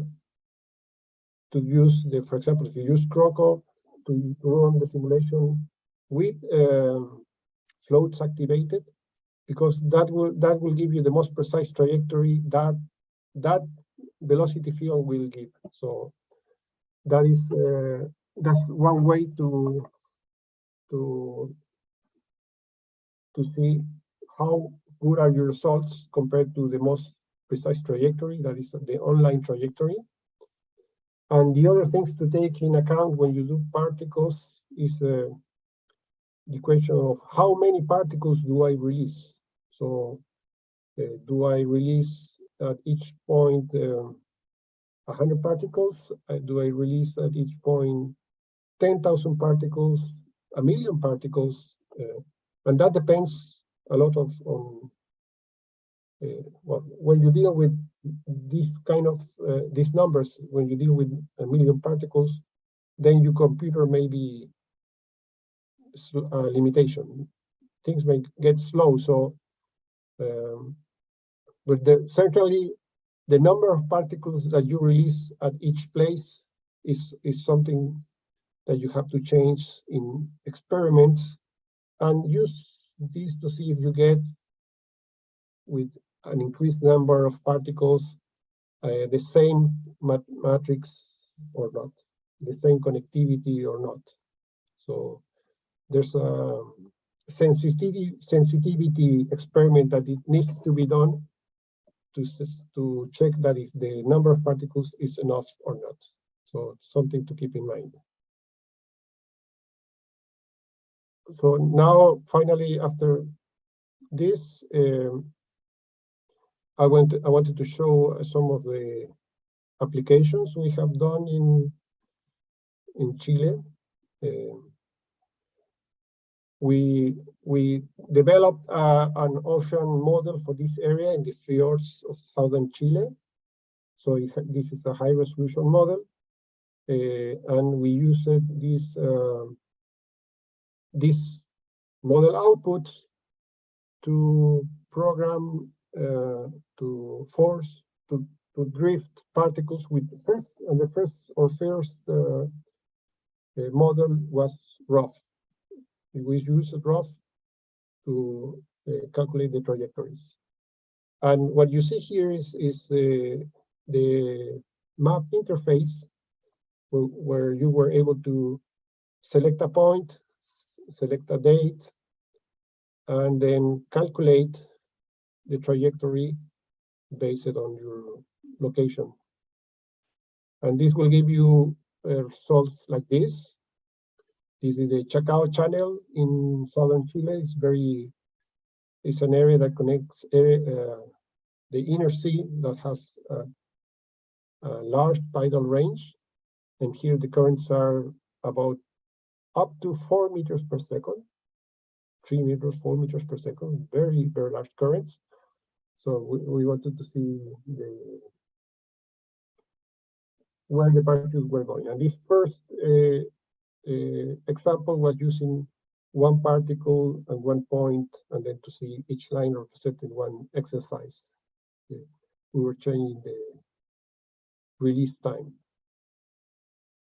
And it was one of the first versions of this.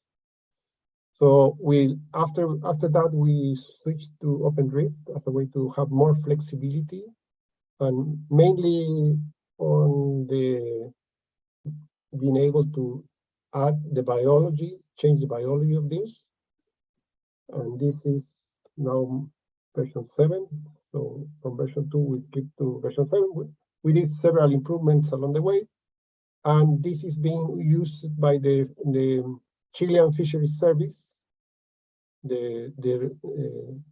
Because in this area we have a lot of aquaculture, and there's a lot of harmful algal blooms that occur in this, and the branch of the Fisheries Service that is in charge of this, they have to support decision taking based on bloom occurrence, and they do experiments like this, where they release particles in a given area, and they see what's the release area. This is an early version of this, earlier version 5, where they had to reply to an emergency. They say, okay, we have detected a virus that affects salmon aquaculture in this place.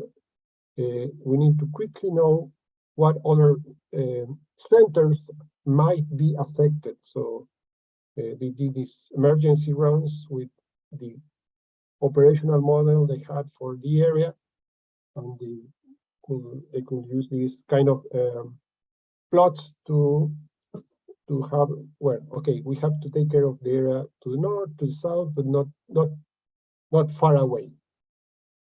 So this is the decision-taking support that is this model is being used to.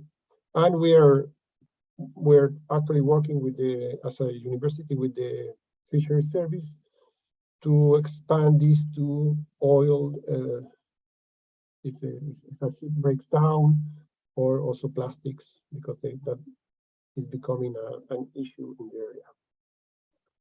And we have here, for example, we changed not only how many particles we were releasing, but the time step of this release.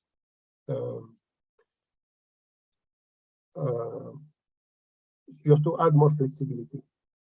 And one important point is when we were developing this, I saw some people literally playing with this web interface, trying to.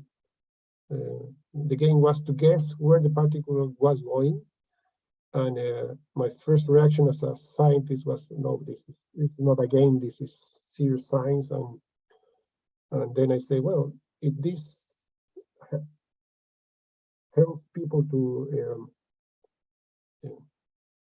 use the results, why not? If this makes things more interesting, this makes this work more usable, more relevant, why not? Let's build things in a way that the end users can play with our model results, and us, as I was telling this before, how they can use this to bring their own understanding of the area, to make sure if the results are okay or not. One previous simulation, I remember I was releasing particles near this small island in the outer domain, and the trajectory of the particle was almost circular. It was going around the island and coming back to the release point. And I thought it was wrong. I don't know. I didn't want to believe that result. But one colleague told me, say, oh, I've seen that happening in other islands when I know a boat breaks loose and it's not well tied, and it just moves around the island and comes back to the same area. And so the fishermen just wait for it to go around the island. So it's a good way to help people interact with your results. You want them to use your work. And another application we did is with this particle release experiments was to study again with this ISA virus that affects the salmon industry in the southern Chile. We needed to study the usefulness of these boundaries between areas.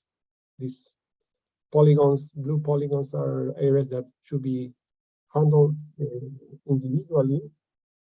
We made these experiments adding some characteristics to the particles, so they will be treated. They could be considered more like the virus, not just a virtual particle. And here we were showing that that the particles or the virus do not respect the boundaries drawn like a straight line. So you want to draw boundaries, sanitary boundaries, in a dynamic, hydrodynamic environment. You have to consider the hydrodynamics, not just draw straight lines and hope that it will work. So I think that's most of what I have now for particles. So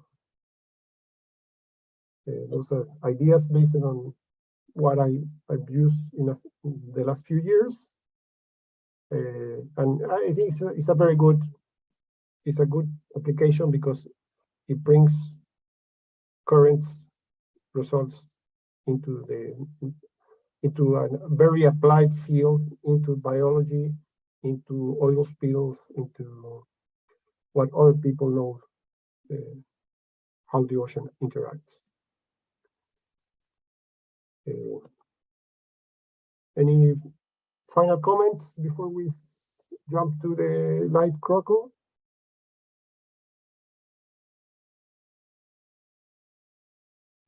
We are asking if there are some questions.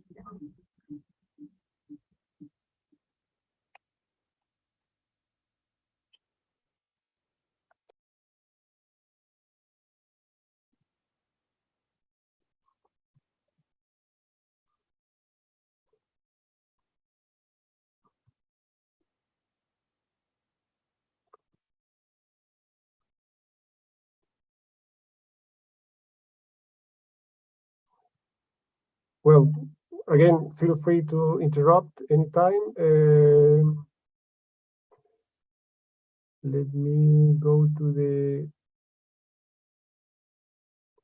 tutorial.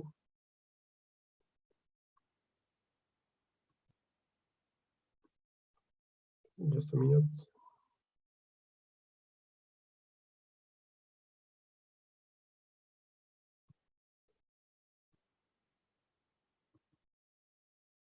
Okay, so no, not yet. Download. This one also. Ah.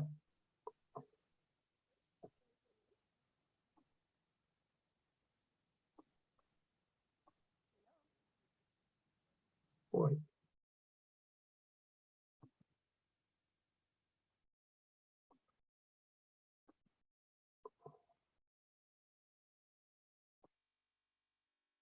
Okay. Sorry, Andres, we had a problem with the mic here. So for now, there are no questions inside the room, and we asked the remote student if they had any question. So we are waiting in the chat. But in the meantime, we wanted to ask you if you could put your presentation on the Google Drive of the Basic Week, and I'm going to put the link on the chat just now. You have the link if you can put a PDF of your presentation for the remote students. Yes, and, yes. We are keen to go and have the presentation on the CROCO Live now. Okay, yeah, I will fix a few things I saw missing in the presentation, and I will upload it today, no problem. So let me share my screen again in this, where is it? Okay, this one.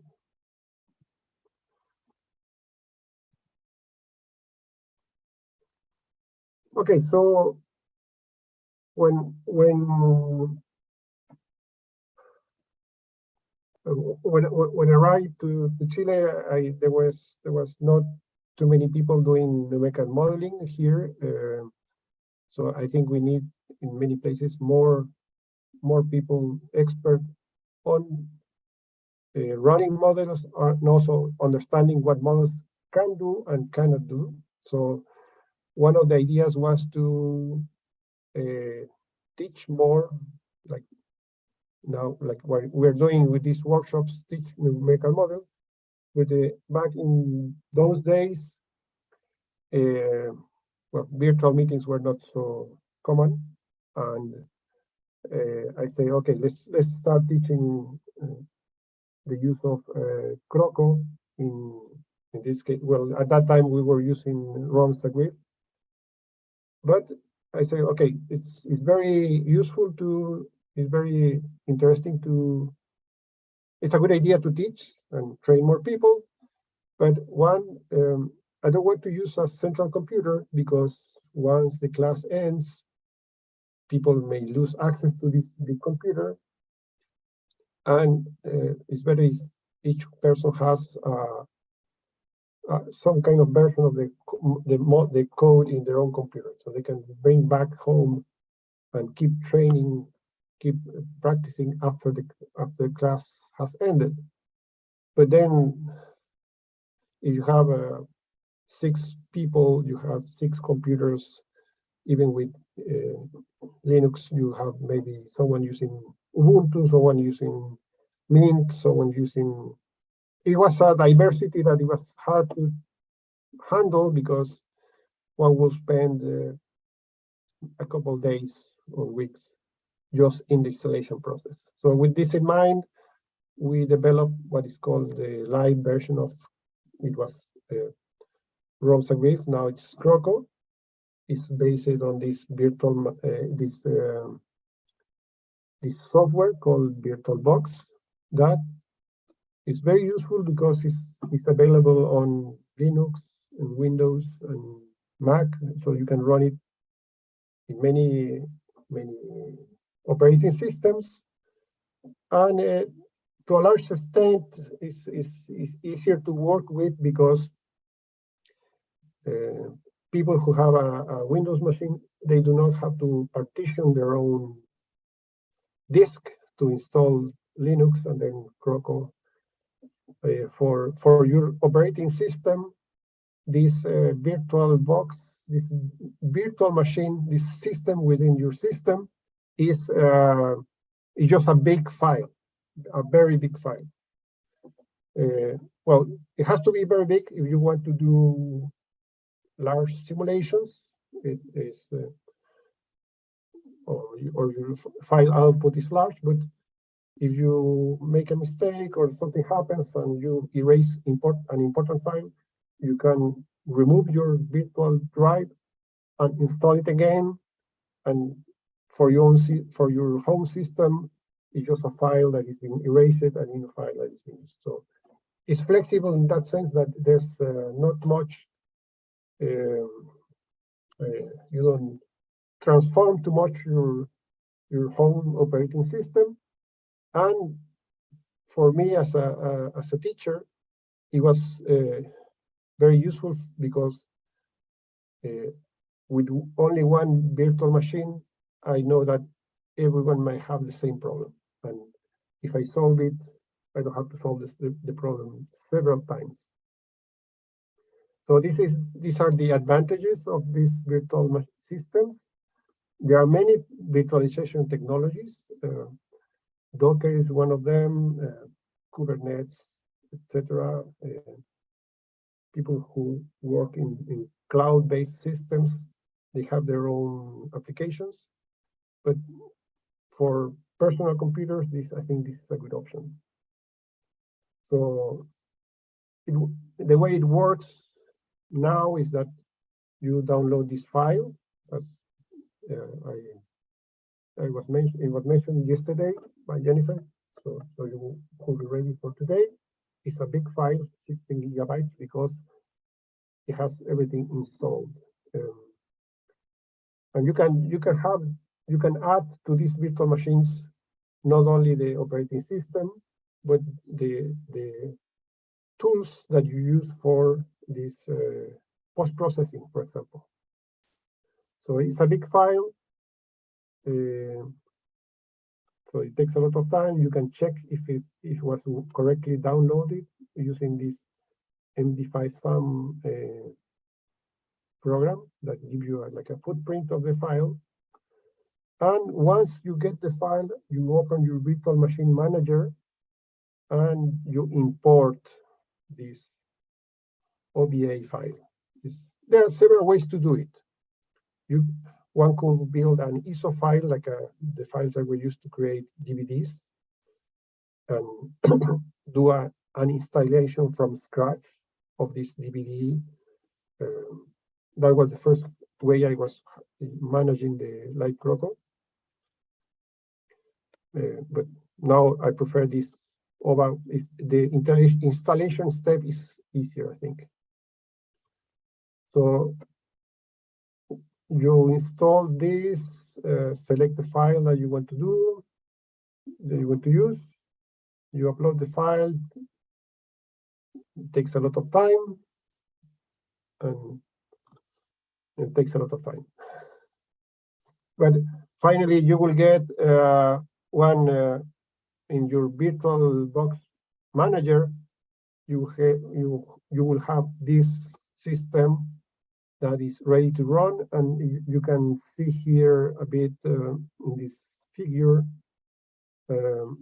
I do have also like a virtual machine for Word that I use in another class I teach here at the university.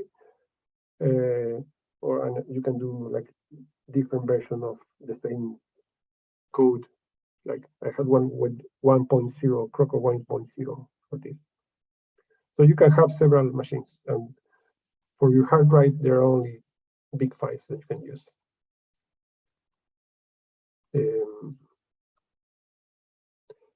I was told that some people had trouble with the installation in Windows 11.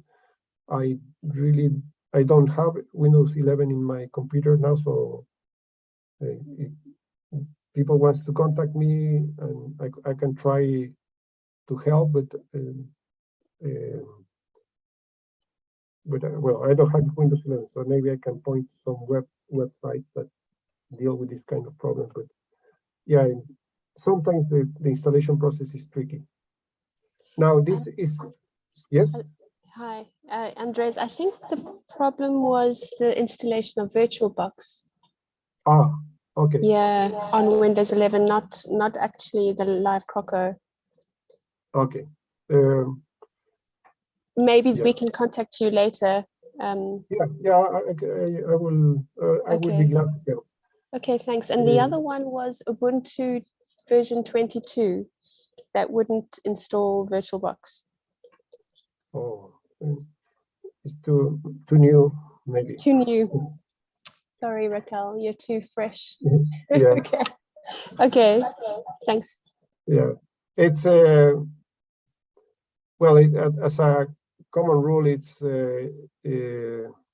for stability is good to wait until the new code or new program, until they find the bugs of the new code before using it. So don't jump into Ubuntu 20 next just because it's new. Yeah, good tip.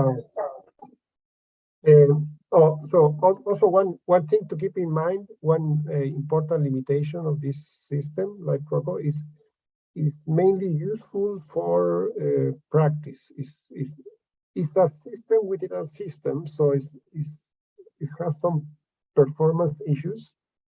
So it's not as fast as it should be in the own system. So it's good to learn, it's good to practice. Maybe you can use it to create the files, the initial files or the boundary files for your own configuration. But once you have to send your 10-year simulation, then you need, yes, a big computer like the supercomputer you have over there. So you can prepare the files here, do a quick run, like a couple days, and you can check that you have everything ready and it works and the time step is okay. And then you upload things to the main server and then it runs or in the cloud, I don't know. So it's useful, but it's not a working product. It's not to work. It's to practice, learn, and prepare the test for testing more than anything. I guess once you're happy and you're comfortable with the code, you should try installing CROCO or Wharf or whatever you're using in your own system. Many of my students, they take that step quickly within the semester. They say, okay, this is nice, but I really want to do the installation by myself. But that has its own challenges. So I think for teaching, you can use something like this because it's ready to run. Okay.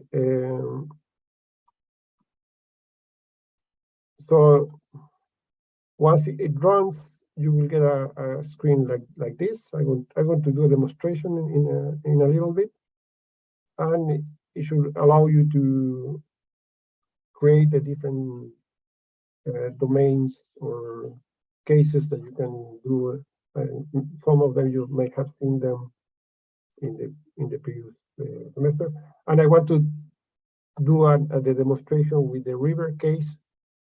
Test case because it has the floats, so we can connect this section of the afternoon with what we saw earlier today. So, well, we have tried this tutorial, so I hope it has enough details for you to follow. If not, I will be happy to take any comments or inconsistencies that you can find and fix them. We're trying to develop that.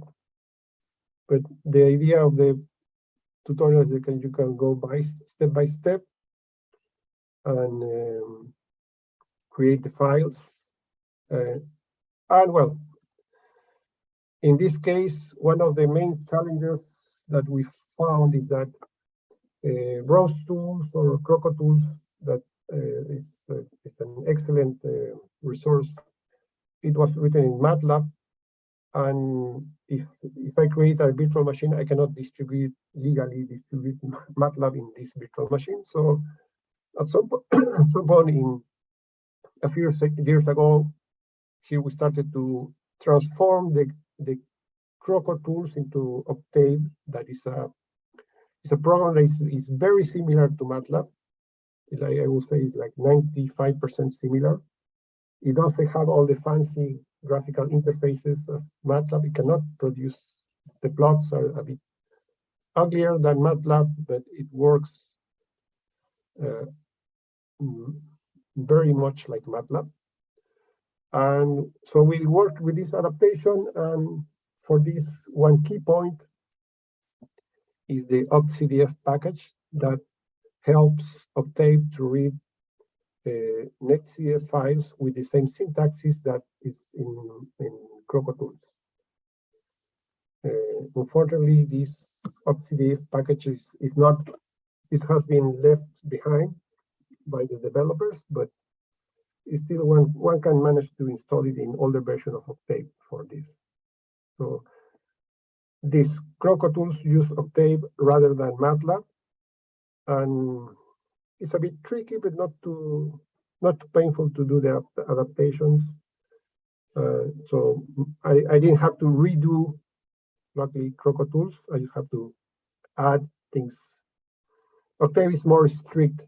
There's a missing semicolon. It will just say, I stop here, and I have to go back into the source code and add the semicolon. MATLAB will ignore this problem, minor problem, and keep going. And, anyway. But you can do the same, most of the things, except like the CROCO GUI or the nesting GUI or the readmask tool graphical interface. Those do not work in Octave, or at least I don't know how to make them work.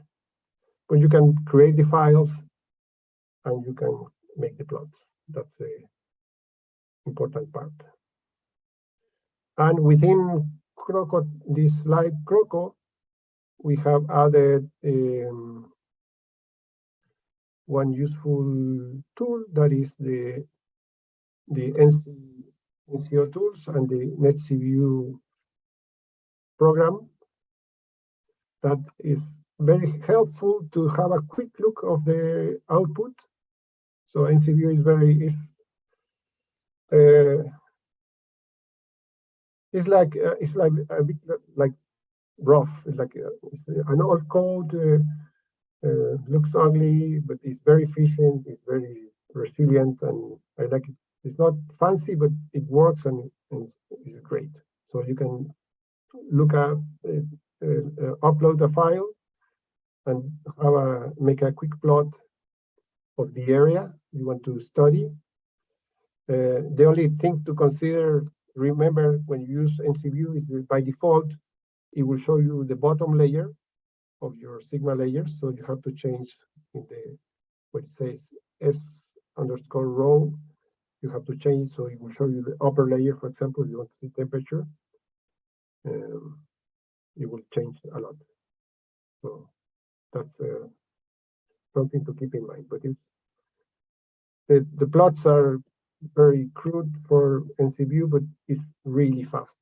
So by the time you open MATLAB or Octave, you have done all what you need, and you can see if there's something wrong or not in your code, and you can do a quick time series of your plot and see, okay, looks fine, let's continue. It's fast and reliable. Okay, so well, here's a list of people who have found mistakes in this tutorial. So if you want to be immortalized in the list of people that can correct this work, I'm happy to receive additions to it.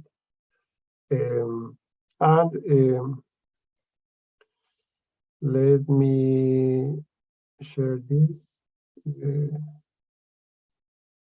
we develop mostly the tutorials for, well, we did them in Spanish, but we're in the process of translating into English the tutorials for in Live CROCO.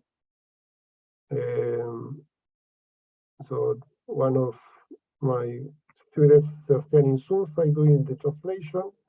So I will upload them later into a website so you can practice within Live CROCO these all these other things.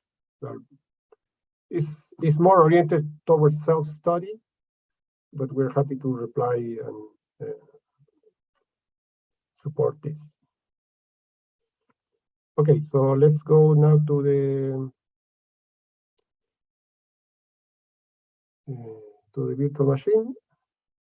So where is it? Okay, yeah. So this is, as you can see, this is my my virtual machine where I have this now running. So I already downloaded the file and imported into the system and have it up and running.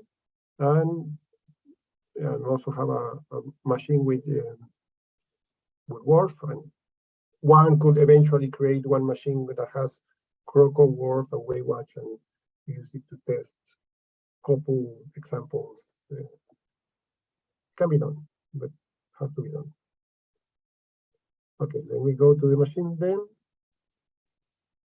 to demonstrate how things are done. So it's 10:53 here in Chile. And well, in case you get the screen, the password is the username, like CROCO. I get it wrong. Yeah, okay.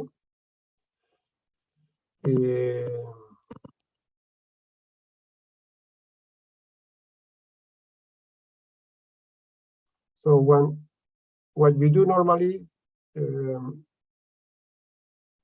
is you open this terminal.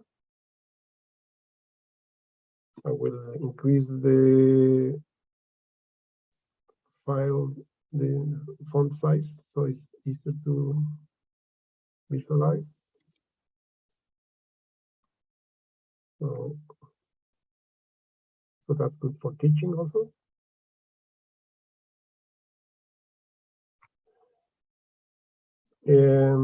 Okay, so you go to the desktop. In this case, well, this is I double check that things work, but we're going to do it again. So here in create, you edit first, you code create config.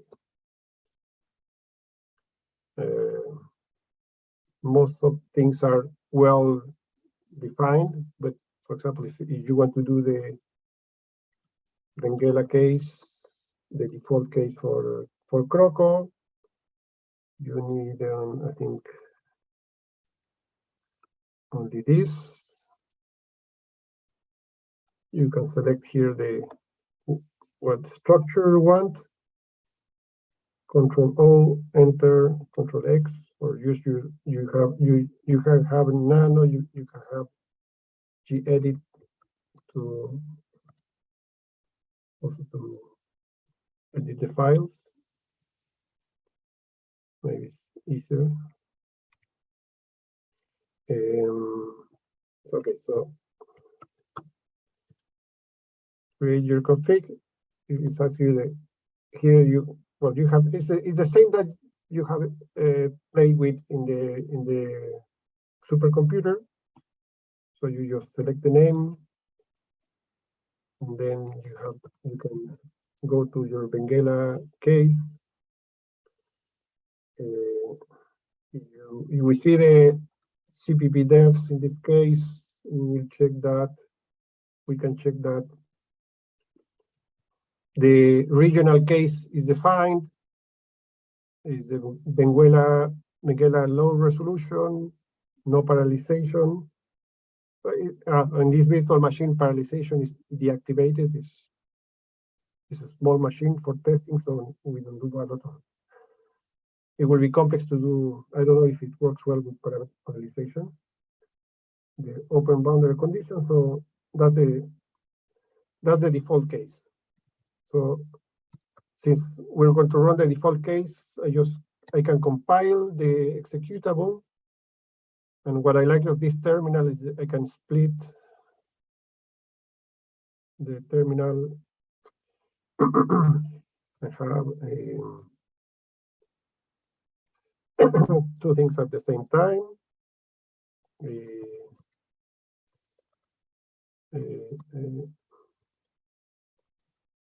CROCO, let's see, CROCO tools.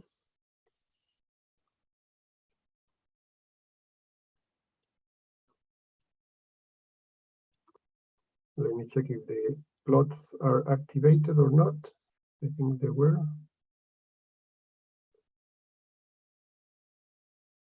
Okay, make plot equals 1. That's good.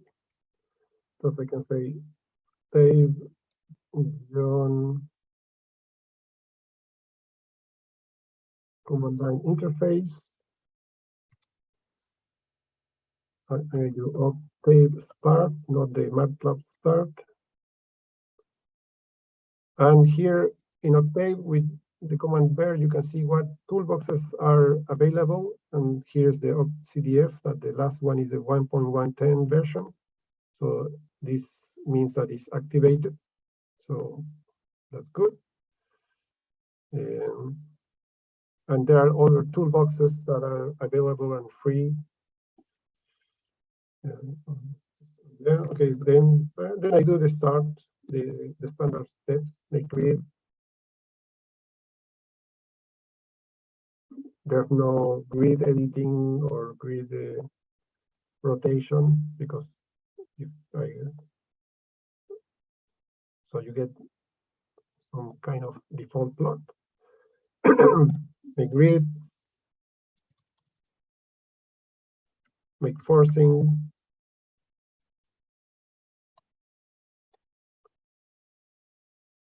While the model is compiling.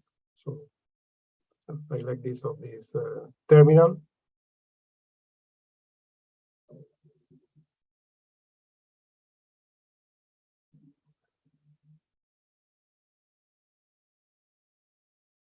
So we're to see this is the file creation process for the make forcing. It's a bit slow because it's the computer, the virtual machine is busy compiling. So and you will see that it gets all the basic plots also, a version of them. And later what we want to do is add the Python tools so we can have more flexibility and more power with Python in this virtual machine. I think Octave is good, it's okay, but there will be more development into Python in the future. To build more complex tools, it's better to bet on Python development. Okay. Well, it's doing all the atmospheric variables. It will present the standard plots. Not as nice as those in MATLAB. Some units are missing, labels are missing, but the files that we will need are going to be created. That's important part. And then make grid, make forcing, make clean.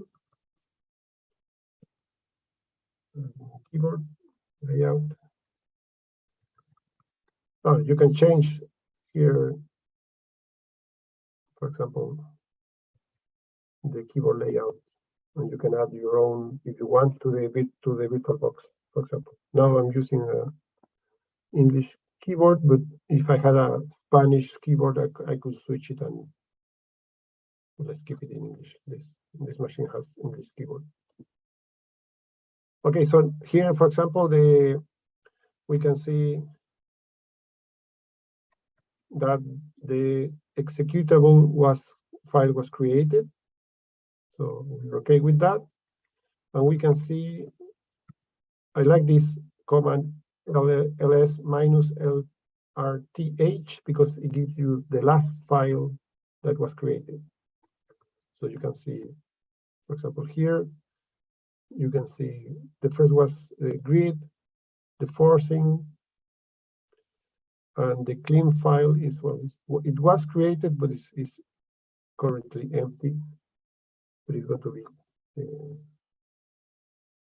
you're going to have all the values.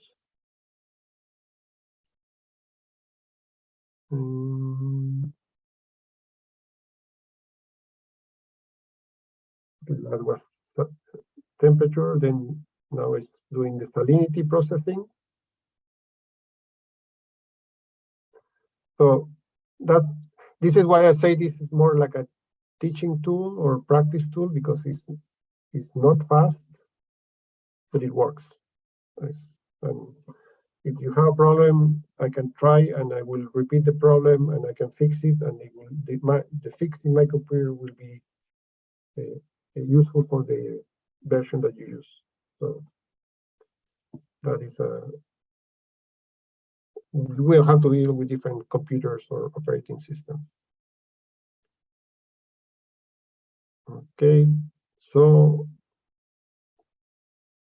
make clean.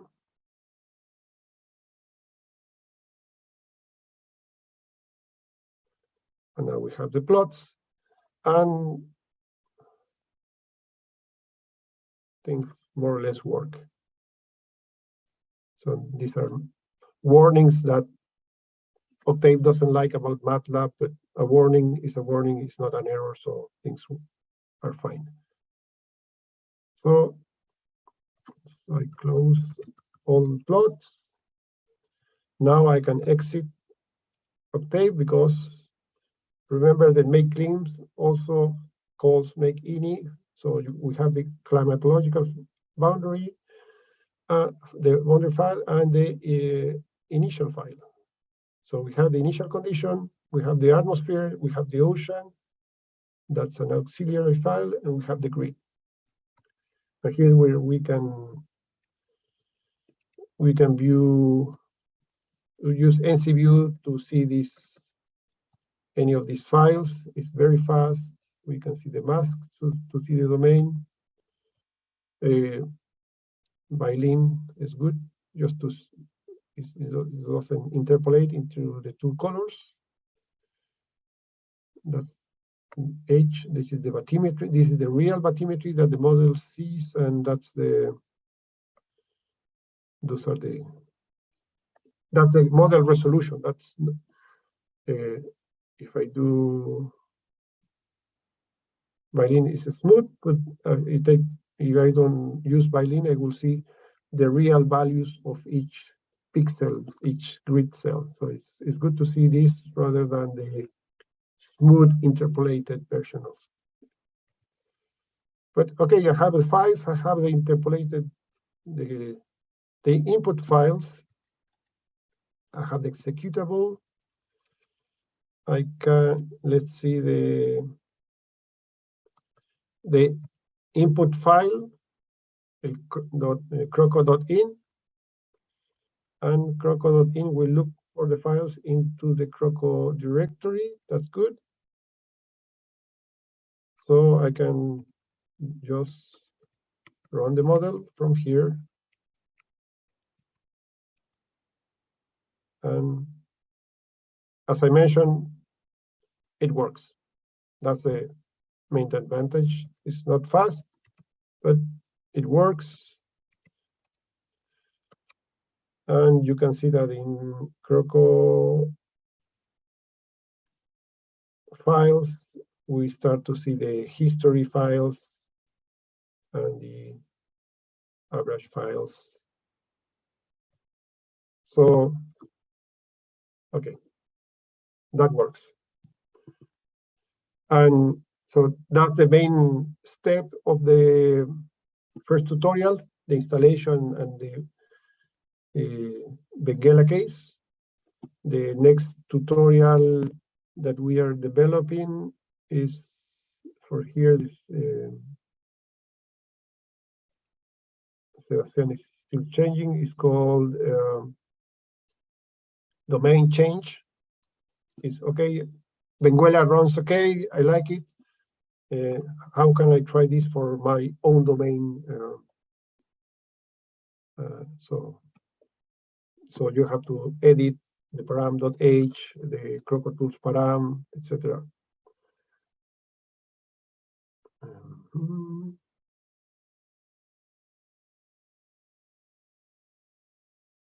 It's a bit slow, but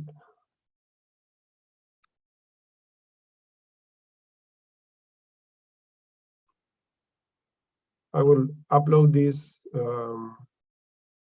and give you the address for these tutorials. But please let us know if something is missing in here.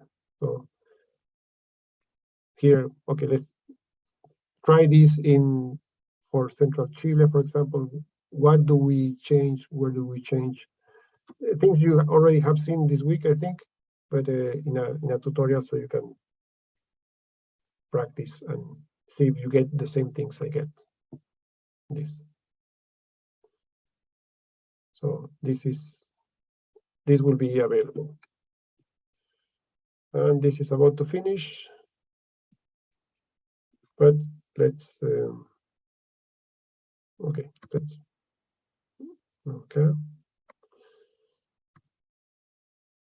let's stop this. Yes. If this was the Benguela directory, I can delete it. So let's go back now to the river case where we have the floats.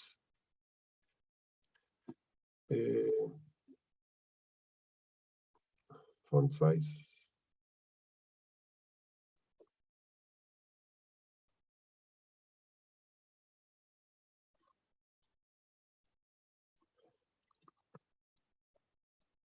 So I go to desktop. Let's edit, create config. Let's call this river. And here's important that this is a test case, one of the test cases of CROCO. So it's important that I add this option, test cases option, in this configuration.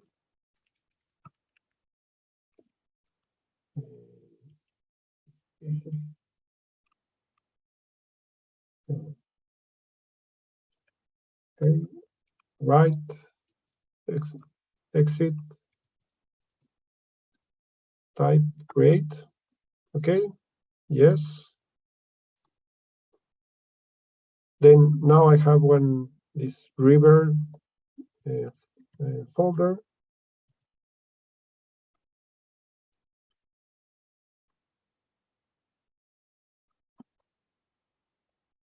Okay, so if I want to do the river test case, and like in CROCO, any change in the physics has to be I have to change the cppdevs.h.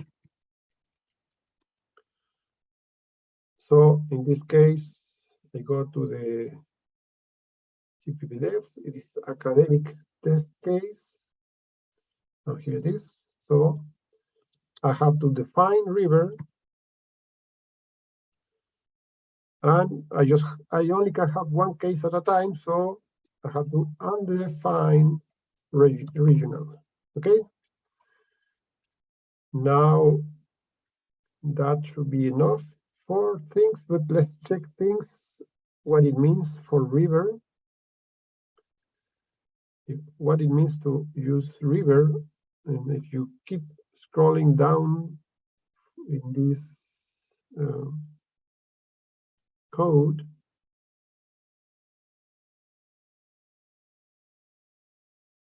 okay,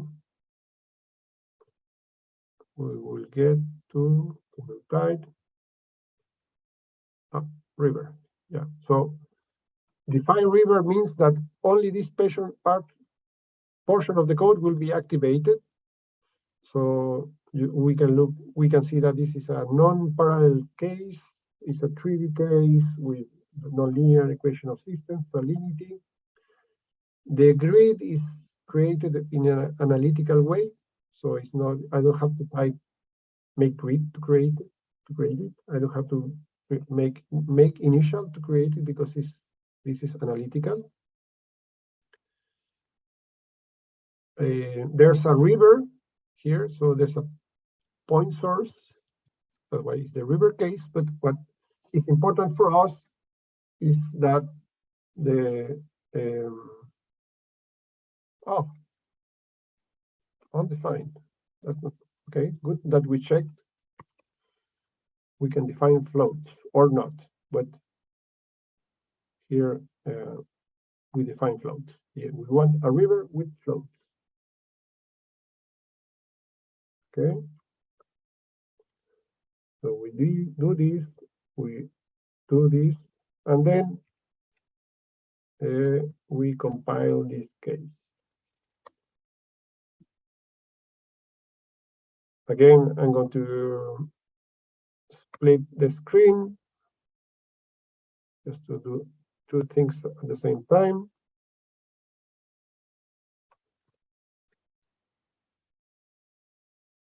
Change font size. So this will create the executable file for my test case, the case river. The input file is not the test, it's not the CROCO.in file. In the directory test cases, I have many files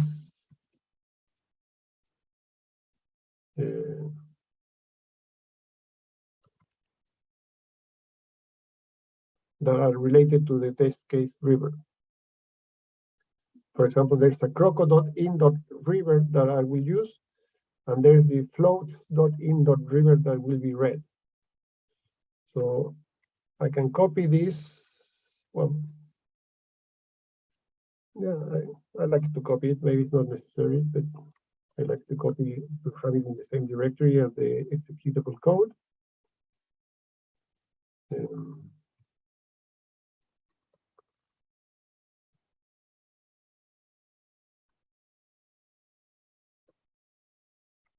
I can copy to my directory, and then let's take a look at it. The executable is already there. So this river runoff has a time step of 540 seconds. It will run only 800 time steps. The restart will be called river restart. The history will be called river restart, written every 40 records. And here you can see that the floats are going to be defined in this file, floatsriver.in, and the trajectory of the float will be written in a file called floats.nc. That's the important part for now. In this output file, we'll have position, temperature, salinity, but by default, density and velocity are not written into this file. Okay. Let's see. We say CROCO.in.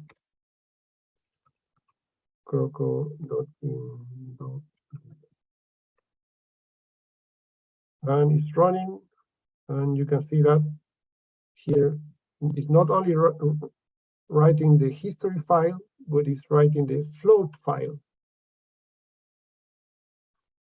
And we can see that there's a history file that will have the temperature, salinity, all the oceanography, but variables, and a float file that is have the position of the floats. And this runs for a couple of days, I think, no more than 5. We will make a plot out of that. But the interesting thing to see now is in the test cases, the file floats river. So as I was mentioning, this is the default way to precise location of floats. It follows what was before in the ROM code in the what is the structure of the file that uses that ROF uses. So for time, you release them at time equals 0. You have the X, Y position. In this case, since they are integers, it means a grid cell, not a latitude or longitude. Everyone is released from a 3-meter depth, okay? And in these 4 places, we're releasing just one of them. But for this last point, we are releasing 5 of them at the same time. If I had changed this value, for example, this is, I think, for what I remember, this is in days. So if I had set to a fraction of a day, it will be releasing them 1 every 2 hours until reaching 5, for example. Or if I change the values here, I can these 5 floats, I can put them along a line in the x-axis, y-axis, or in the vertical, for example. So in one line, I can, instead of having 5 lines, I can, in one line, set the position of 5 floats. Okay, so this is okay. So we have this nice message that is done, no problem. And I'm going to copy now the plot river.env code that is ready to run. And I'm going to save. I haven't checked all of them, but for most of them, it should work. Okay. I do start and then plot river.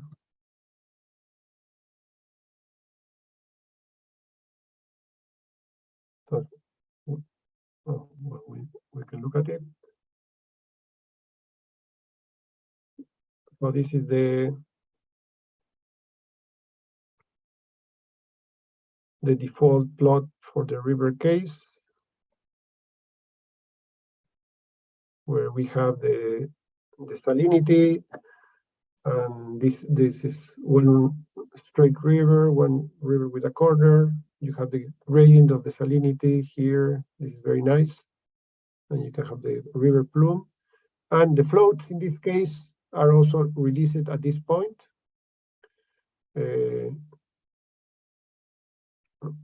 Yeah, let's take a look at this. So xy is x number is 10. So here 10, y 40. So this one particle is released here. The other is released in x20, 40. The other one is x 30 and y 20 here. 40 y.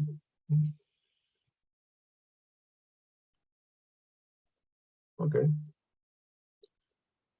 40 and 30. This is weird. Maybe I'm reading them wrong, but I thought they were all in this area. But you can set the particles in the mouth of the river. You can do this experiment and see where they go.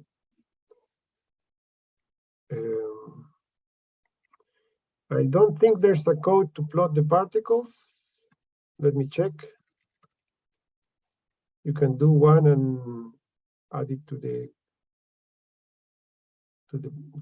test cases. It will be very nice.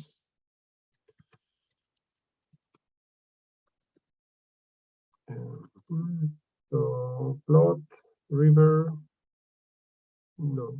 But let's take a look at the output file. For this, I like to use this code that is very useful. NCDump -h floats.nc pipe less. So here I can see that there are 10 drifters that were saved 41 steps. The variables I have in my code is time step, time, scrum time called, X position, Y position, grid level, all these grid variables. But the physical variables that we can see as one or interesting ones are depth, temperature, and salinity. So for each time step, for each drifter, so this is 41 times 10, it will be the dimension of this variable. For each particle, and I have 10 of them, at each time step,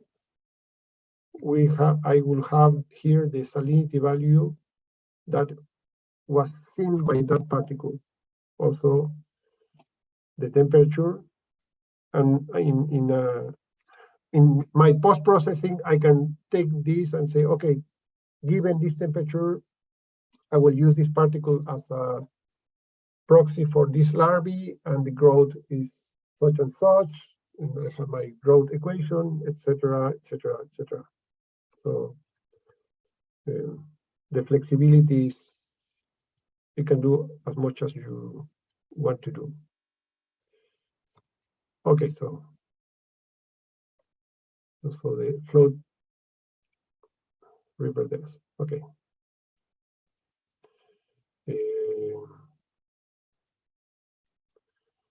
So let's do a final change.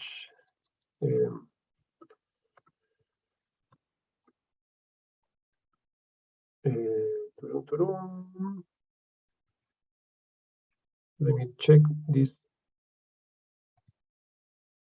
Where is the float? Okay, so the imp.in file that is using is in the test case directory. So it's really not reading the file I copied here. Well, I didn't copy it. Okay, so it's reading that one. So if I edit,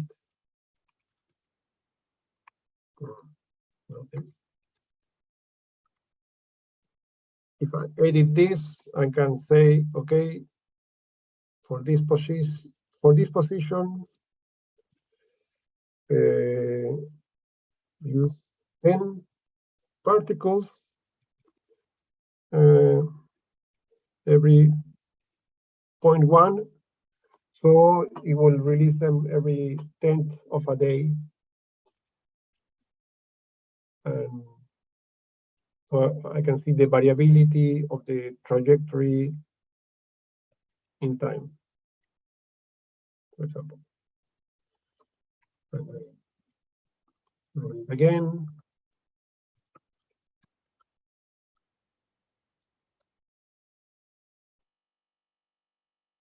But in this case, we will see that our floats will have 19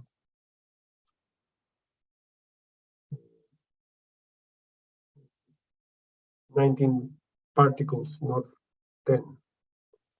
And C dump -h loads.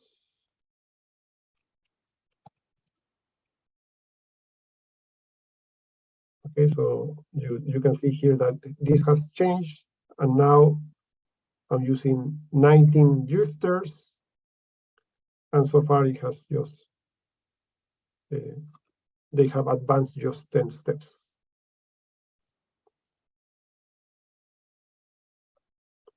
But well, anyways, this is a tool to practice, is a tool to learn. I hope you can use it if you continue next week in the advanced part to practice the basics. It's not ready to do coupling or atmosphere, but if you like some application, we can send me a message, and I will try to see if I can improve it in CROCO. But well, I hope it is useful for you. And if you find any corrections to the tutorials, please let me know. I'll be happy to correct it. And Thank you very much. Chris. Just 1 second, still having problem with the sound.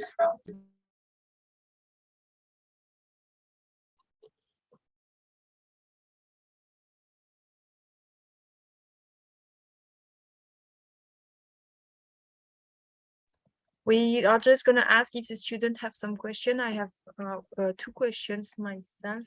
Are there any questions about the live CROCO, about the environment, or do you basically the CROCO is exactly what we have seen during the week? So it's nothing different, but I wanted to ask, what is the version that you have installed on the machine? Because yeah, it's not, it might not be exactly the same version that they used this week. Yes. I'm sorry I was not able to. I was able to update it to the last version, but it's I think it's version 1.2.1. So, but it's once it's released. If you find any mistakes during this week, I'm waiting for the mistakes to be found to update the live CROCO. But I think to make the new version is not problematic. So I will release soon the new version of the live CROCO. But so far it's just 1.2.1. It's slightly older. There is a question. But I will repeat the question. Okay. If you update CROCO, model always get better, or is it possible that you break your model by updating CROCO? The question is, if you do update CROCO, will you get a better model, or can you break something by downloading the new version of CROCO? No, I mean, what I will do is to update to the new version. What I will do is just to get the last code, erase the old one, and recompile it. So you can have in the virtual machine environment, you can have different versions of the codes. You just need to adjust the directories. So you can have the version that works and the new version, and they don't overlap.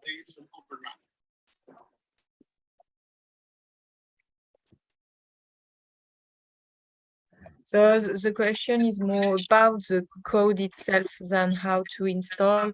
And so he said, well, he's asking now if he had to re-estimate or redo a validation process. So I'm just saying yes, if something has changed in the code that affects the things that he was doing, yes, maybe his simulation has changed and he should redo the validation process. But the developments that we see now concern more, for example, there are some developments that are being done at the moment for Pisces for next week. So you will see a lot of improvement on Pisces, but the core of CROCO do not change a lot. Okay. But each time there is a new version, you can read on the website what has been changed and what bug has been found and corrected, I guess. There is an online question from Frederic Bonu. Maybe Frederic, you can ask directly your question if you can unmute. Hi, Andres. Happy to meet you again here. We have met in January. I'm very happy. Thanks for this presentation of live CROCO. Just a question, as you said that the figures are not, the visualization are not of good quality as you are using Octave. Is there a way to install by ourselves the MATLAB if we want? And if there is also the possibility maybe to add some additional library. Yes, the live CROCO is a full Unix system, a Linux system. So you don't have a limitation on what you can install. Maybe it's better to say it's a not very powerful machine, but if you can install MATLAB in a desktop with Linux, you can install it in the live CROCO. It's a full Ubuntu system.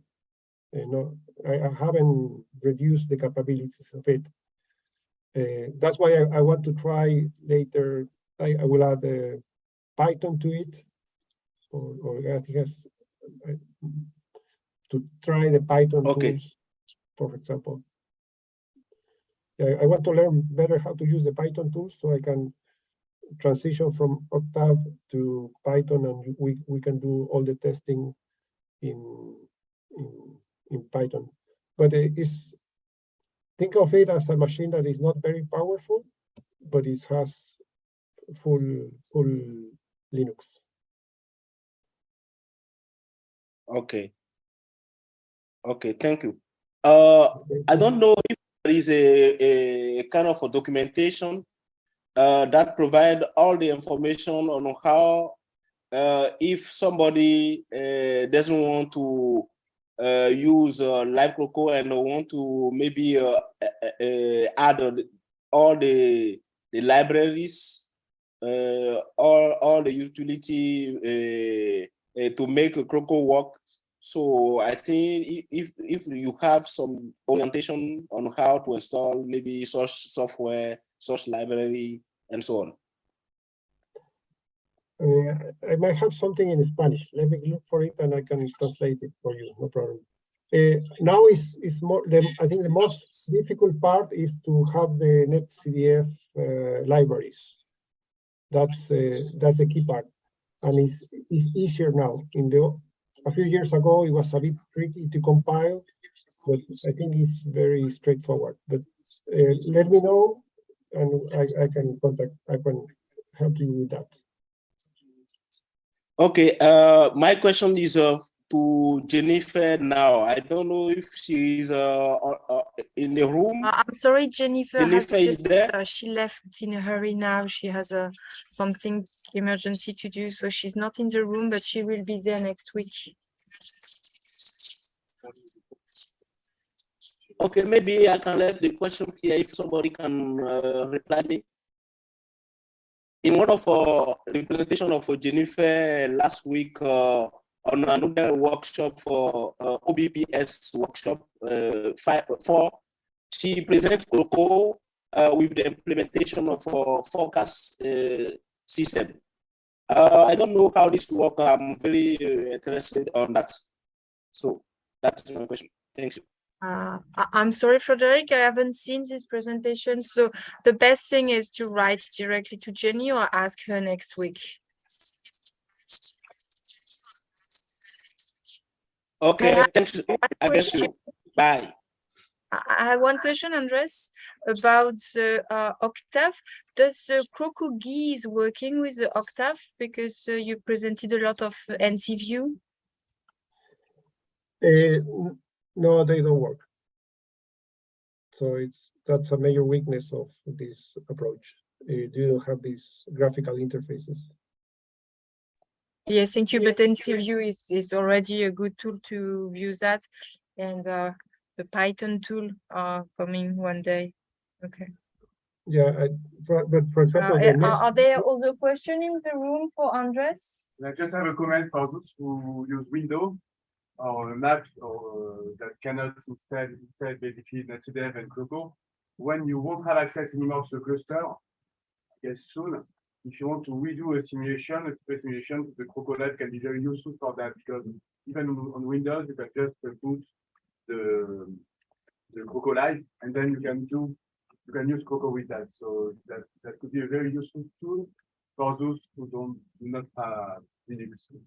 Okay, and you can install exactly the same, almost the same versions that we had when the 1.3 version of CROCO will be released in a few days/weeks. We have been doing a little bit of development for the class that has been included for the release of version 1.3, and they made it some tag version for us. And so we do not have exactly the 1.2, because in the 1.2, for example, the output are written in the CROCO file, which is strange. It does not go into the Scratch.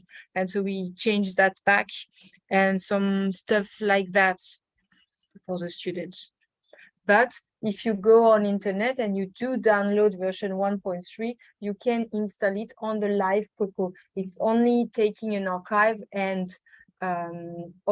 expanding or entering the archive at the same place that it was in the CROCO Live directory.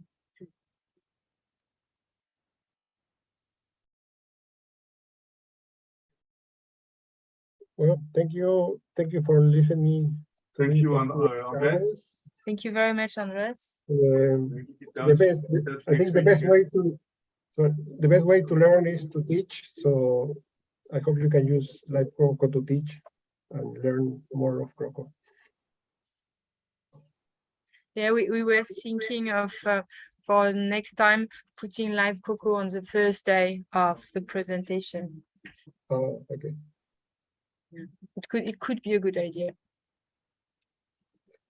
Well, thank you.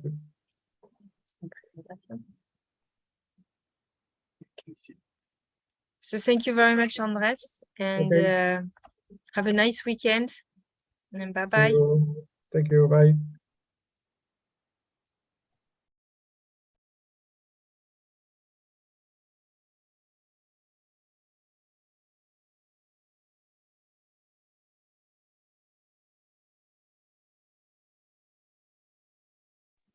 We have one last thing.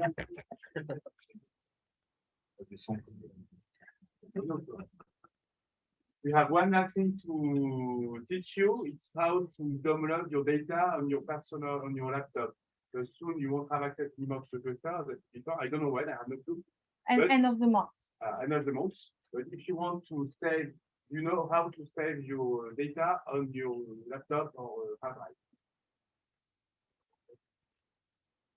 No, okay. Basically, you have to use SCP or AirSync. Maybe we can project something. It's very simple. Of course, you have to have enough space on your laptop or hard drive or whatever. I don't know how to. You just use the text.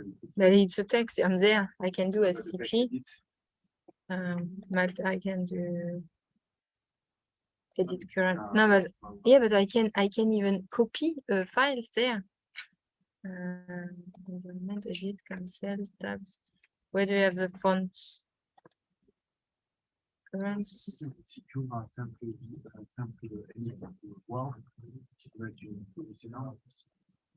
Là, regarde. Mais c'est pas grave. I'm gonna do okay with that. Okay, and so the command to connect would be SSH. So I can SSH. I don't need to SSH, but I will try to find some files to copy. Okay, so here I'm on my computer that is called Platypus 3. I'm in my home directory, and let's say that I want to copy a file. So here, for example, I go in my Lustre, in my Lustre directory, and I go into CROCO. I go in my directory run. Okay, and then I would like to copy, for example, start.m. I can copy a file, I can copy a directory. So here in my Lustre directory, I can know exactly where the file here. And here I will just do SCP. I take the line of the SSH. I replace SSH by SCP. I keep that like that. I had a colon, the file here, the path here, and then I could put anything. I can put a star and copy everything. So I say I would copy only the job comp, okay, and I copy it here. So if I do that, I'm gonna be asked to put my password, and then the file is being copied, and it's in my home directory here, and I have the job comp file, for example. If I want to copy a directory, like a Scratch directory, okay, I'm going to create a Scratch directory. Okay, and I'm going to copy the full Scratch directory. So I'm here. I want to copy Scratch. I copy it here. And I'm going to come back to the SCP and add -R, which is a full directory. And I do that, and I'm going to be asked of my password again. And here I'm copying. I have the Scratch directory that has been created. Okay, I can go in it, but it's empty because I just created it there. Okay. Okay, so it's just there. I can, so the commands are, well, let me go back. The two commands I type are, so that's the last command, SCP, blah, blah, blah, blah, blah, blah, with exactly, you can put a Lengo or SCP as a frontal node and get all your data. You can copy everything, that you can copy the full CROCO directory and the full CROCO tools directory, but be sure to estimate the size of that. So here I don't have any simulation. If CROCO is 53 megabytes, because I don't have any outputs, okay? And CROCO tools will be bigger because it's 16 gigabytes and there's nothing different in it because you have the data. Okay, so that was the last thing we wanted to teach. I'm going to stop sharing my screen. And I'm wishing you to have a nice weekend for the remote and person in the room too, and see you next week. There is a comment, usually you would use SCP to download. That's yes, yeah, you might, we need to be sure with the person on, so let me update that. Let me share my screen again, share screen, share, so up.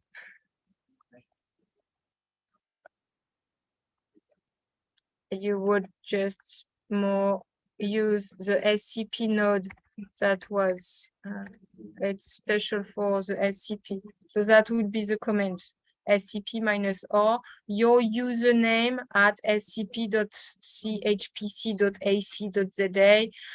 colon, then the directory of what you want to copy. And just be sure of the size of what you copy and if you have enough memory on your laptop to be able to copy everything.